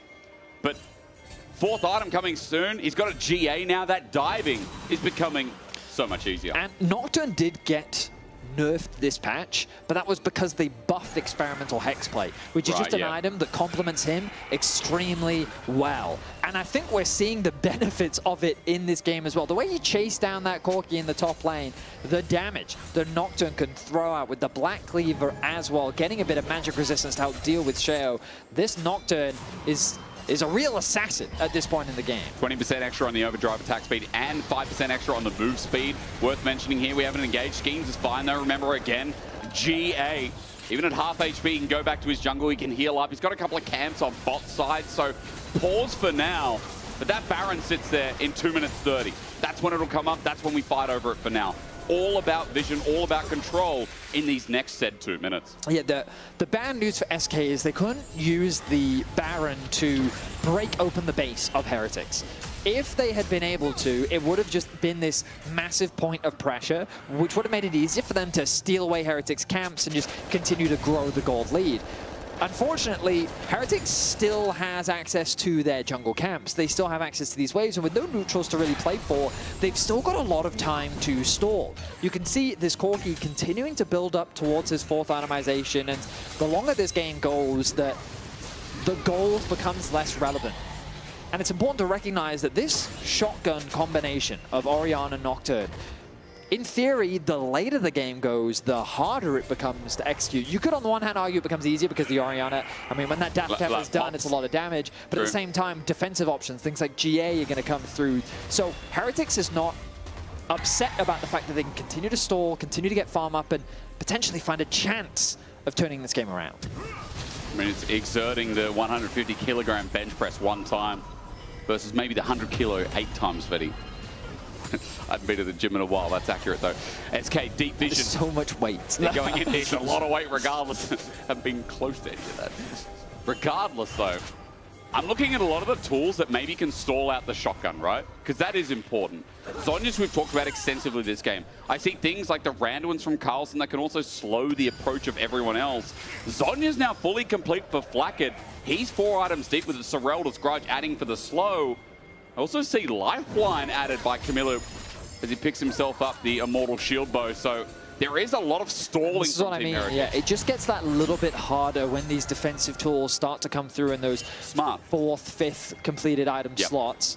Of course, SK working on damage on their side. There's that death cap now finished. Oh, yeah. BF sword picked up for Kadui. Oh, yeah.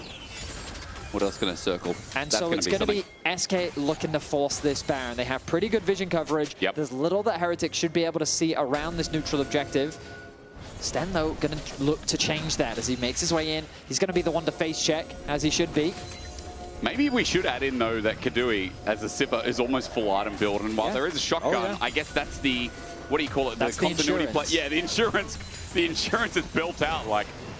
And something, again, that we heard from Super was that there's not really any threat on Kadui. Yeah. On this Civ, this champion isn't really afraid of that many things, especially given that you can spell shield things like Carlson's ultimate. You can spell shield the Nautilus ultimate. Just don't get poked out is the one condition, exactly. Right? You just have to avoid that poke, which you can even spell shield, one of them, if you have to. So Kadui is in a great spot. He's going to continue to get wave prio on these lanes. Look at how quickly he just clears out the minion wave, gives easy access to the topside river. But again, we're noticing the same thing for Team Heretics. They're grouping around Baron. With double TP available, it's surprising to see that no one's in lanes. Like Camillo's not top. Carlson is grouped up with everyone here to face check. They're worried about how they approach this objective, and with the ward down, they see that SK are not on it for now. Poke out, a Seer comes through as well, rather a Pillar of Flame from Sheo. It's also a good face-checking tool as Carlson's going to stick around. Dundun is going to get flanked here, and we'll see if the Gatling gun's going to be enough. We look towards mid, though, waiting for the shockwave again, but it's not pulled off. Skiing jumps in, isolated alone. Loopy with a Magnastorm as well. Onto Flacken, who can't play the game. Out he runs, but how far will he go? Not far enough. Team Heretics have bought their time, but just after the fight's already done, Camilla ran in, got exploded. Abadage held on for long enough, and the insurance policy is being claimed. 4 members fall for Heretics, and SK remains strong. They find a good fight 39 minutes in, and they're looking to get first game in this series against Heretics. In the all-important series, you have to put your hands together for SK in what looked rough at the start, was completed through the mid to late game. Here they stand in an almost 40-minute barn burner. The straw's all gone. The cows have evacuated Vetty. The barn door is open, and SK are running through victorious. Stan with a cheeky Zhonya's, utilizing the arm guard to buy a bit of time. Still smiles on the faces of Camillo. As SK, they leveraged the Nocturne Orianna combo so effectively in the mid-game. Confusing swaps, scary early game. It felt like Heretics, with their objective control, was going to be the team to take this game one, but SK bounced back with some fantastic team fighting, and it was that man on your screen right there, Skeens, that led the charge. He was insane. Like, that Nocturne game came out of left field with the Nocturne Orianna composition, but it was so nice as Jackie's going to have a quick talk to us on the sideline. He's somewhere in the stadium after game one. Break it down for us, Jack. Very nice win from you guys here. How do you feel, Kadui, after this? Good. I think my jungler played really insane, so it was a really nice win. We could have played better. We were struggling a bit, but it's good to start with a win, but now we need to finish it. Yeah, I've been really surprised. Skeens has been playing so well. Has that been a surprise for you as well, or did you always think he was just as good?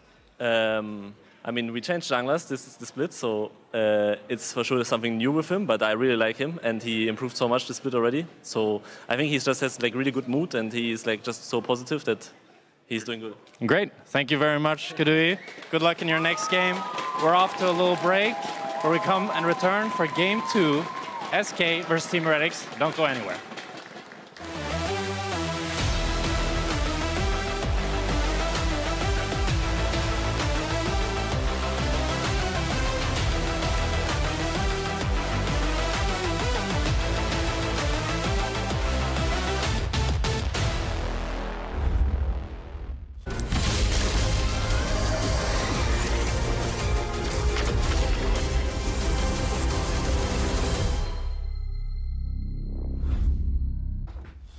Needs a map.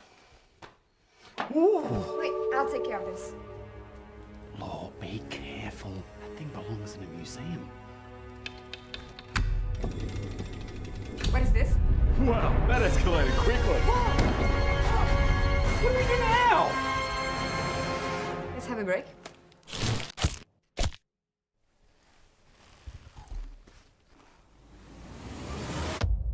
Have a break. Have a Kit Kat. How do we get out? Like this. Say it. What about me?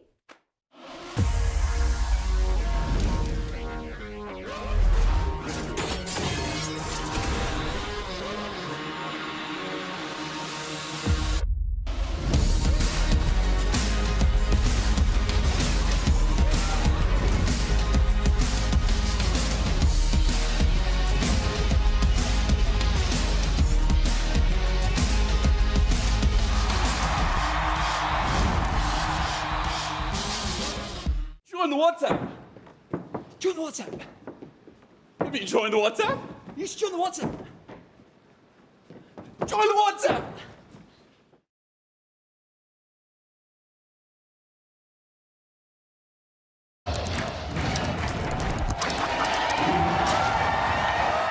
Red Bull gives you wings. We're now approaching the final pick, and what a ride it's been. A moment of hesitation, but we're getting closer to the game changer, and what a legendary journey we've been on. I mean, there's so many excellent options, but one of them has to be a perfect fit. Oh, they're about to lock in. Oh, what a pick! What a way to close things out. Book your next hotel stay in Madrid with Marriott Bonvoy. A check-in at every checkpoint. Want to level up beyond the Rift? Express like a legend and find your fastest server in one tap. Express in game without ISP throttling. Express and shield yourself from DDoS attacks. Express and choose the VPN trusted by gamers everywhere. Express VPN. Experience gaming the Express way. Fast, stable, competitive. It's time to Express. Scan to start your 14-day free trial. Subscribe to unlock free Hextech chests and keys.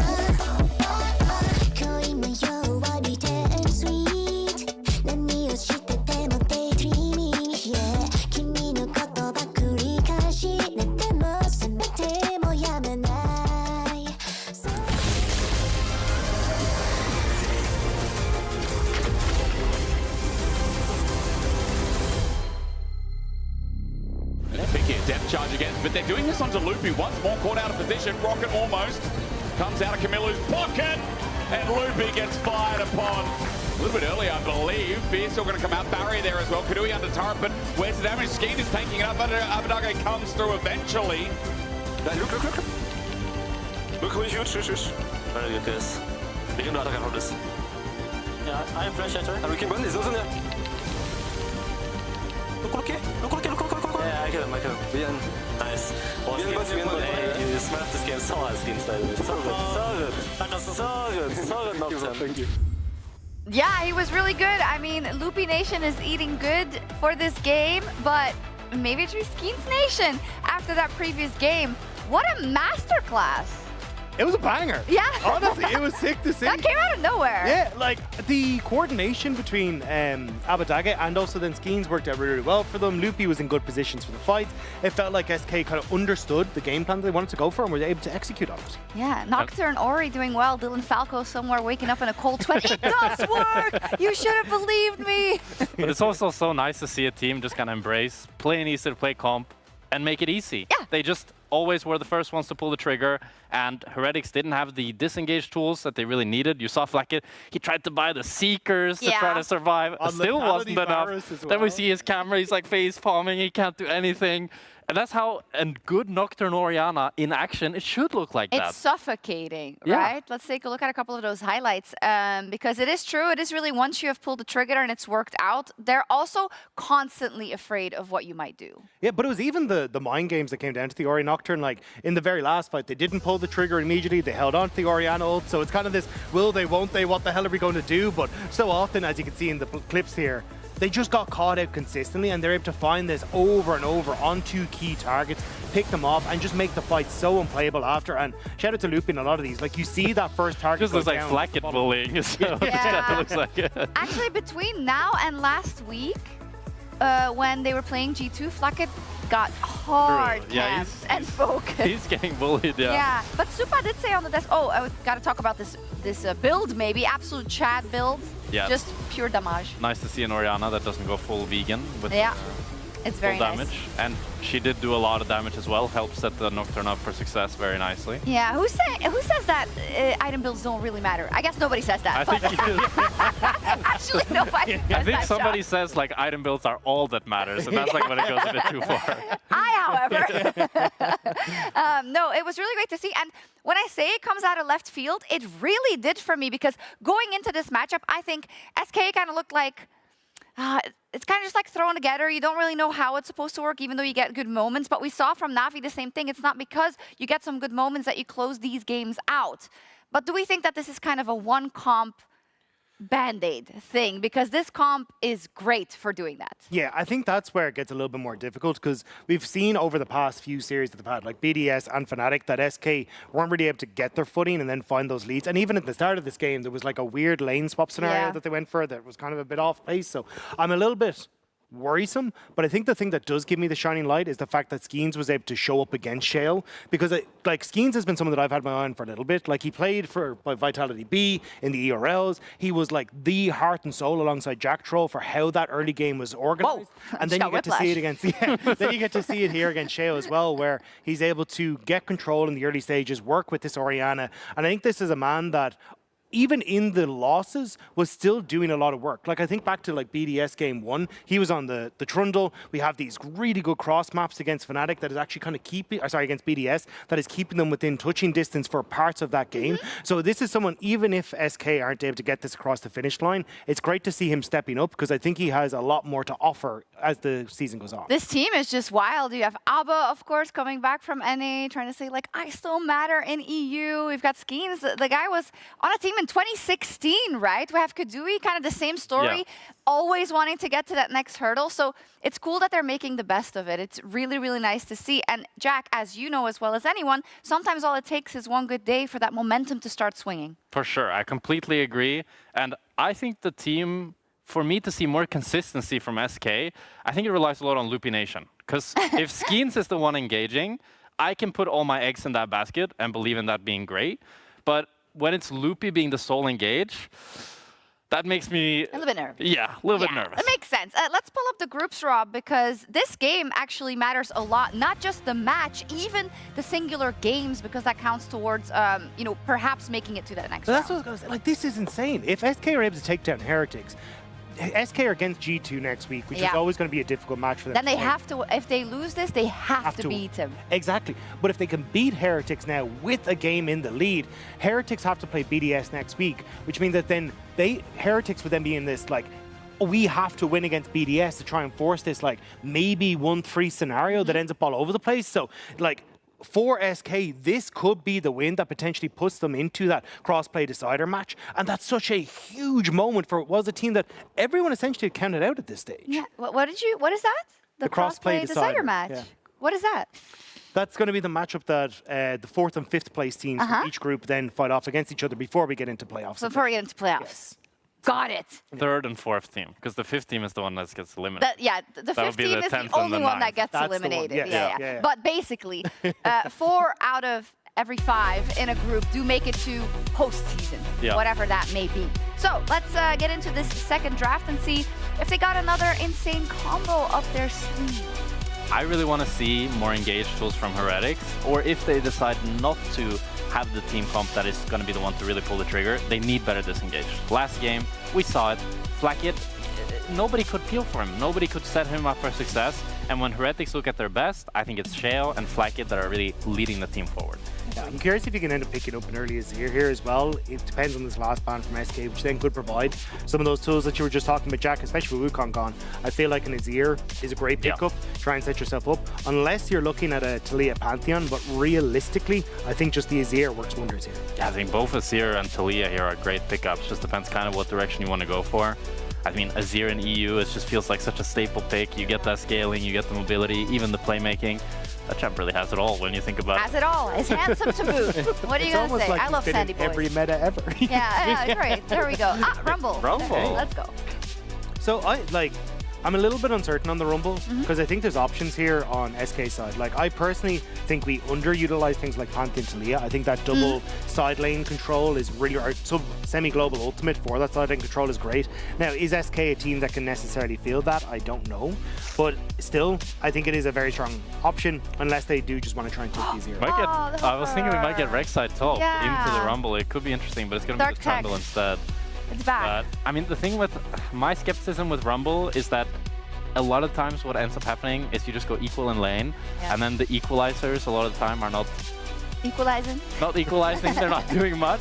I mean, Mirren missed the equalizer but won the game. Yeah, so that's true. Maybe Carlson's thinking, I can do that. I can pull that off. It's why though I actually like the Trundle pickup because a lot of the junglers you'd want to set up the Rumble in this sort of situation is like a Maokai or something that's a bit more of a tank CC oriented pick. So the Trundle already alleviates a lot of that pressure, and now they've taken the Talia as well, denying that Talia Pantheon combo. So overall, I think the first few picks from SK have really set them up well and semi-snookered Heretics in what they want to move forward with. Snookered! That's sick, I love that. The only worry I have is that you have like Trundle, Talia, who both would want something to set them up, but they're not really contributing that much towards each other. But it's going to be the Yone for Camilo here.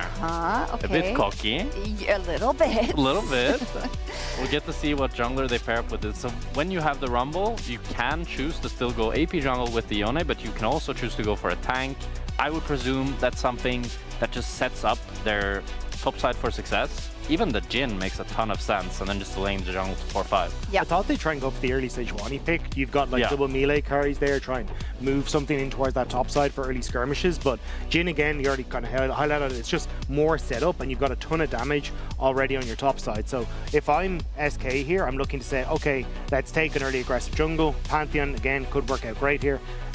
Although they already have the Trundle. But then just look at banning things like the Sejuani, the Maokai, even if you want to in this next rotation. Or you're just fine to say, well, we've got a Trundle, we're going to steal all your stats anyway, take the Sejuani. I was just like, it should have been Pan. So he just hovers it, he's like, that's what I wanted. Come get me. I mean, it's like if you could just have Talia Pantheon or Talia Trundle, I think you know what you'd rather have. But yes, but it's a team game. Yeah, and I'm curious to see what Team Heretics wants to go here for the jungle role. Because as you said, Rob, with the Trundle, it's like, do you want to go for a tank, or do you just assume that you have enough setup from the Jhin and you can have some support as well? But then at the same time, if you have a carry, it's like now you have 4 carry composition.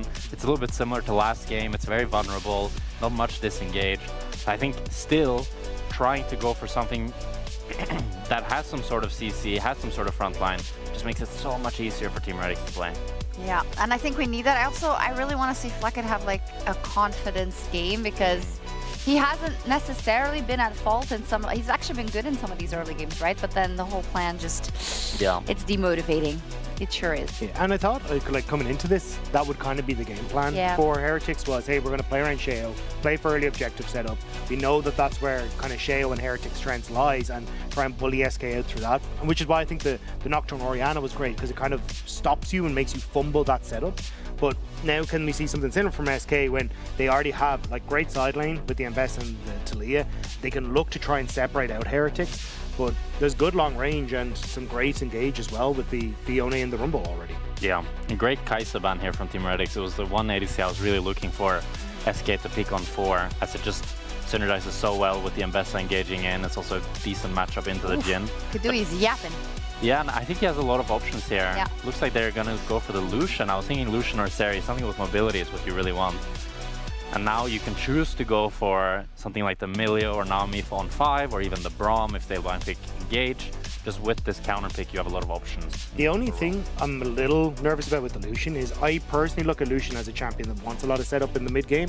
And sure, you got a Trundle pillar and stuff, but it's not exactly great to let you get that full culling off. Yeah. I think I would have preferred the Ezreal. I think Kadui plays really well on it, and then could have followed up.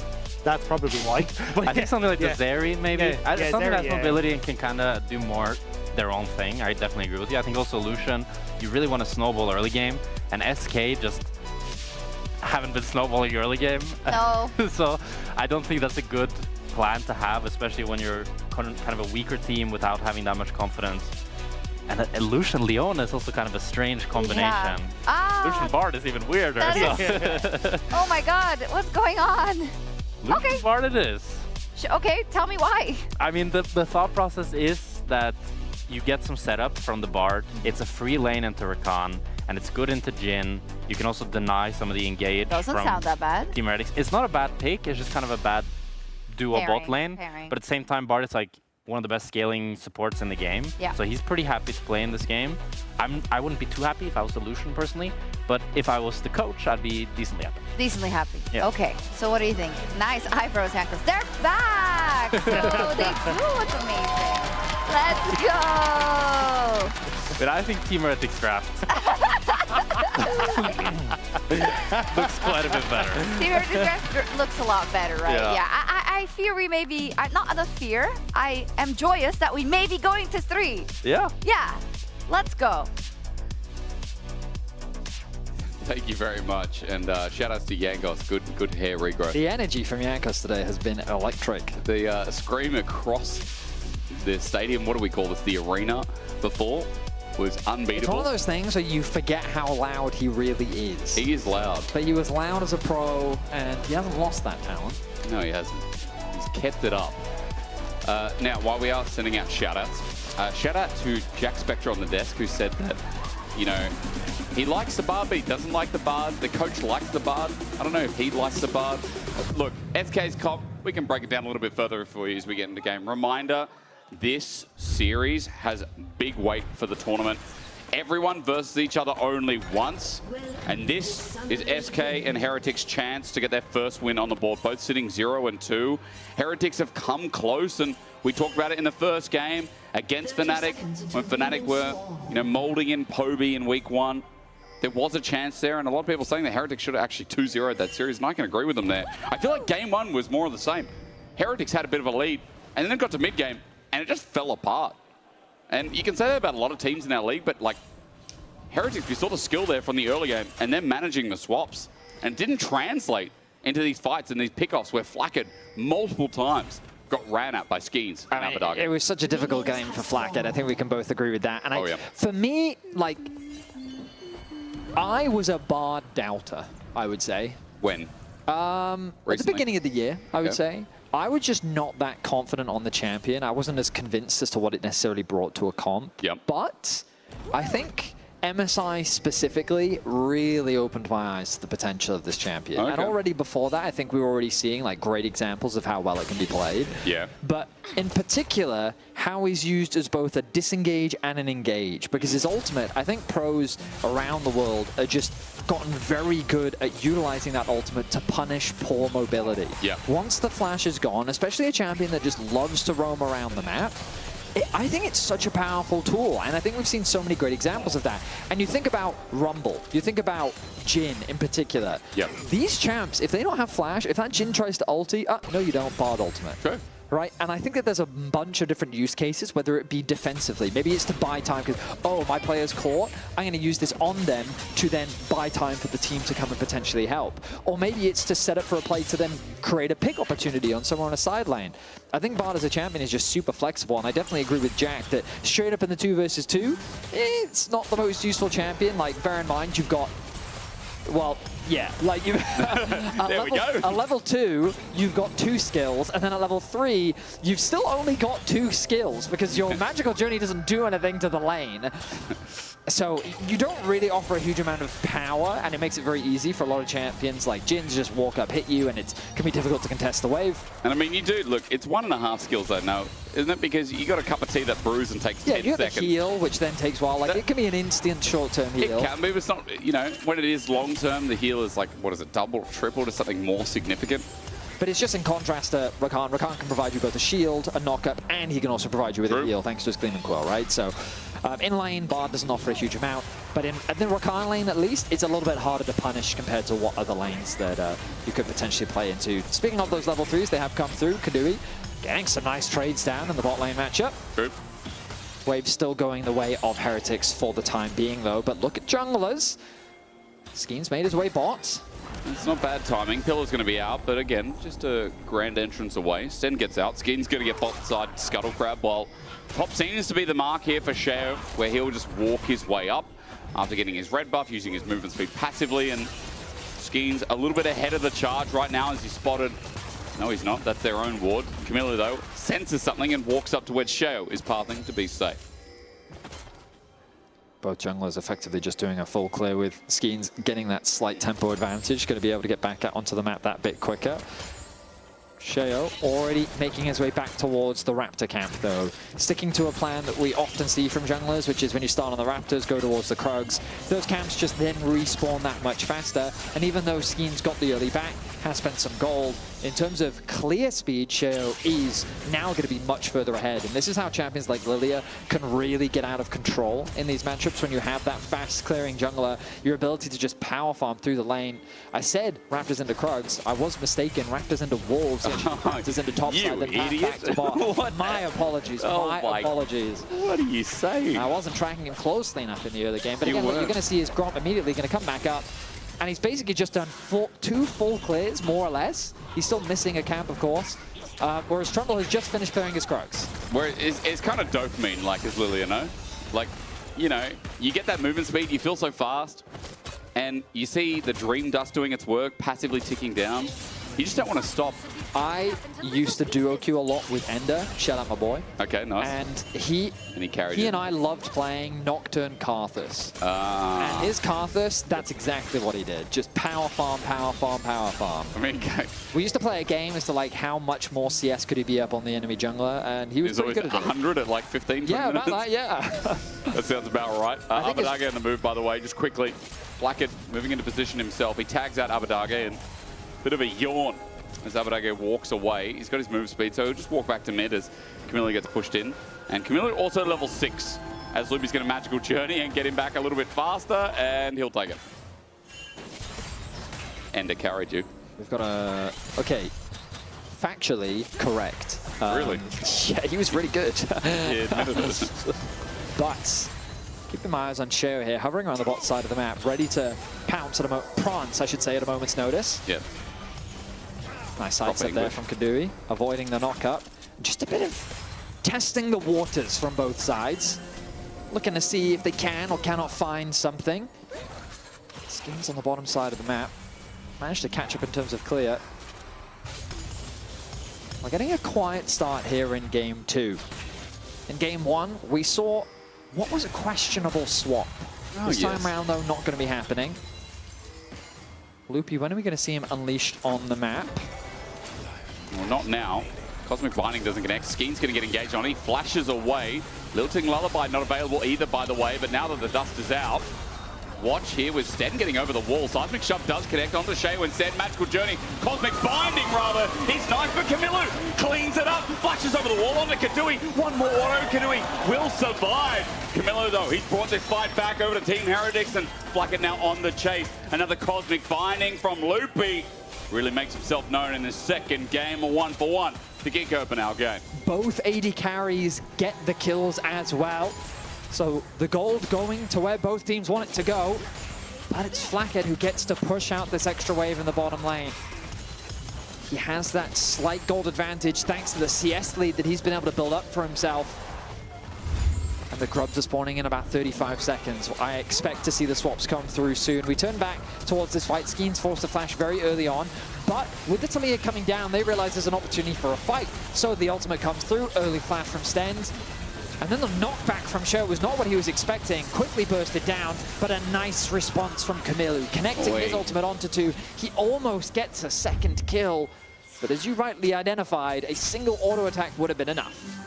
That was a close call to being a Team Heretics win. With Camilo's recovery, with this fix up of that fight, there is a kill onto Flacket now. They move towards mid, and remember, grubs are up in a couple of seconds, so top side's going to be the focus here, but the difference is in this upcoming fight, we do have a Subjugate, we do have a Sleepy Lullaby available for Sheo as well, so there are new ults entering the equation. Curtain Call has just come up as well, as Kadui also has the culling, but for now, it's just Sheo's territory, as Dragon for grubs is going to be a complete trade by SK. Looks like they're okay with that trade as well. Abadage, he's getting ganked here. Stand has the quickness, set up Seismic Shot, buys him some time, but there's the charm finally. Loopy has got a Magical Journey in, but not out. Abadage, lucky to be alive. Camilo hits him a little bit, and his ulti's almost up. That Fate sealed in 10 seconds. Camilo has another chance. Bowling ball. There is that exchange, and there is the Lilia ball rolling on by. What is that? It's a swirl seed, but what, like, is it just a seed? It's a swirl seed. It's a plant? It's a seed that is defined by its swirl-like shapes. Like, if I put that in dirt, would that grow a plant? What would that do? I imagine so, yes. Yeah, a but seed what is often bears fruit. The tree is a swirl? Like the cinnamon swirls you get like a bakery? Hang on a minute. No, you're taking the name of it too literally. Well, then what is it? You know, because there are these rhinoceros birds that do not grow up to be rhinoceroses, but they do emulate the horn of a rhinoceros. Is this in League or real life? No, they're real-life birds. Rhinoceros birds. It's called a rhinoceros bird. They have horns? They have a bird-like...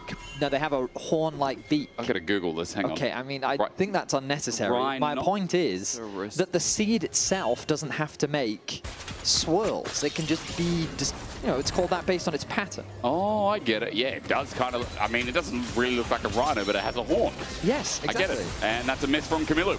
You just get shoved away? Whoa, whoa, whoa, hang on. I didn't realize we were cosplaying casual in this game. My Yone. Yeah, gotta get it in, you know, gotta get it in every now and then. We do have to insult some co-streamers every day. Every That's now part and of then, our contract. yeah, it is part, yeah. We've already dissed on Yankos. We've dissed, actually Yankos has copped it a bit today. That guy not only has had mention after mention, he's been bagged out for his eyebrows by someone in our audience. He got a second opinion from Dracos. The number of disses is based on your playoff performance. Ah, playoff performance to equals diss ratio. Yeah. It's a math equation that the people behind our scenes actually make up. We're going to lay something on Dom later on as well. we just cooked that one up. Yamato, we're coming for you next, man. The problem with Yamato is his voice. It's too silky smooth. Like, you never lead a sentence with that. No, it's not a problem, but you know what I mean? Like, that dude sounds like he's caressing your eardrums. Yes, I wish he did more audiobooks. I agree. He should do audiobooks, that's right. Or voice Summoner's Rift. I would love that too. This is not a diss, this is the problem. There's only positive things to say about that man. It's easy, Kato, you just, you know, sink him in a ship, he's fine. He's got a lot of things to sink him for. Now, much like Vedius, I'm ready for another fight. Yep, same. And Abadage, we've had 2 kills in 11 minutes. I'm ready for bloodshed. Let's go for Flacket next. Pillar out, he flashes away. Now Flacket, no flash for a Jin. Hurts a little bit.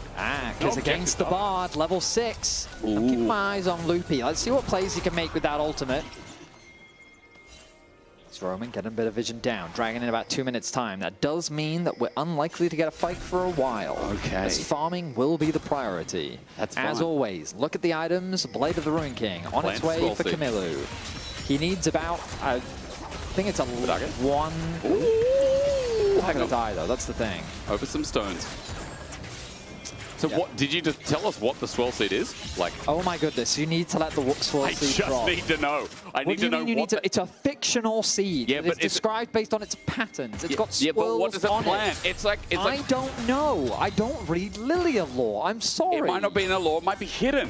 Like, you know, like... But why do you think that I would know that? Like Nico and Hecarim being her mother and father. Like, that's a hidden lore. I think you made that up. I don't think I think did. you're just making stuff up now. I'm not the first one to say something like that. I will not be the last. Do you and the Shabana feet guy, are you in connections with one another? No. I've heard about that, but no, I am much holier. Shabana feet Questionable. guy. Questionable. I'm a saint. How dare you? All right. Now, when early games are this slow, don't worry. We've got you covered. We make graphics before the day. Well, actually, no. This one got made today. What graphic have you got prepared for us? Skins! He had a great game one. That guy was good in game one. Certainly was. 92.9% KP. He was involved in pretty much all the action that happened in game one. Dude was the action. He was farming incredibly well, and I mean, the KDA speaks for itself. Yeah. He was a massive reason as to why SK currently lead this series. And he's going to be important again on the Trundle. A champion that can basically... I don't know what the right words are, but remove a front line. You know, like the fact that you can steal away all those resistances. True. It was why I remember, do you remember the Trundle Poppy permanent matchup that we always used to watch? Yeah, in like season 2017? I don't. I mean, it's happened a few metas, Yeah, right? it's true. But the idea is that when the Poppy comes in, tries to disengage, just nom, steal away all the stats, and then Poppy becomes paper. I don't think that's the noise that Trundle does. Trundle steals like he ciphers. Om is the Cho'Gath. Oh, wait, no. He's literally just like, nom. No, he's not. Yeah, no, he is. No, he just yells, doesn't he? He just screams. The Troll King has a sensitive side too. You think when Riot made it, because the Champions out, it came out 2009 when the game came out, right? How do you know that? No, but when did he come out? When did Trundle come out? Again, you keep asking me these questions. You're How that could I know old. that? You've been in the game for so long, We're the Thaddeus. same age. People associate you with like Abraham Lincoln, man. Like you are ancient. Okay, the Dragon is about to happen. Let's Yeah, lock that's in. also TP ancient. comes through from Abadage. Now what? It's going to the reset a Dragon's little being bit. started. Sheo is sending out a ball again onto Kadui. Could be a one-man lilting lullaby. Not going to be popped yet. The charm comes out. The cleanse immediately. Kadui gets turned golden by a tempered fate. Did Sheo just steal it? I think he did. Camilo flushes out of the way of a side pick shove, gets a two-man knockup. And on the Yona, he whiffs, sends it between the goalposts, but does enough damage. Camilo takes down Abadage, and Sheo just walked in and yoinked the Dragon. Felt like a one-sided fight from start to finish. SK could never really get good positioning because Kadui was eliminated from the fight right off the get-go. Loopy's ultimate did keep him alive, but that Rumble ultimate already brought him down to about 50% HP. He was slowed down. Trundle was forced away from the objective. We'll see it again here, and how SK look like they have control over the river, but then that early poke comes down onto Kadui. The ultimate then comes through from both the Rumble and the Rakan. He's then forced to go golden, and look at how split up they are. Easy steal comes through from Sheo. The dive then onto the backline.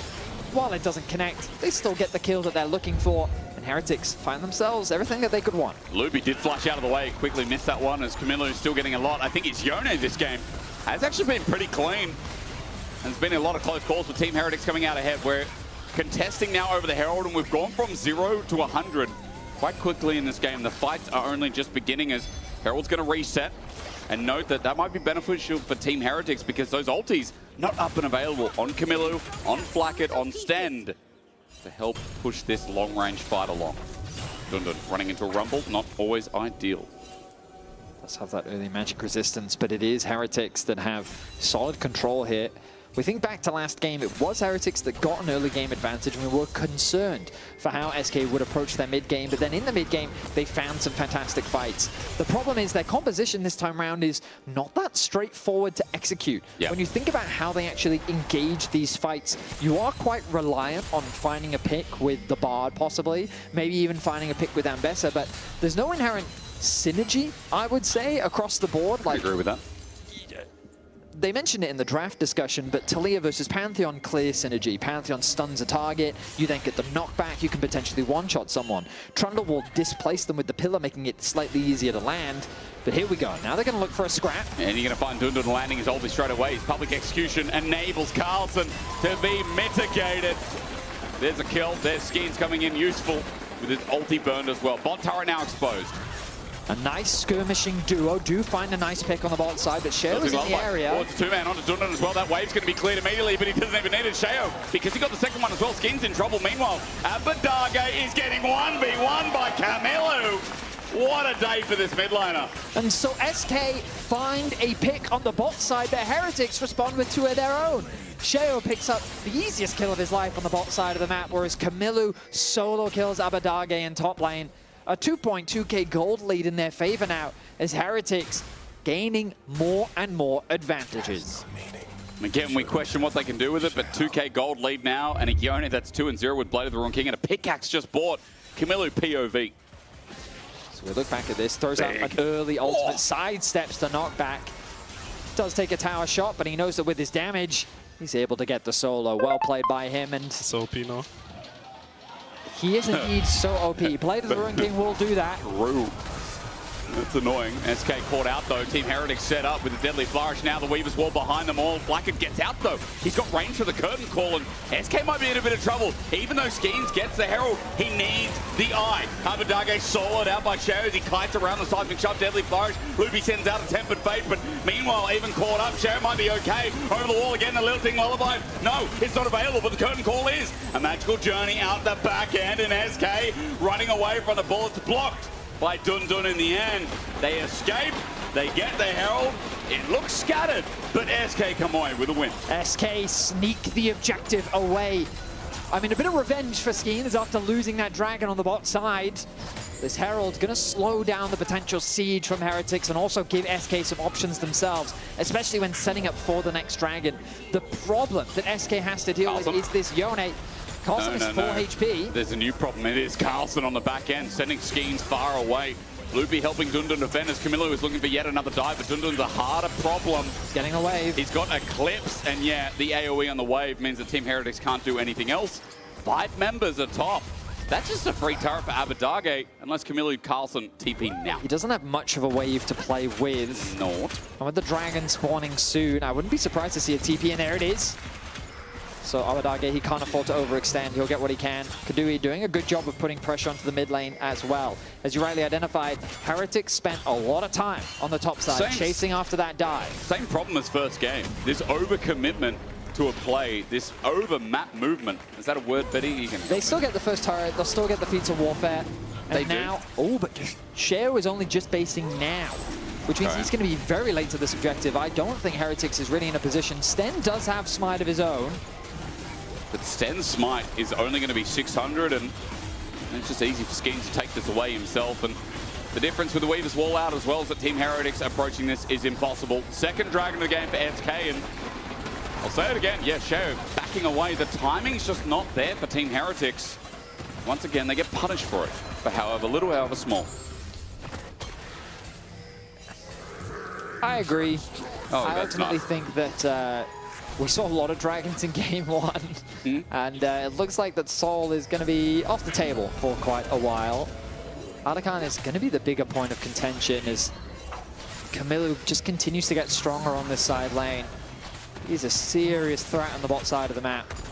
And this was what I was trying to mention earlier. There's no one that can really deal with the Yone.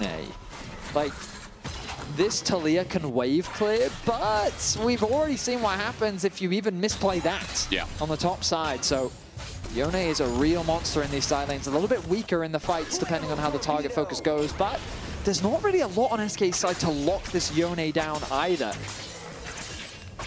And the rest of the comp hits from a screen away. You know, we talked a little bit about SK's tools, and I know you were mentioning, like, the synergy of the draft isn't really there, and there's a lot of things that might work against each other.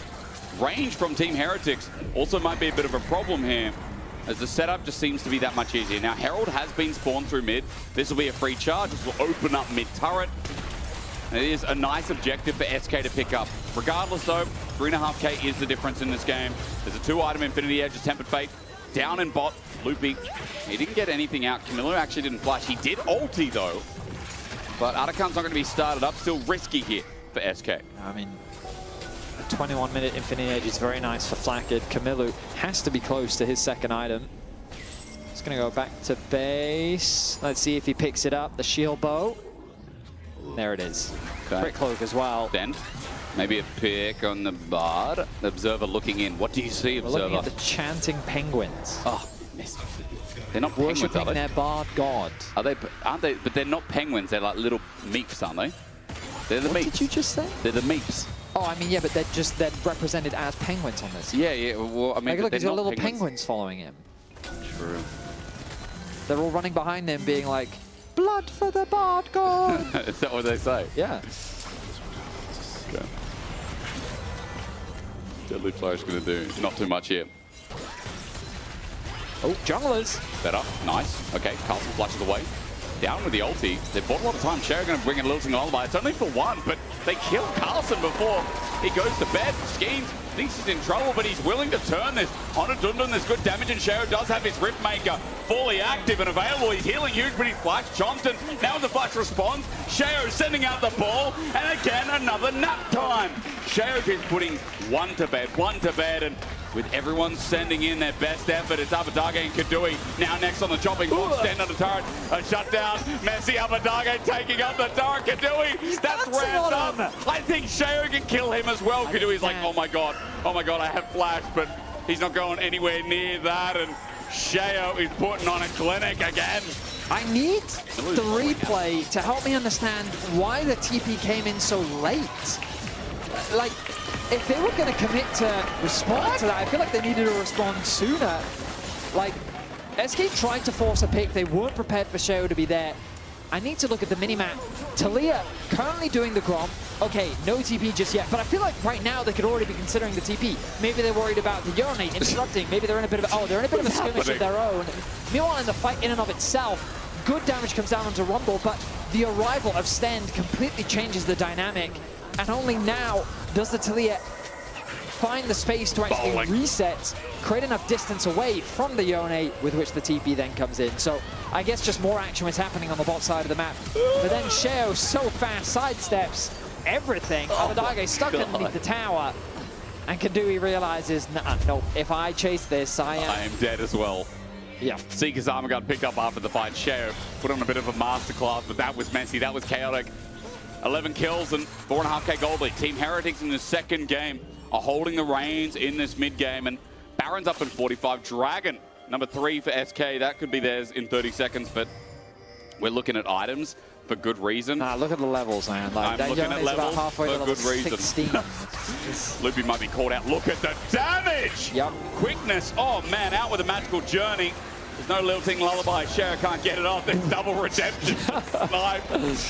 Getting a little bit silly as Carlson's going to get a Mega Blast cone on top of his face. He's going to burn down Schemes, but there's a pillar in the way. Public execution again from Dundun is nice. And he'll pick up his 3rd kill of the game. Meanwhile, Camilo sending it in. The Fate Seal to shove away. Abadage in trouble, but this time he's safeguarded, buying time. Both side lanes are pushing on the pressure. But SK is going faster as the Weaver's Wall sent towards mid to get the wave, while top turret will not fall due to the small minion wave. So SK's game plan seems to be trying to just attack top. Trundle and Ambessa are a strong skirmish duo, and so they're just throwing everything they can at Carlson to look for a cross map. They realize that they're unlikely to win out on the 5 versus 5, so they're just trying to attack anywhere that the Yone isn't. This does mean that Camilo just gets free reign over the bot lane. Level 16 on this Yone. He is 3 levels up on Abadage. And, I mean, at the very least, SK's getting something back out onto the map, but I'm not sure I would call it control. I'm not sure what I would call it, but overall, I like where we're at. We're setting ourselves up for a Baron at 25 minutes now that the odds are kind of even. Team Heritage, yes, with a gold lead, The odds are not even. Okay, they're not even close to even. No, but the thing is, Betty, the thing is, their pick is huge. Like, SK has been showing us, as you said, they've been overwhelming sides and getting the pick off. If they do that in front of Baron, you know, maybe I still think that they wouldn't be okay, the odds are not even, ladies and gentlemen. They're not. And especially not now. Abadage walks into Sheo. A seismic shove that saves his life again, but This dream-laden burn needs to be stopped. Equalizer down. It's not fair. The Veil is taking its target. SK's got to go Baron right now. I feel they've just spotted the jungler on the bottom side of the map, but it's Lilia. And so they're worried about how quickly Sheo can get back up towards the Baron, and they don't believe that they can kill it fast enough. So an easy pick comes happen on the bottom side of the map. And Sheo is just so strong on the Lilia right now. Man, this Scottish deer is insane. Like 2.5K, sorry, 2 and a bit items rather. I'm not that far ahead, but 1,200 is the lead, right? I'm watching him back now. What is he going to get? He's got a needlessly large rod. He's going to upgrade his boots as well. Yeah. So Sheo is almost level 16. And you can see gold on the left side of your screen. I'm surprised that Dundun and Kadui are actually up, but Skeens is a different team. And Skeens have been perma-killing Carlson, okay? Hello, Loopy on the trail, and he's just ordered down to death. But like, what are we doing? What are we doing? What are we doing? Like, he has no push anywhere, right? Like, I get the idea is he wants to cover for his bot side, but he needs his bot to... Like, he should cover, work with bot to then get the vision. Like, you can't just face check. Because Carlson does this all the time. He just perma-groups through mid. And now it's set up towards the Baron. So this time it's worked out. Loopy going down. He has 15 seconds. No TP to join the fight.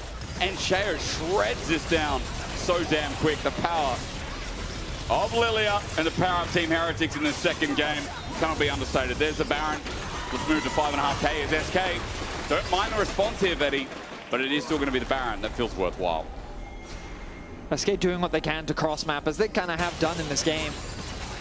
But I'm looking for a win condition, and I'm struggling to find it because Heretics, they're constantly finding better picks on the map. They're converting it into more objectives, and now with the Baron, they can start that siege onto these tier 2 towers. I think the only reliable wave clear that SK has is through Abadage. But you mentioned it earlier, the siege, like the easiest way for Heretics to siege, Rumble Ultimate, Jhin Ultimate. A tower will not survive. True. And if anything misses, well, we just send Camilla in. But it doesn't, it's about the message, right? Ah, yes. Oi, Dundun. Public execution now down.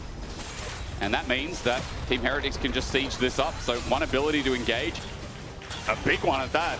Betty, it opens the doors, or should I say the floodgates, because Team Heretics, this siege is going to be egregious. I would prefer it if they put the Yone bot lane and then brought the Rumble up, but this is also fine. Keep the Yone mid and then rotate down towards the Rumble. Maybe stop Dundun from moving anyway. Deadly Flux is really good here because the quickness is well set up. Lock up and Curtain Call flies in. Dundun, he hasn't been ultied yet by the Lilia, even though the burn gets close to enough for redemption. Is that a snipe? Yes, it is! Stan kills Dundun from afar.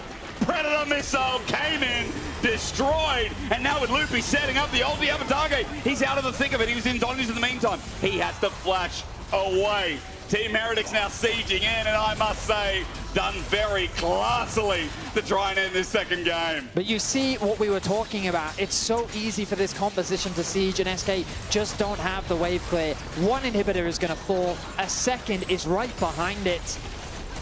Sub 30 minutes, Heretics will break open the base. Like it. Let's be careful, something shoved now down. He can walk it out, and good sidestep. Double inhibitor, Vetty. Not just the base, it's in tatters here at 8.5. Very nicely done from Heretics, using the Baron exactly like they're supposed to. And Camilo, he just added insult to injury because in the mid lane, he was also diving 2 versus 1. True. And it wasn't even about getting kills, it was just about getting enough damage down to threaten SK so that when the rotation from bot came over to mid, there was no way for SK to be able to defend. So now with only that bot top tower left standing, I'm surprised on the exit that they're not focusing getting this dragon. Camilla may have overextended here. Let's see, it's a Baker. Stender's nearby, and remember there's a curtain call from Flacket coming in as well. Quickness, ulti does whiff, but it doesn't matter. Abadage is in the thick of it. Sten's going to take a magical journey, and into Luby with Carlson there sitting on the side. Whatever Bart tastes like, I'm sure it's no surprise. Team Heretics take 2, and now the base is up. Oh, and now it's Skeens who's in a lot of danger because behind the turret is Carlson and Sten. They're looking for another pick. Going to be an easy setup, and again, upside of the map seems to be it. Dundun's going to teleport in, culling out through as well. Team Heretics, that is theirs. There's a quick drowsy behavior. Sheo is just going to burn down. 5 members running into Dundun. It's not the best, but it's enough. That's all that matters from Team Heretics in this game too. Heretics going to continue the siege after SK desperately tried to find something in the top river. back is going to come through from Camilo. He has the TP available. He's going to send it to mid lane.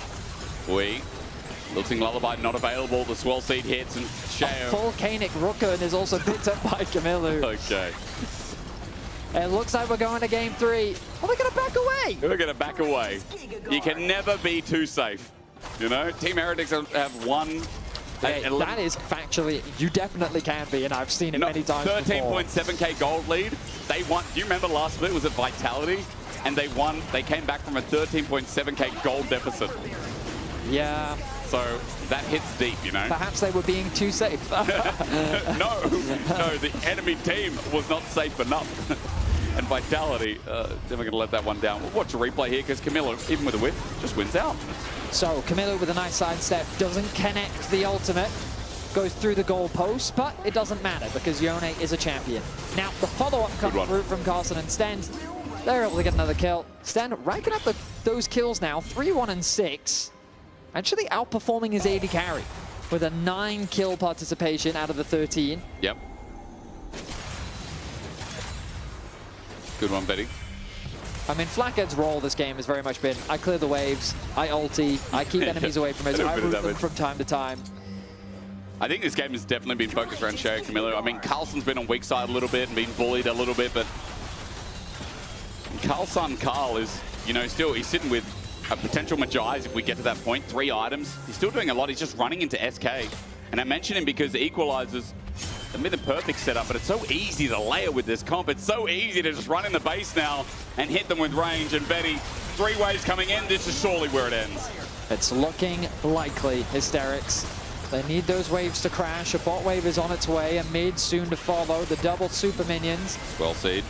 Shao has to flash. The towers. I'm waiting for the flash in from Shao to put everyone to bed. Swell Seed misses. He's got his movement speed up, the ability to run in. Watch the Lilia. Tempered Fate does not connect. He's too fast. It's Deer in headlights. Another one out as Sten sets up for the engage. Camilo runs in and again, still no lilting Lullaby waiting in. Shao jumps in and sets for Scotland. Running in. Abadaga's going to be the first to drop down and his angle immense. He hits everyone, he dies. But man, it looked hella good. That's what William Wallace did. As we go right to the Nexus to a game 3. Team Heretics do it with style. They are not winning every part of this fight, but it is enough. SK are way too far behind, and for Shao Stan, you'll take us to the final pinnacle of this series. And we wouldn't want it to go any other way. For both these teams, this series is so insanely important to keep their playoff hopes alive. 1-1, it's all going to come down to this. Well, Team Heretics finally got the ball rolling. Much better from them after what game 1 was. I see DD standing by on the sidelines, ready to give us the throw. Thank you very much, gentlemen. I am joined by Shao after an incredibly dominant Lilia jungle game. How are you feeling about the little meta shifts that have allowed so many AP junglers to come back in? And I love it. I like to play AP junglers, so I'm glad I can play them again. And maybe for game 3, another one. That's kind of what I'm hoping for too, but I don't want to give anything away. What's the biggest focus you think from the team after that game 2 bounce back to make sure that you guys can succeed in game 3? I think just play our game. I don't think they're doing much. So if we just stay calm, we should win. Sounds like a good plan. I'll let you get back to your team. Thank you so much. That does it for us here. We're going to go to a quick break. When we return, game 3, we'll find out who takes it.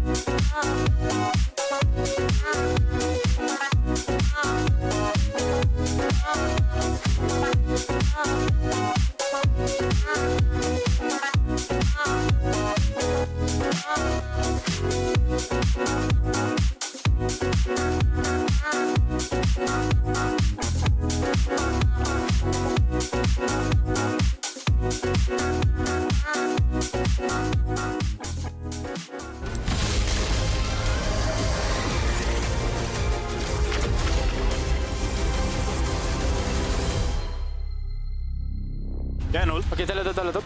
I cook them on bot. Yeah. Good job, Nice. Lucian ultimate. Handle around here. Okay, nice. Nice. Lucian is up. No sums. Oh, il fucked up. Yeah. Has on it, tell You killed them, I think. Oh, I did this one, yeah. I got it. Nice. Has flash. No flash. Hopla. Come in. Nice. Nice. Okay, guys. Nice. One more. Let's go, boys. Welcome back to the LEC ahead of Game 3 between SK and Team Heretics. Now, before we get into the game, I have to check in with Carney. I'm sorry it couldn't be under better circumstances. I'll give you my Carney. Good to see you, brother. Good to see you, too. Game 2. Draft diffy, execution diffy. What happened, man? So I'm not trying to cope that much. I would say both. And first of all, I should not let you into my booth after you cursed Jankos already before, because he thought surely his team That was shocked. She's the queen of curses. I don't curse people. Okay, I quote you on that one later. Yeah. Maybe. I don't know. I mean, no, we just put a check mark on game 2 and go into next game. It never happened. What is the key, do you think, for the boys? Are there any champs you really want to see? Is there any strategy you really want to see? Any player you want to see enabled? Like, what if you were there setting the draft up? Who would you be looking at? Actually, especially after hearing Kidui interview after game 1, I think it would be quite important for us to get some agency on skins. Because, I mean, Trundle is for sure one of the better junglers right now, but you can't really do that much. You have your pillar, you have no engage, you can't really lead your team as he used to in game 1. So just give me some agency for him. If it's a dog jungler or carry jungler, I don't mind, just let him do his thing. Yeah, and I think we can win. I mean, I like that setup. It feels like Skeens is completely popping off. Is there any chance at all Kidui ever gets to play Ezreal again? That's the last question for me. It's I want to see it. I don't think they're ever going to let him have it. As long as don't have to see his Kai'Sa ults again, I don't mind. I'm allowed to flame him. All right, well, what a way to set up game 3. Let's send it back to the analyst. Let's get ready for this one. Thank you. And also, why am I catching stray bullets here? I haven't cursed anyone in a long time, okay? I was a bit cursed for SK, though. That second game, I think you summarized it pretty well. Yeah, the Trundle, I don't know. Like, if Skeens was the only thing we were looking at in game 1, I think Sheo was one of the main things we were looking at on the other side. It's kind of jungler superstars on each side. Yeah, I get the Trundle pick. We were kind of talking about it in the drafts. Like, I actually liked the Trundle because it was, hey, if they pick Sejuani or they pick Maokai, you get mega value from this Trundle. And you can kind of see they understood what they wanted to do with it, which was cross-map, try and take towers, try and play through that. But I think Sheo did a great job of reading some of those opportunities, getting into positions where he's able to pick them off on side lanes. And then Sheo just ran away on this Lily and looked fantastic. I mean, look, after game 1, I said Loopy Nation is what this team needs if they're going to succeed when Skeens is not being enabled. And Loopy Nation had a bad game too, folks. It was rough on the board. It wasn't really able to do much of anything. And it really shows the weakness of this team. We need to see Skeens on a champion where he can be the difference maker, because the other teammates, they're not capable of stepping up. Oh, it's harsh, but I believe it may be true. So Lee Sin game 3. That would be insane. Maybe. I want to see the Zed come out. Not like I understand where the position for Zed to come out is, but like in LCK, Zed is just so much fun. In LCK, I thought we were gonna see like CC Yeah. champs. You guys are just saying your most fun like dream junglers that you want to see. It's like if you see the game, right, and you really want to influence it as jungler. But we'll talk about that later. I do want to talk a little bit about what went right for Team Heretics, because they deserve that as well. And it looked a lot more like the Team Heretics that we have come to expect. But a special shout out maybe to the mid laner in Camilo, because this is still a journey this guy is on, right, in terms of kind of stepping up to that top level. But that's the part I didn't expect, right? Yeah. Like, I think it is a go back to what was the expectation for Heretics, but Camilo stepping up on a Yone was not what I had on my bingo card coming into today. This guy, we've always kind of seen, at least in my head, is like the facilitator, even on picks like the tank Shogat mid and all these kind of stuff that he's bringing out last year. But I think this time around, he was phenomenal in team fights. He had a great laning phase. His ultimates were on point. He was phenomenal in these moments. And as you say, like for a man who's on a journey, this is a really correct step in the right direction. Yeah, no magical journey on the other side. No magical journey. Journey for Camilo. For me, it was a real surprise, both of these games from him. Like, usually Camilo laning phase has been a bit rough. He falls a lot down in CS, but I think even in the Corki game, he was like 12 CS per minute, consistently out farming. In this Yone game as well, he had like nearly 100 CS ahead near the end. And of course, Abadaga had a very rough game as well. I think we need to say that. We need to be honest, right? But at the same time, Camilo stepped up. Yeah, okay, but let's look at this, because, right, like, Skeens is doing well. They actually get the first kill, the initial kill here, and then they're not going to get the second. But that mid laner, where is he? Where is he? He has TP, he's not TPing. He's not TPing. He's not TPing. Yeah. And... he's about to turn it. We can turn it. This is our moment. Let's go. Like, what happens there? And then I think what the most egregious thing here is, I mean, it's not egregious, but because I think they're trying to get something out of a lost play. I think you can call it egregious a bit how this is played. But look, and now it's like, oh, boom, and oh man, that sucks. And then when I heard in the comms as well that the enemy team is saying, yes, Sonius, he's going to press Sonius, and then they're just like, oh, he didn't press Sonius. Oh, that's awful. But yeah. I like that you're saying it, because you have also been in that position, right? It's like if you're just playing for yourself and that happens, you're like, yeah, nobody saw that right now. Like, I mean, it's rough for sure. Sometimes it's just the nerves. Sometimes, like with plays like that, you feel like you're for sure gonna get the kill, and then just your hands don't do it right, and everything falls apart. NA mid laners. But at the same time, like I don't know, I want to hold them to a higher standard, you know? Like, I think it's fine for us to say that, like, that is egregious, you know? Like, that is bad. Yeah, I think it does show the issues that we've seen with SK, right? Game 1, they have this super easy identified draft about how they want to try and play. Game 2 is much more kind of like, hey, you have to split push well, you have to set up lanes well, you want to be using this Talia to try and have impact moments on side lanes, and it's just a complete swing and a miss. So I think this is where for SK, it is going back to kind of what we heard already was, you know, enable Skeens, but also just keep it simple. Like, don't go for any of these kind of crazy plays. I'd rather you slap an Ornn in the top lane, you get a decent scaling AD carry, and you play for an easy to execute fight, rather than trying to play for something that requires much more coordination, because, like, no offense to you lads, but you clearly don't have it. Yeah, it's true. For Team Heretics to be put on the back foot here was a little bit, you know, I think disappointing to me, because I do believe them to be the better team, or they should be the better team. But still, I'm not getting those same vibes that I got from Heretics, even kind of like in the splits that they made it to playoffs even, right? So I do want to see a little bit more, and definitely want to see them slam game 3. Camilo's always smiling though. Yeah. That's great. It's really important, I think. I think Camilo and Flacket are definitely bringing that positive vibe. So one of the things you touched on was like Flacket having that confidence game. Yeah. I still don't feel like he's maybe had that. No. He was more like, he was doing his job in this game, but it wasn't a standout performance. I'd love to see him on a hyper carry, really show that he can be a great ADC, and he can be a leader in this team to actually make them reach playoffs. Yeah, in game 3 we see that SK is going to pick the blue side, expected. First pick Lee Sin. I like either Lee Sin or like Pantheon or any of those. I said Pantheon sounds really good. Or the Zed, no? Zed as well, yeah. Actually, what you should do is swap to red side and pick Lee Sin and Zed, and then you can always swap where you want to place them, right? Yeah. You keep the mind games going. And then Kai'Sa for the AP on bot, and you got a good comp. Exactly. Yeah, exactly. Although I don't know why Party they hates don't that. Let's see, indeed. All jokes aside, though, really important third game. Like winning this series would put you in a much, much better position in this group. This is literally your direct competition. It doesn't get any more direct than this one. So you just got to slam it right. And I believe in every important game, slamming the Ornn is never wrong. I believe that. I agree. Pick scaling, play an easy-to-play composition, and they'll make it work. Yes, I want to hear that Ornn horn. Rah! Let's go. Fantastic impression. You know what? I want to hit Ornn horn as well. I agree. Never a bad choice. And when we've seen like great performances, people like Meowin and I'd say like team fighting from Carlson and Dundun within the series at specific moments, maybe it is not a wrong choice. Maybe the Sion gets let through as well, and we just get tank battles slapping each other. You know what? In EU, and you're in a do or die situation, Ornn Jinx. True. Just can't go wrong. True. Or Sion Aphelios.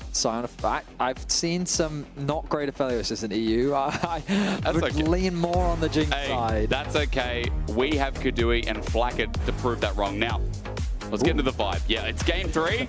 Game 3. The disco music's Yeah, out. we're getting a bit of we need to pump this up. funkin'. All Production right. need to make this like, screw our voices. I don't want to talk. We can just let draft we go still through have while to we talk, wind up okay? a bit, you know? Right. Well, we got a Wukong, we got a Sion over on the side of SK, which means that the front lines, I mean, okay, you can't just pick, or like Gwen is still a thing, all right? Like, Okay, ban Gwen. Yeah. Let's get rid of Gwen on blue side and pick Ornn, B1. We haven't had Nautilus earlier in the series. Yunara has been a pretty consistent ban, which means that she's probably pretty high on the priority list. What else sits there for you? Jace-ban.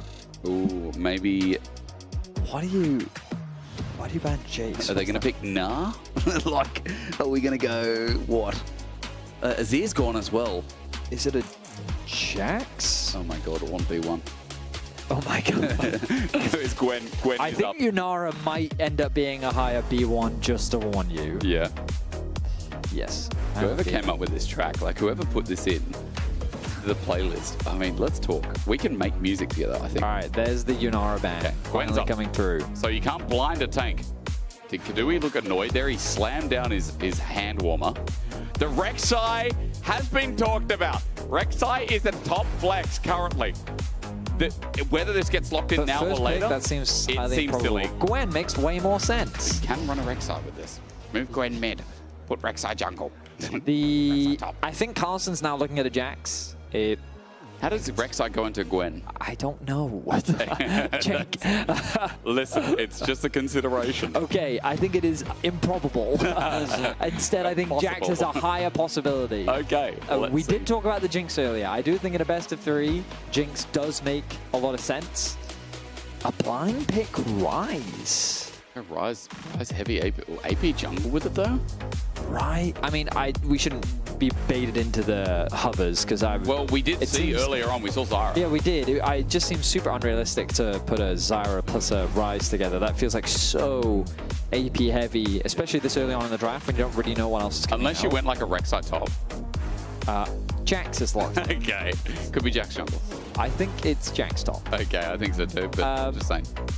Well, now, Orianna has been picked in this series.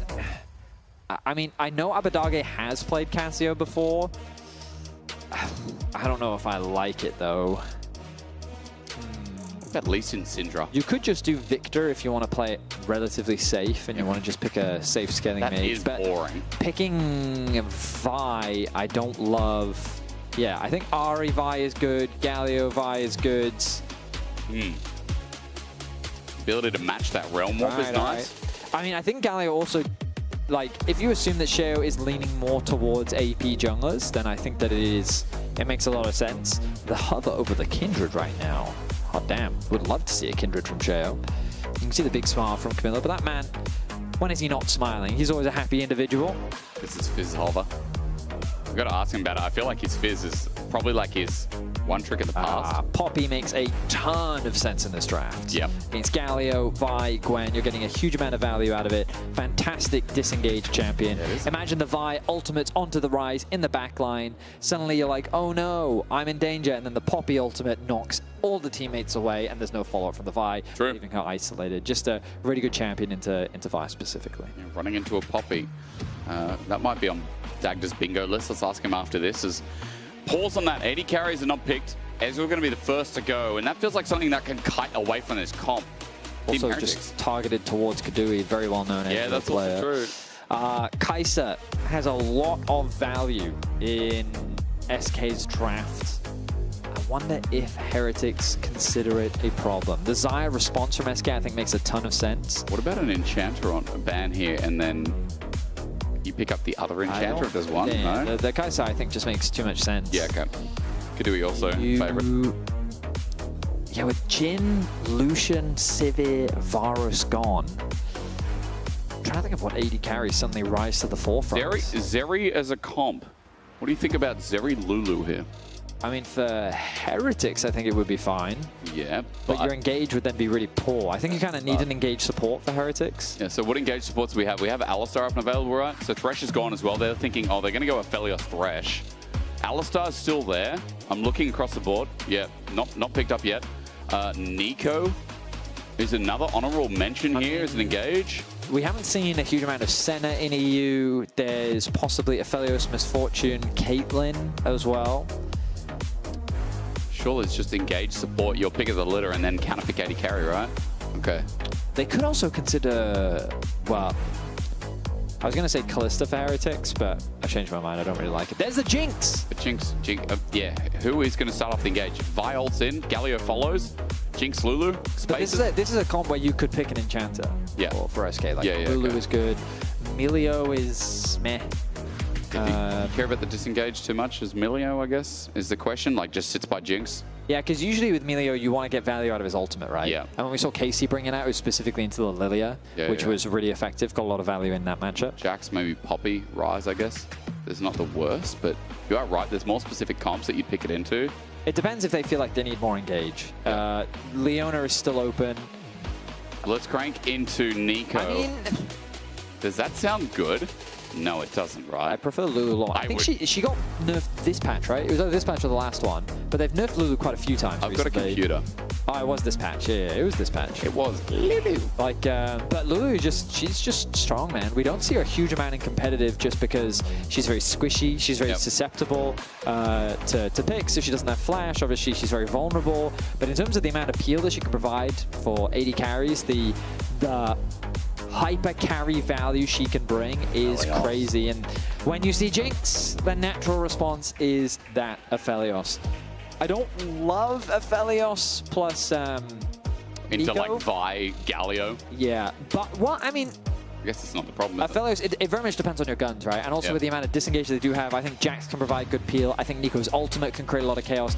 Heretics comp has a lot of ways to create chaos in the fight, making it harder for SK to follow up on those engages. What you can't deny is the fact that Vi goes in, Galio follows. That combo is guaranteed to happen, and that's going to force Heretics to spread out. At the end of the day, this game is largely going to come down to, can Kadui get resets? If they kill Kadui, a lot of the damage disappears, and the responsibility falls on the Dundun, but there are ways to deal with this Gwen with this composition. Alternatively, the moment Jinx gets a reset, it becomes very difficult to stop because Heretics don't actually have a lot of inbuilt crowd control. They've got Jax stun, they've got the Poppy connecting to the wall, they have the Rise roots, you've got the roots coming through from Aphelios. So there's like a lot of single target. Yeah, I was going to say, you said there was not a lot, then you named every champion. I did name every champion. I didn't see what I just did that. I guess from my perspective, I'm like, what is the Jinx specifically afraid of? And that's things like the Jax she's very much afraid of, trying to find access onto the backline. I think both sides are pretty interesting tools. It's all going to come down to the execution. Down to execution, where have I heard that before? Well, the SK Team Heretics now quite literally on a knife's edge due to their schedules. We'll talk to you about it as we get into game. First win for one of these teams up for grabs, as the other very likely to be eliminated in the long run. Nothing decided concrete here today, but like there's only one team that gets eliminated from each group.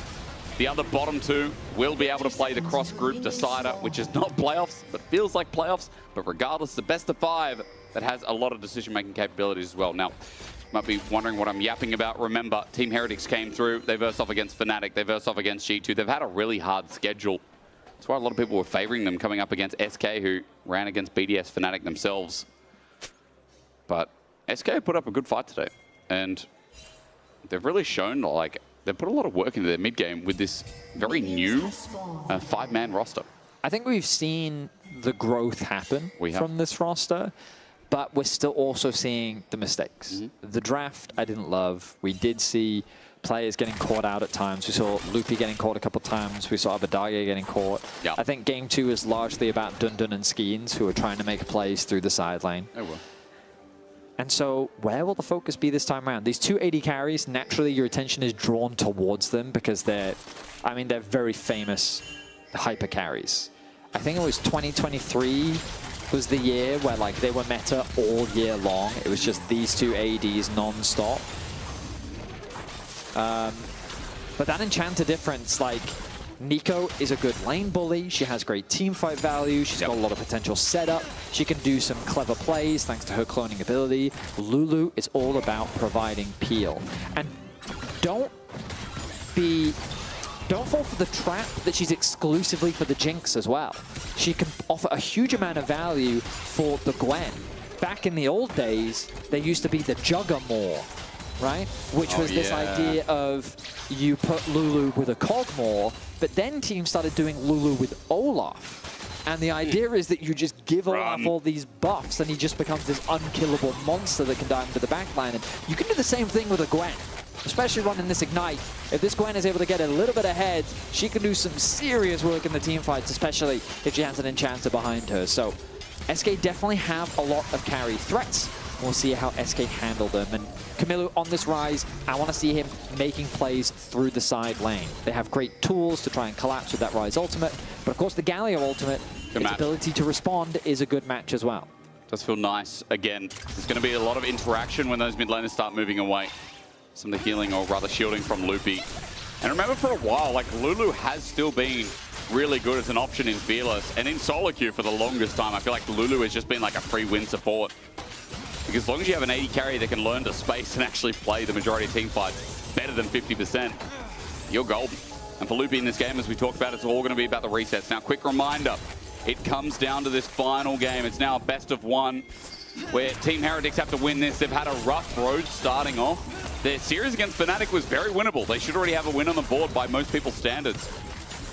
But here again today, this final game against SK is so damn important because both teams 0-2, and a loss here, I would say, is as good as saying you're probably out unless some teams fumble at the finish line. I do think that the matchup into BDS can definitely go their way based on what we've seen from Heretics throughout the split and how they have stepped up towards the playoffs. I think for SK, though, it's a much rougher schedule because they're the ones that will have to go up against G2 next week. And if they can't get a win here, they are going up against, right now, one of the scariest teams in the group, which is definitely a difficult matchup that they would have to play into. And they would need to win that matchup as well to stay relevant. Quick little heal from Loopy here. Range being used well with Calibrum, Gravitum, and Flacker just gets that range down a little bit further, and that's a good trade in the end as well. So this 2v2 starting to win out as well. And it feels quite nice as Betty.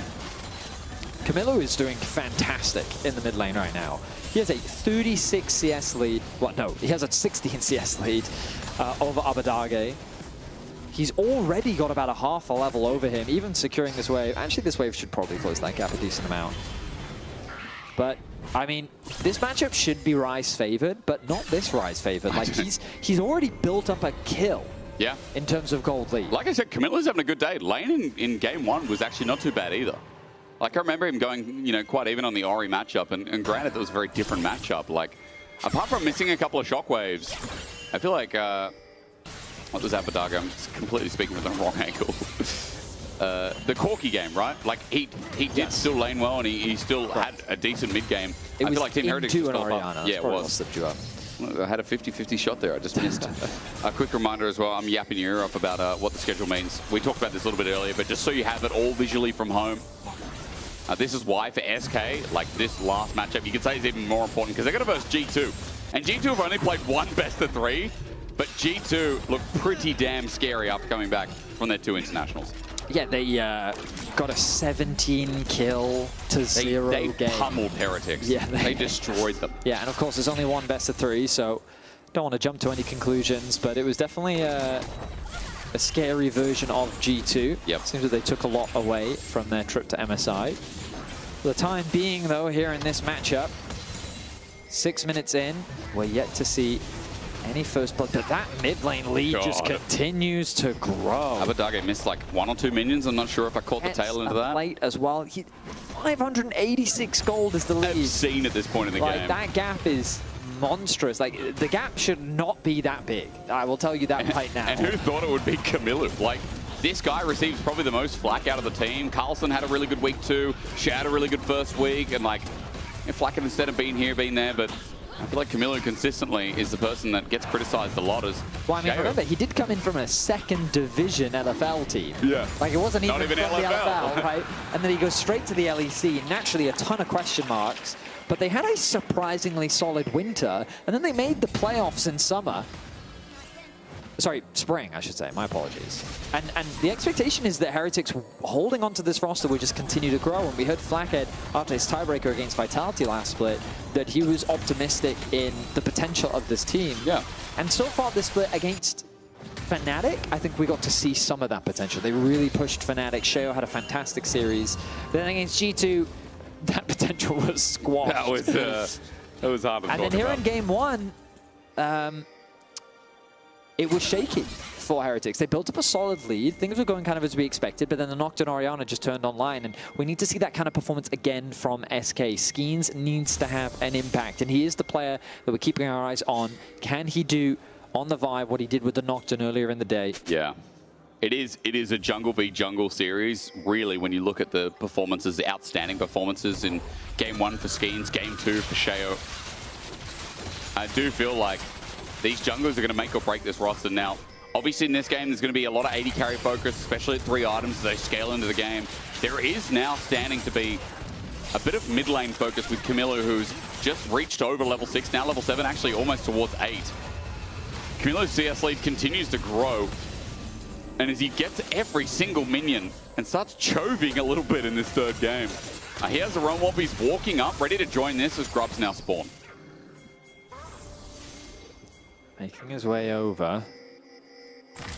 SK do have a few wards littered across the top side river, but it's all going to be about who can get that initial push. Both AD carries fairly even, but it will be Heretics to get off to a start. Skeens in position behind. Good angle with the control ward as well. It's going to be face checked by Sten. It's trying to be faked out, but he's looking. Rare's real Flacken. Decent assist. He gets a little artillery punch. He gets bumped away. Flush from Abadage, but the rocket hasn't found anything. It's a good disengage, I think, from Sheo, but now away from the Justice Punch, he survives. Oh, it's janky all around. Team Heretic, I think they're so lucky to get away from that. The execution was a little bit off from SK, but they get what they wanted. The Grubs. They force Heretics back. Flashes are spent from Flackhead. They get the flash out of Sheo as well. It should be an uncontested Grubs. Sheo is in the area. He's got Hex Flash, but he won't be able to channel it. I mean, SK, if they stick around, there could be another forced fight here. 2 Grubs at the very least. Blast Cone taken away to the Krugs instead. Triple Grubs for SK with a Jinx, with a Gwen for sides. That's pretty nice for SK to start this game off. And we said we wanted to see some plays from Skeens, and he finds one. Yeah. He goes through the Grubs pick, gets in behind, using the control ward to sit in the darkness, and then he sets up a play with Abadage. I think the flash commitment from Abadage was just a little too deep. He was basically 1v3 in that situation, and he didn't have the support or really the damage to threaten the kill, so a little bit overzealous, but he still gets away with his life. And Sheo is forced to flash quickly after. The gold lead is still in favor of Heretics, but that's largely thanks to the mid lane matchup Camilo. Because Dundun, he's building up a lead of his own up on the top side. Korean top laner playing Gwen. I wonder how scared we should be, because Dundun is, doing his own one, isn't he? Like this mid lane, this top lane, on opposite sides. And Dundun and Camilo doing their best impression to show us how little English they speak as feel like we're only just at the brisk of this one, Betty. Second Dragon's coming up, and in 1 minute 20, we might get another fight, especially since first items might be on the board. It is a question of how Flackett gets his Collector in time, and maybe how Kadui gets his Yuntal. I don't think he should have that expensive item, but there is a Rift Maker for Dundun with Teleport that is almost up and available. About 10, 15 seconds more. That'll be up in time for this Dragon spawning.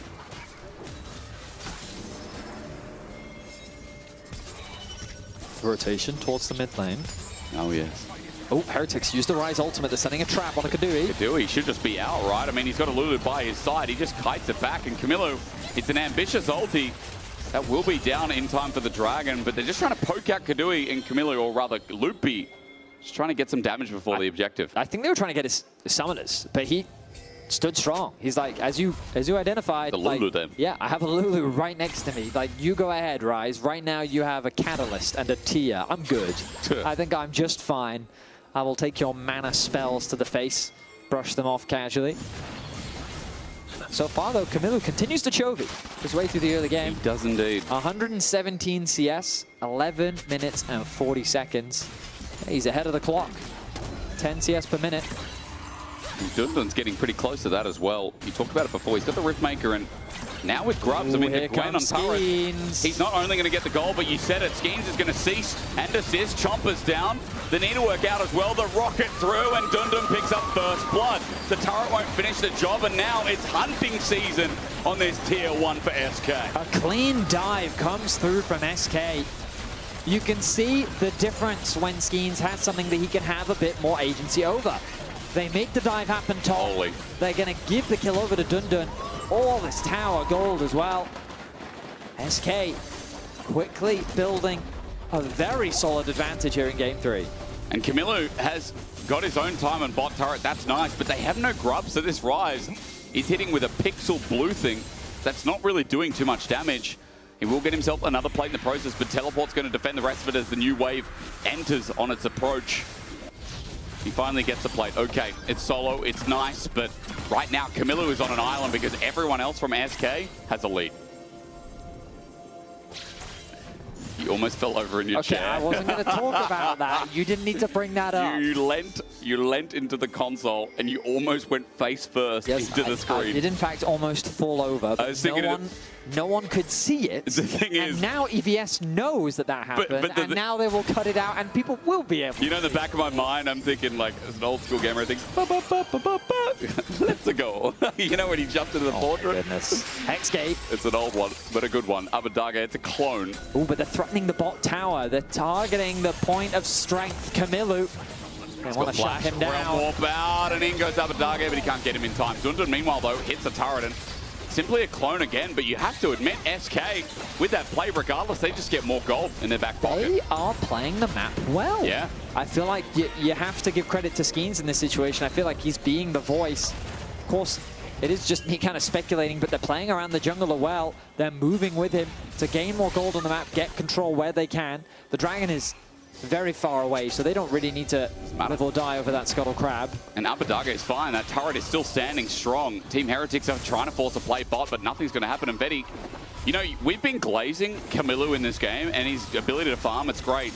But he is a Rise going up against a Galio, and Galio is such a utility mid who is going to be a bit of a tank. I mean, yeah, he's got the Hollow Radiance completed. I would prefer Dundun to be ahead than, you know, my Rise, right? Like, if I had to choose one or two. I mean, I'd prefer my Jax, you know what I'm trying to say here, right? Is what you meant. Yeah, but like... Because right now, Dundun is ahead. Well, Dundun being ahead, I think, is more impactful than the Rise being ahead, is also my point. Oh, I see what you're saying. So, yes. I mean, because Gwen's early power got buffed all that time ago. And having 3 Grubs, your ability to side lane, and you have a 1k gold lead. I mean, we also talked about it, the Lulu, just, it doesn't matter who she supports. She is enchanting someone. And the more threats that there are, the scarier this composition becomes. Like, I'm scared. I do like the SK draft. They just need to keep being proactive, and it looks like that's exactly what they're going to do. Good vision setup around the Herald. Just as it spawns, Skeens is going to start this one off. Look at Gwen in the top lane, continuing to push that wave. The Jax does have teleport to arrive should anything kick off. Abadaga doesn't quite have the level 11, but does have the TP. There's something you talked about in draft that's really resonating with me now. This ability to pick a fight. It does feel like it's Nico, or Bust, or a Realm Warp, right? And Kadui can stand there isolated by himself in the mid lane because Team Heretics can't close the gap. Herald goes down after they get the vision down, and SK, another objective in their back pocket. This one is going to be able to open up the map a little bit for them as Dragon's 145 away, and Team Heretics do not have a trade set up for this mid game. You know, you mentioned it, and now we get to see it. Dundun versus Kamilu off in the side lane. Oh, Warden there though, will spot Dundun out. Nice trades coming through from Kamilu. Phase rush, but Dundun, even though he gets chunked a little bit, it is about as much as you expect. Carlson gets some alone time with the turret, and it is nice to see that for Team Heretics, Carlson does get some gold back into this game. He needs it. First turret for Team Heretics, and it is meaningful. Indeed it is. Dragon now on the cards in 1 minute and 10 seconds time. Kamilu getting this wave pushed out means that he'll have an opportunity to base and then get ready for this objective, and he's going to do just that. But you look at the rest of the map and you can see this Jinx and Lulu continuing to keep the pressure on in the mid lane, making it harder for Flacker to go back to base. He wants to spend that gold ahead of the Dragon spawning. He'll spend what he can. Look, he's going to grab that BF sword. A nice pickup ahead of a big fight. It is. Just a big injection of AD, but this wave is going to be lost. That's the only downside. Going to lose a bit of experience off the back of that. Kadui, if you could get level 11, just that extra point in your ultimate could make the difference when finding an execution. If you can grab that, I'm sure he'd love to have it, and I imagine another push around the mid wave, so he should get that level up. You're right, he will indeed. Flackett's half the way away for the Moonlight Vigil being able to join that foray, but Loopy's the one I'm really looking at, again, with everything up and available, with the Redemption 2 and the Dream Bubble. Those shields do quite a lot. The extra magic damage for the Jinx means that Yuntal might feel like an item and a half properly. Look, there's damage already onto Flackett. He's just autoing. Camilo flashes in, gets a cleanse out. Pop Blossom gets an engage, and meanwhile, Loopy's isolated. The Wild Growth gets him out of dodge as he flashes out, but SK have been chunked. Flackett, you could say the same as the Herald, now looking for its charge. That will complete, but it doesn't open up mid-tower. Redemption onto Loopy. Heals him up, and he's still got the shields. Kadui is full HP, so he just has to kite back and play it safe. Loopy is very susceptible, but with the flash committed from Kamilu, that's one less tool that they have to engage. And with the ultimate gone from stand, I don't really see how Heretics can find a fight. Maybe a good Poppy ultimate could open them up. Abadage trying to zone them away. Carlson has a blast cone. That's his angle. Skeens is not even on the Dragon. He's taking a different approach. What a block onto Kadui. Skeens has just saved the fight. The reset there. The Death Rocket true. Flack it away from the needlework, but Skeens does it again. That fight committed assault and battery. Abadage didn't get an opportunity to use the ultimate, but it didn't matter because Kadui was the player that they needed to protect. If they could get the resets onto the Jinx, then SK had a fighting chance, and it was Skeens that allowed that to happen. From the tri-brush, he interrupts Carlson's dive onto the backline. He keeps his AD carry alive, and it turns the fight. So we see Abadage being the focus, gets CC'd into the wall, Flacker doing good damage, he's chain CC'd, he can't do anything, but that interrupt from Skeens on the backside commits the ultimate as well, working with Dundun. They find that initial kill, and immediately Heretics is forced on the retreat. Because Kadui's rocket, if he was dead, he wouldn't be able to send that out and force away Flackett from the fight, force away, I believe it was Camilo alongside him, so it's like a chain effect just from that interrupt. Skeens, you expect the jungler to be on the Dragon, but he's playing a flanking game. Very innovative, very smart, and a great play overall from SK that leads them towards their first Dragon in this game. And Veti, it slows the game down. Team Heretics on the team fighting comp with it, and Aphelios with a rise. They don't have that same force that they would on Soul Point that would be able to bring them back in this gold game. The Artican is something that both teams need to be very cautious about. That extra experience, where again, with hyper carries, just getting anything that helps these AD carries get accelerated means that they reach that end game point sooner, and that's the part that you really want to avoid. But I can't help but feel that when you go to Jinx Lulu, the scaling on SK's side is just going to be monstrous. We've talked about the limited engage tools that Heretics have. No flash available for Carlson means that diving onto the backline becomes that much harder as well. SK quickly growing a lead that is getting harder and harder for Heretics to deal with. I'm noting all the big CSs. Maybe for Dundun I'm being a bit generous, but I still has a massive lead over Carlson. 2 items here for this Gwen. Almost 2,000 the lead. That's insane. Dundun's level 13. He's got almost a full level over. Shao interrupted. Skeens doesn't pop the ulti. It's just simply a Vault Breaker. And Sheo has to disappear for a little bit now. Bit of poke coming out of Camilo, but remember Abadage, he started with the Hollow Radiance here, so he's able to block off a lot of the damage. 2-item rise doesn't mean too much in the face of the Galio. Trying to think about what options Heretics have. Fight for Arakan. I mean, I don't know if I call that an option, more of a response. Okay. But fight with anyone you see.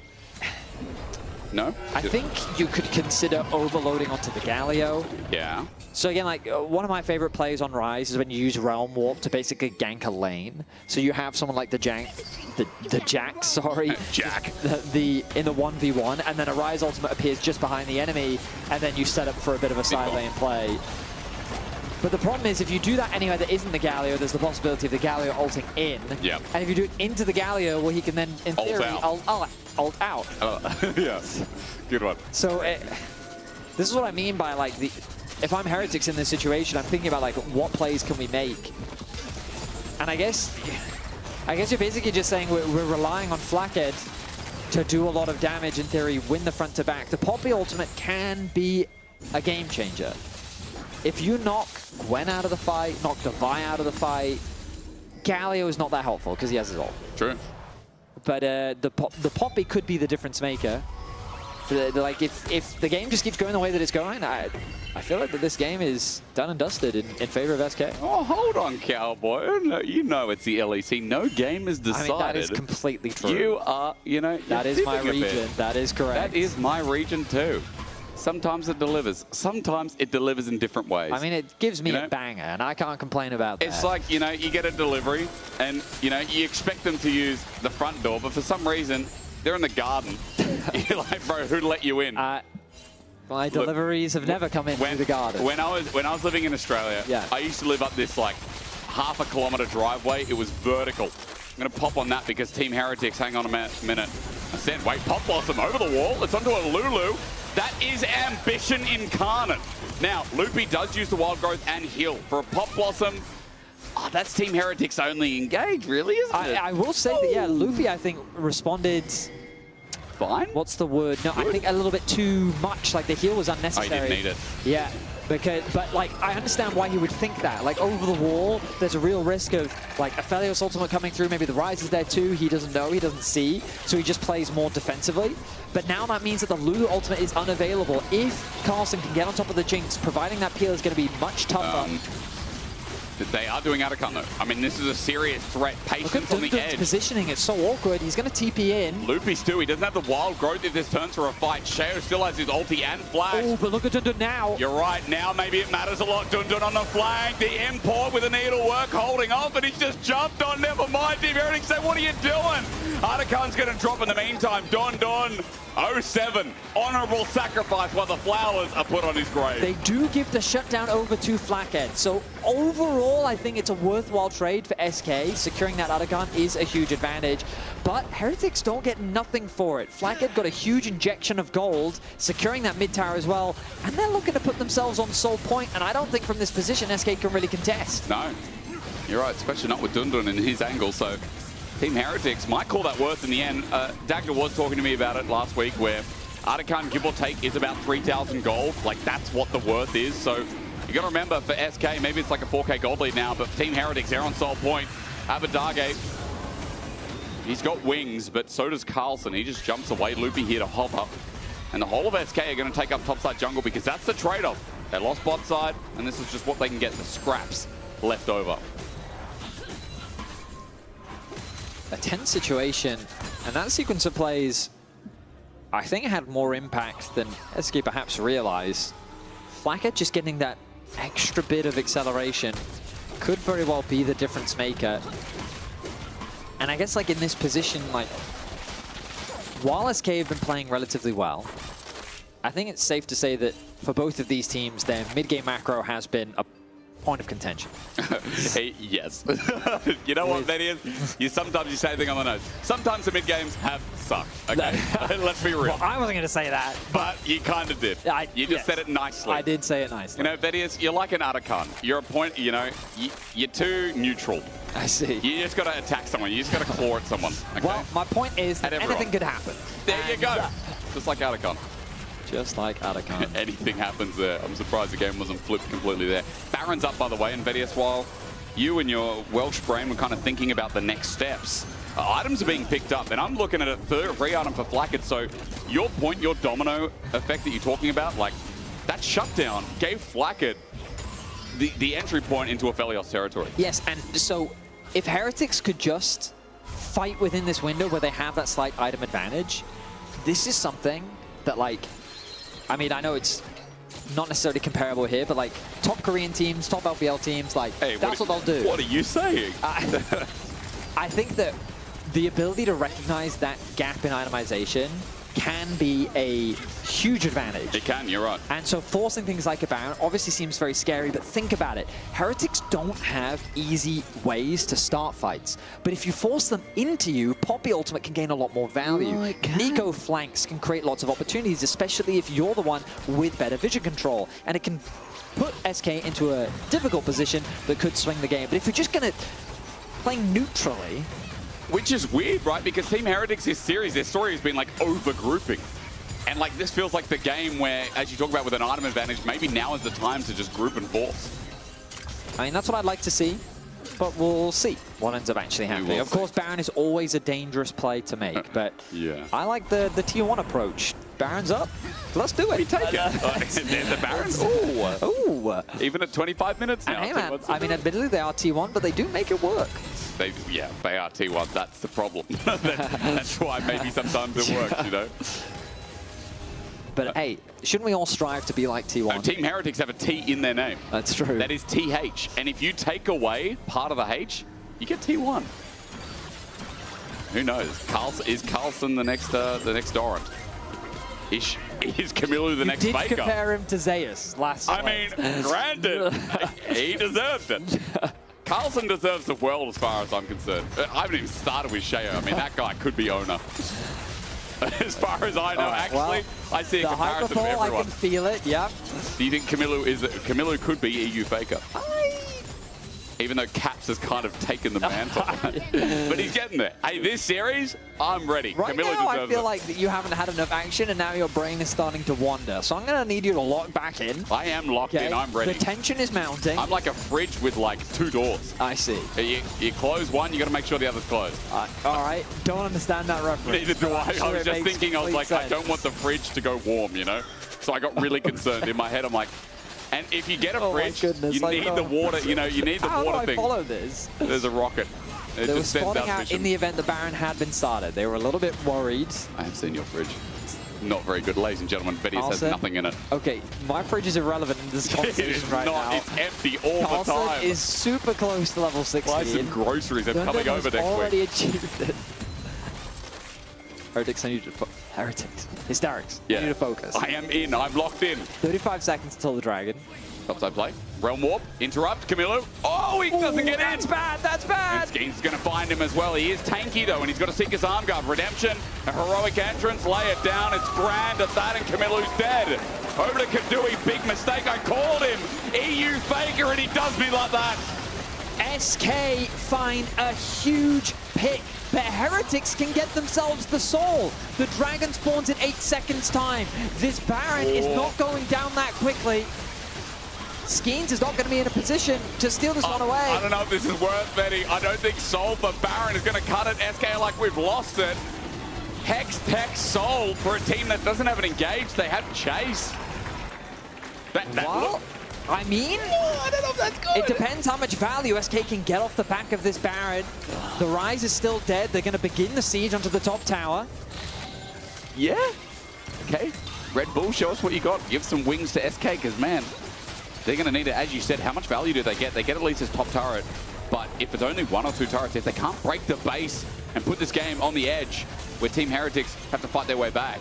Yeah, I mean, this is the thing. Heretics, the Soul provides so much extra value. Soul provides. But the question is, will it matter? SK, the waves are being pushed out. Look at the bot lane from Camilo. He's catching that wave as quickly as he can, moving to disengage. Same thing is happening in mid. Heretics are doing everything they can to slow SK down so that they can't get as much value out of the Baron. Procs to phase rush. Yep. Milu runs away to safety. Vault Breaker didn't hit, so that's why Skeens doesn't get as much time as he'd like. Doesn't use his ulti, thankfully. But he's going to take a lot of this bot side jungle. So as he takes away, SK are trying to group up and get a bait in, but Kadui, who keeps farming away now with the Runans, feeling confident here to step up to the turret. Chomper's down, Shayo flashes in, what an engage from the Poppy. Ulti's up, Abadage gets out for now. Shield of Duran is there, Kadui doesn't give any splash damage over, but look at where Skeens is. Isolated, not punished. Team Heretics couldn't get to him in time. Dundun is able to secure the mid-tier 2. Carlson can't quite hold the wave, but a nice engage from Shayo at the very least pushes the rest of SK back. Slows the game down, that's what Team Heretics want. Maybe no, speed it up. Okay, Dundun right on top of them as well. 1v3 with the needlework. He's pop blossomed up. There's a hero's entrance. Big knock up. Abadage re-engaged, but no reset. Skeens now coming in as Camilla's isolated and set packing. Camilla will die. Flash over the wall. Flacket gets out in time, burning both summoners. Close for SK to find a bit more. Abadage is the savior that Dundun needs, keeping the Gwen alive and splitting Heretics up, converting it into a kill. SK don't waste the opportunity. They immediately TP into bot lane and they're looking to break the base. Camilla's 35 seconds from coming up on alive. This inhibitor's going to drop at the very least, and mid is pushing as well. All of a sudden, SK with one counter play, lock in. This is another turret dropping down through mid. Baron is going to end with a 6,000 gold lead. Props to SK. The soul trade looks sketchy, but as Loopy Wild grows on the return and the needlework flies out, Team Heretics are in disarray with their base crumbled before them. A fantastic punish from SK, capitalizing on that kill and converting it into 2 inhibitors. A massive swing just as the Baron falls off, and we asked, was the Baron for Soul Trade worth it? Off the back of that play, it certainly was. Heretics, I love the idea. Try to get a pick onto Dundun, get another shutdown, slow the game down even more, but they don't get the kill. Abadage's ultimate does wonders for SK. Heretics is forced to retreat, and they get so much off the back of it. Now SK can set their sights on the top tier 3, my apologies. Yeah, no, you're right.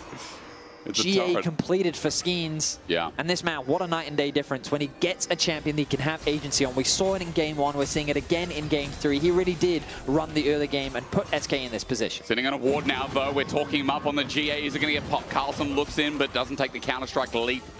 Instead, top wave getting pushed here by SK, and Kadui and Loopy feel safe enough. The whole Team Heretics matching this for now, but you look towards that bot wave. That's pushing in. That's super minions. Mid being sent up by Dundun as well, clearing wards as he goes, as SK on all 3 lanes are assaulting. Heretics are really feeling the pressure. Rain. SK, oh, look at Skeens, look at Skeens! And he's in, he just dives in, under turret, they don't care, Flack at the target, the heroic entrance in, Pop Blossom on Sten does nothing! Skeens with a double, layers down for the triple, a zap in, Carlton's next to go, and Kadui is unleashed! The attack speed cut means nothing. Give him a double and glaze the hell out of Skeens. His fight is unfreaking believable as SK Mountain get their first series win of the LEC. And more games like that, SK can do anything. A strong game 3 performance from SK. Keep their playoff hopes alive. Their next opponent, G2, is going to be an uphill battle. But they showed today that they can make some magic happen. A team that was counted out, where no one had any expectations for them, have suddenly flipped the script. And it's now Heretics that face elimination. 0-3, that's rough. They've got 1 best of 3 to go against BDS. And it does feel like, regardless of that series, their series in palm of their hands, or rather their fate. But for SK, they take control. Your key player of the series is the Dundun, Skeens, or Kadui. That is a hard one, but Skeens is insane. Like, that game 1, that game 3, he felt like he did a Shayo thing, where he just took the series, or took the game rather, into the palm of his hands. Yeah, and it's nice to see a player as storied as him have that kind of agency, especially when his first debut into the LEC didn't go the way that he wanted it to. Sure. And the fact that he was given another opportunity and the fact that he can have an impact like this, especially in a do-or-die series, it's important when players step up like this. And again, like, it's funny because we go back to the draft and we said sometimes you can never go wrong with a good Jinx, right? And Kadui, he was able to do some serious damage in the fights, but really, like, they did use the Lulu kind of how we expected them. They were facilitating the Gwen, they were facilitating the Vi, those divers onto the back line, and it felt like the Heretics at no point in the game really had any tools to make things happen for themselves. It did feel like the lack of engage hurt the comp massively, and again, they were forcing, but I can't believe the Baron flip, the Baron for Soul Call worked out in the end as Skeens is on stage, and man, that guy has got style. I want to hear what he has to say. He absolutely does. Welcome to the Marriott Bonvoy post-game check-in with Skeens. Skeens, that was in game 1 and 3. We can talk about 2 later, but one of the most insane carry performances I have ever seen in the LEC. So what was it like to play in those games, specifically the last one where everything was on the line? I mean, yeah, it was really odd. I think I was really stressed for the game today, actually, because I feel like enemy jungle was really good. But yeah, I was still really confident on myself, even if we were like 0-4. Yeah? So yeah, I'm just happy about how I performed today, actually. Yeah, it was really, really nice to see. And in game 2, obviously, you were on the Trundle. And for us at the desk, it was more like, oh, we really do want to see him maybe on the Pantheon that they hovered later, or maybe on something that could influence the game more, like the Vi. So did you also walk away from that game 2 with the, okay, I'm going to step up and I'm going to do it for my team? Yeah, I mean, we exactly talked about it, actually. After the game 2, I was like, I really want to be on the Playmaker champion, or like do stuff. So it was really obvious for us that we were going for the Vi. And yeah, like we were actually thinking about it. Yeah, doing stuff is great always Yeah. as a jungler. Talk to me about the end of that game and the fact that you guys did go to Baron, but then they got Drake, and the decision-making in the end of that game.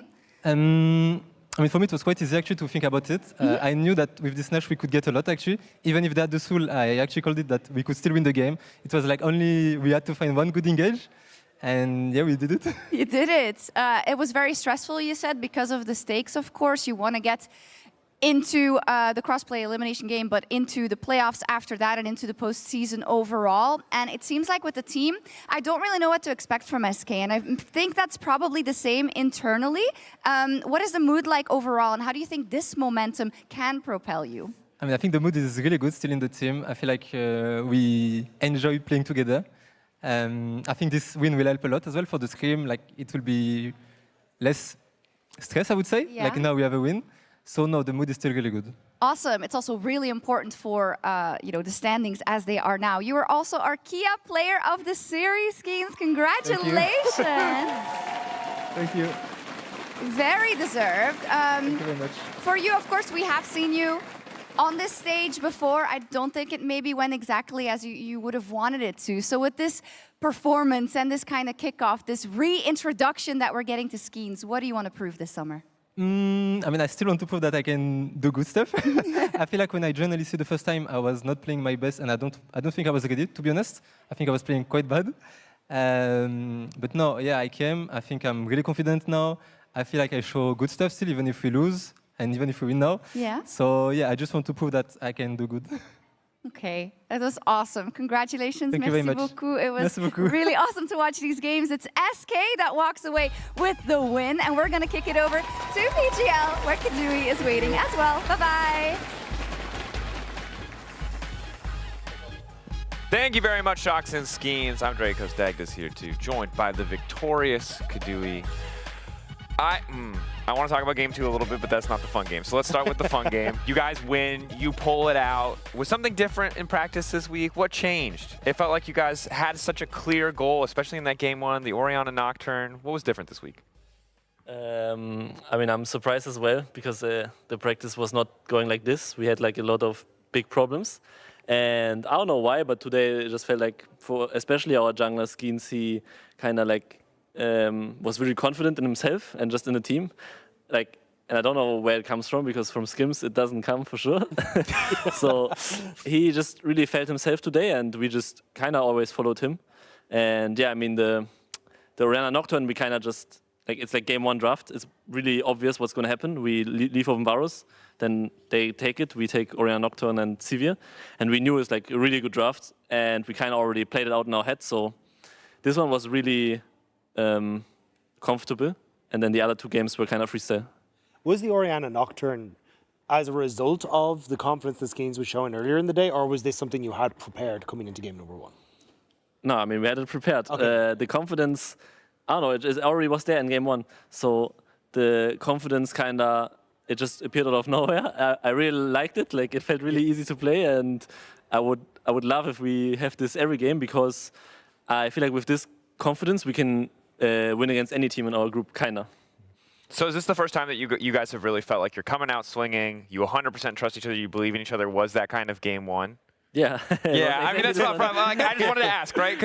So it's not showing through in practice, and I know that when you're on a team that is at the lower end of the standings, that sometimes scrims can be rough. Is it tough for you guys to find those scrims where you really can pop off and do good things?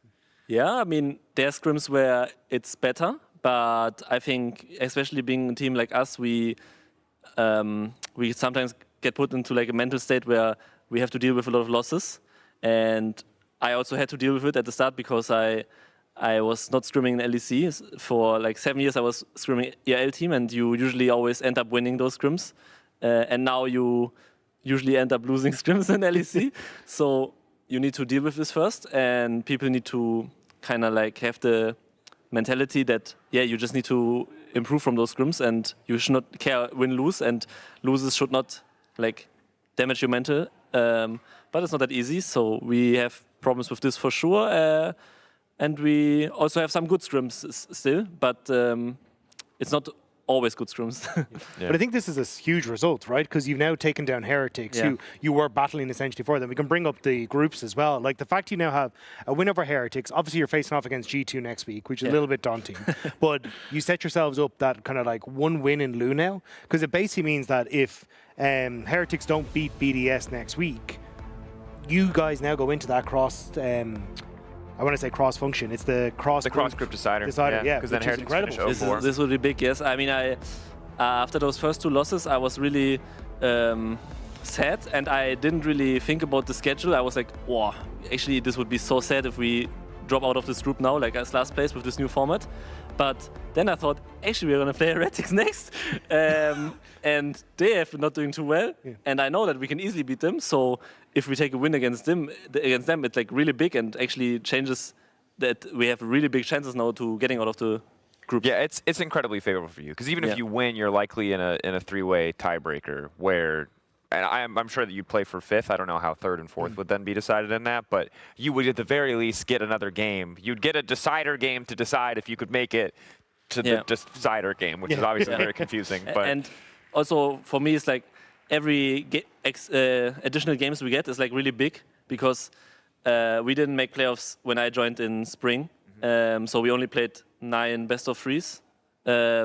And now if we would drop out of this group, we would only play 4 best of 3s, and then my LEC year is done, and it feels really bad, because you actually didn't play a lot of games. And so yeah, for me it's like, obviously my goal is to get to Worlds this split, but I go step by step, and I just like every additional games we get to play, and every week of practice we have more. It's like really big for us, because I think this team is like scaling. We have if we get some more time, I think we can be really good. Yeah, I mean, we saw like the first steps of that today. Yeah. For you worked so hard and so long to get here to the LEC stage. It's been tough so far. You mentioned the importance of like not taking the losses, always trying to learn from them. How has it been for you trying to hold on to that mentality, even in some of these more difficult splits? What has that been like for you? I mean, I expected this kinda. Like, I feel like I went into this team knowing there will be problems, and you will feel like that teammates will have like issues with each other and all of this. So I kind of like expected this, and then it's kind of easier to deal with it, because you don't have a lot of expectations. So for me, I'm happy. I feel like I can learn so much. Every LEC scrim gives me like so much more than scrimming in ERL, and yeah, just like I always make the best out of the situation. So us like improving now and maybe even getting out of groups is like already really huge. I want to get your take though, because you said a little bit earlier that you kind of knew that you could beat Heretics, and Heretics as a team has always kind of been the ones that managed to get in towards playoffs, even if they're on the lower end of that bracket. What's your current take on Heretics, especially as they are going to be going up against BDS next week? I think they have really big issues. I thought BDS also had really big issues when we played them, but we played really, really bad. Like those 2 games were really winnable. We lost. Yep. Agreed. Just +1. I remember. I was really surprised you didn't win. That was very sad. I didn't play good myself that day. Just now, if I would have to think, like comparing those 2 teams, I think Heretics is kind of the opposite of BDS. I feel like Heretics has a lot of structure and they are really working good as a team. So they usually contest every objective. We already knew this before the game. They just play their lanes slow, steady, and wait until the objective comes up. And BDS, they do the same, but they are like not really playing good as a team. They just have like really good individual players. Like for me, their laners are really good players and will carry team fights. And Heretics is the exact opposite, I think. They are not that good at clutching team fights. They will not like, with a bad setup, they will turn the fight around. And this is what's BDS' strength. So this is how I would compare both teams. And I think BDS is a better team than Heretics right now. Dang. Sets up well for you, because then Heretics is just out. You're going to play the Cross Crusaders. That's not bad. I think the other matchup we have to ask before we go tomorrow, it's the modern era El Clasico of G2 versus Fnatic. What are your thoughts on that one? Who do you think takes it? I'm not really... I didn't really prepare so much for those 2 teams, so I'm not sure if I like actively watched their games. I probably watched it, but I don't remember really how they play, and we are not scrimming them. So I feel like both teams are really strong right now. I think G2 looks really strong, stronger than the last splits, and Fnatic is doing the same. So I think it's going to be really close, and I feel like we just need to see how Poby is going to do in lane, because I feel like that was a really big strength for now for Fnatic, because the rest of the team is, I feel like, playing just like the last splits. So I can see G2 winning, but I think it's going to be really close. Yeah, I think it is hard to tell, because I think a lot of it is, as you say, like Poby still new, hasn't really been tested. Now he's going up against Caps. Where does he land in the grand scheme of things? Like we heard Jojo saying like he respects him on Euphoria, but you are now going up against the Western Ghost. Like I think that is going to be the real test for them. And then also for Fnatic, how do you then incorporate him more into your play? Like we've kind of heard them speak behind the scenes about how good he can be at vocalizing what he needs in certain moments, but it's still going to be a lot. So I think this is really where we get to see what way Fnatic are going to make or break it. Like, will they break top 4, top 3, top 2, or will they kind of stay as the horse that, I mean, KC have started it out, MCOY started it out, so I think there's a lot there, yeah. A lot of things to be excited for. Kadui, congrats again on the win, man. Thank you. Big win. We'll see if you end up in this crazy tiebreaker scenario, depending on Team Heretics and BDS next week. And of course, G2 versus Fnatic is tomorrow. So come back tomorrow, 5 p.m. Central European Summertime. We will be here for our first series. After that one, it's G2 Fnatic. We know that's the one you want to watch. Show up tomorrow, and until then, we'll see you later. See ya.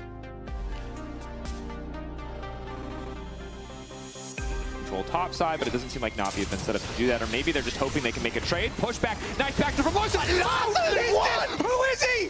And it just makes Jojo, makes his life so easy for him to come in there. Oh my god!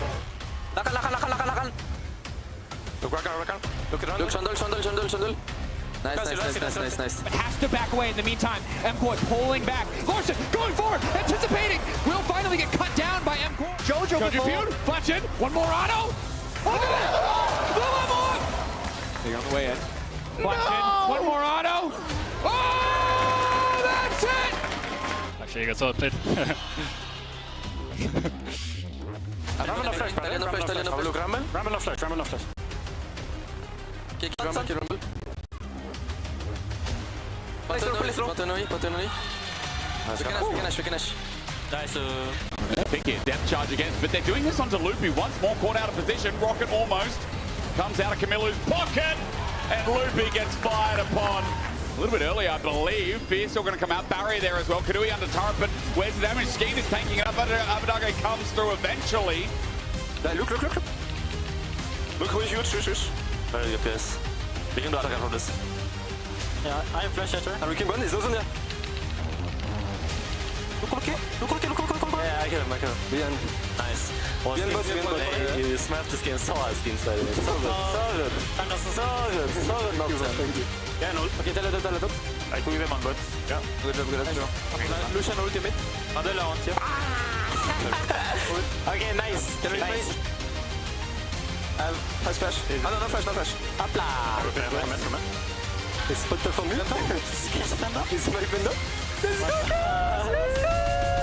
Oh my god, bro, you play so good today, skins, bro. What the bro? You were like so locked in, man. I don't know.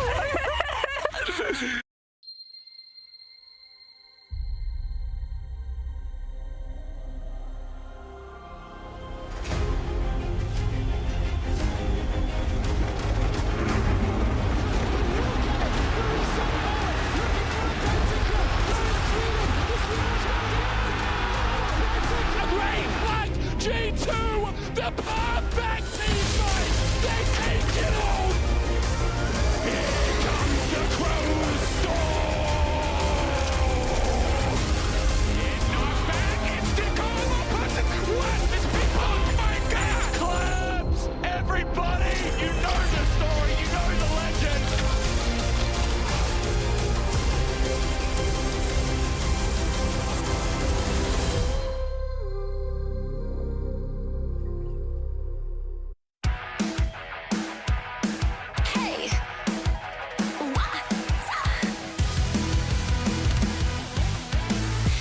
Look up at the sky, it's just a starting line. Waltzing through the storm, feel the vibe align. Radiant rebels in the silent fray. In the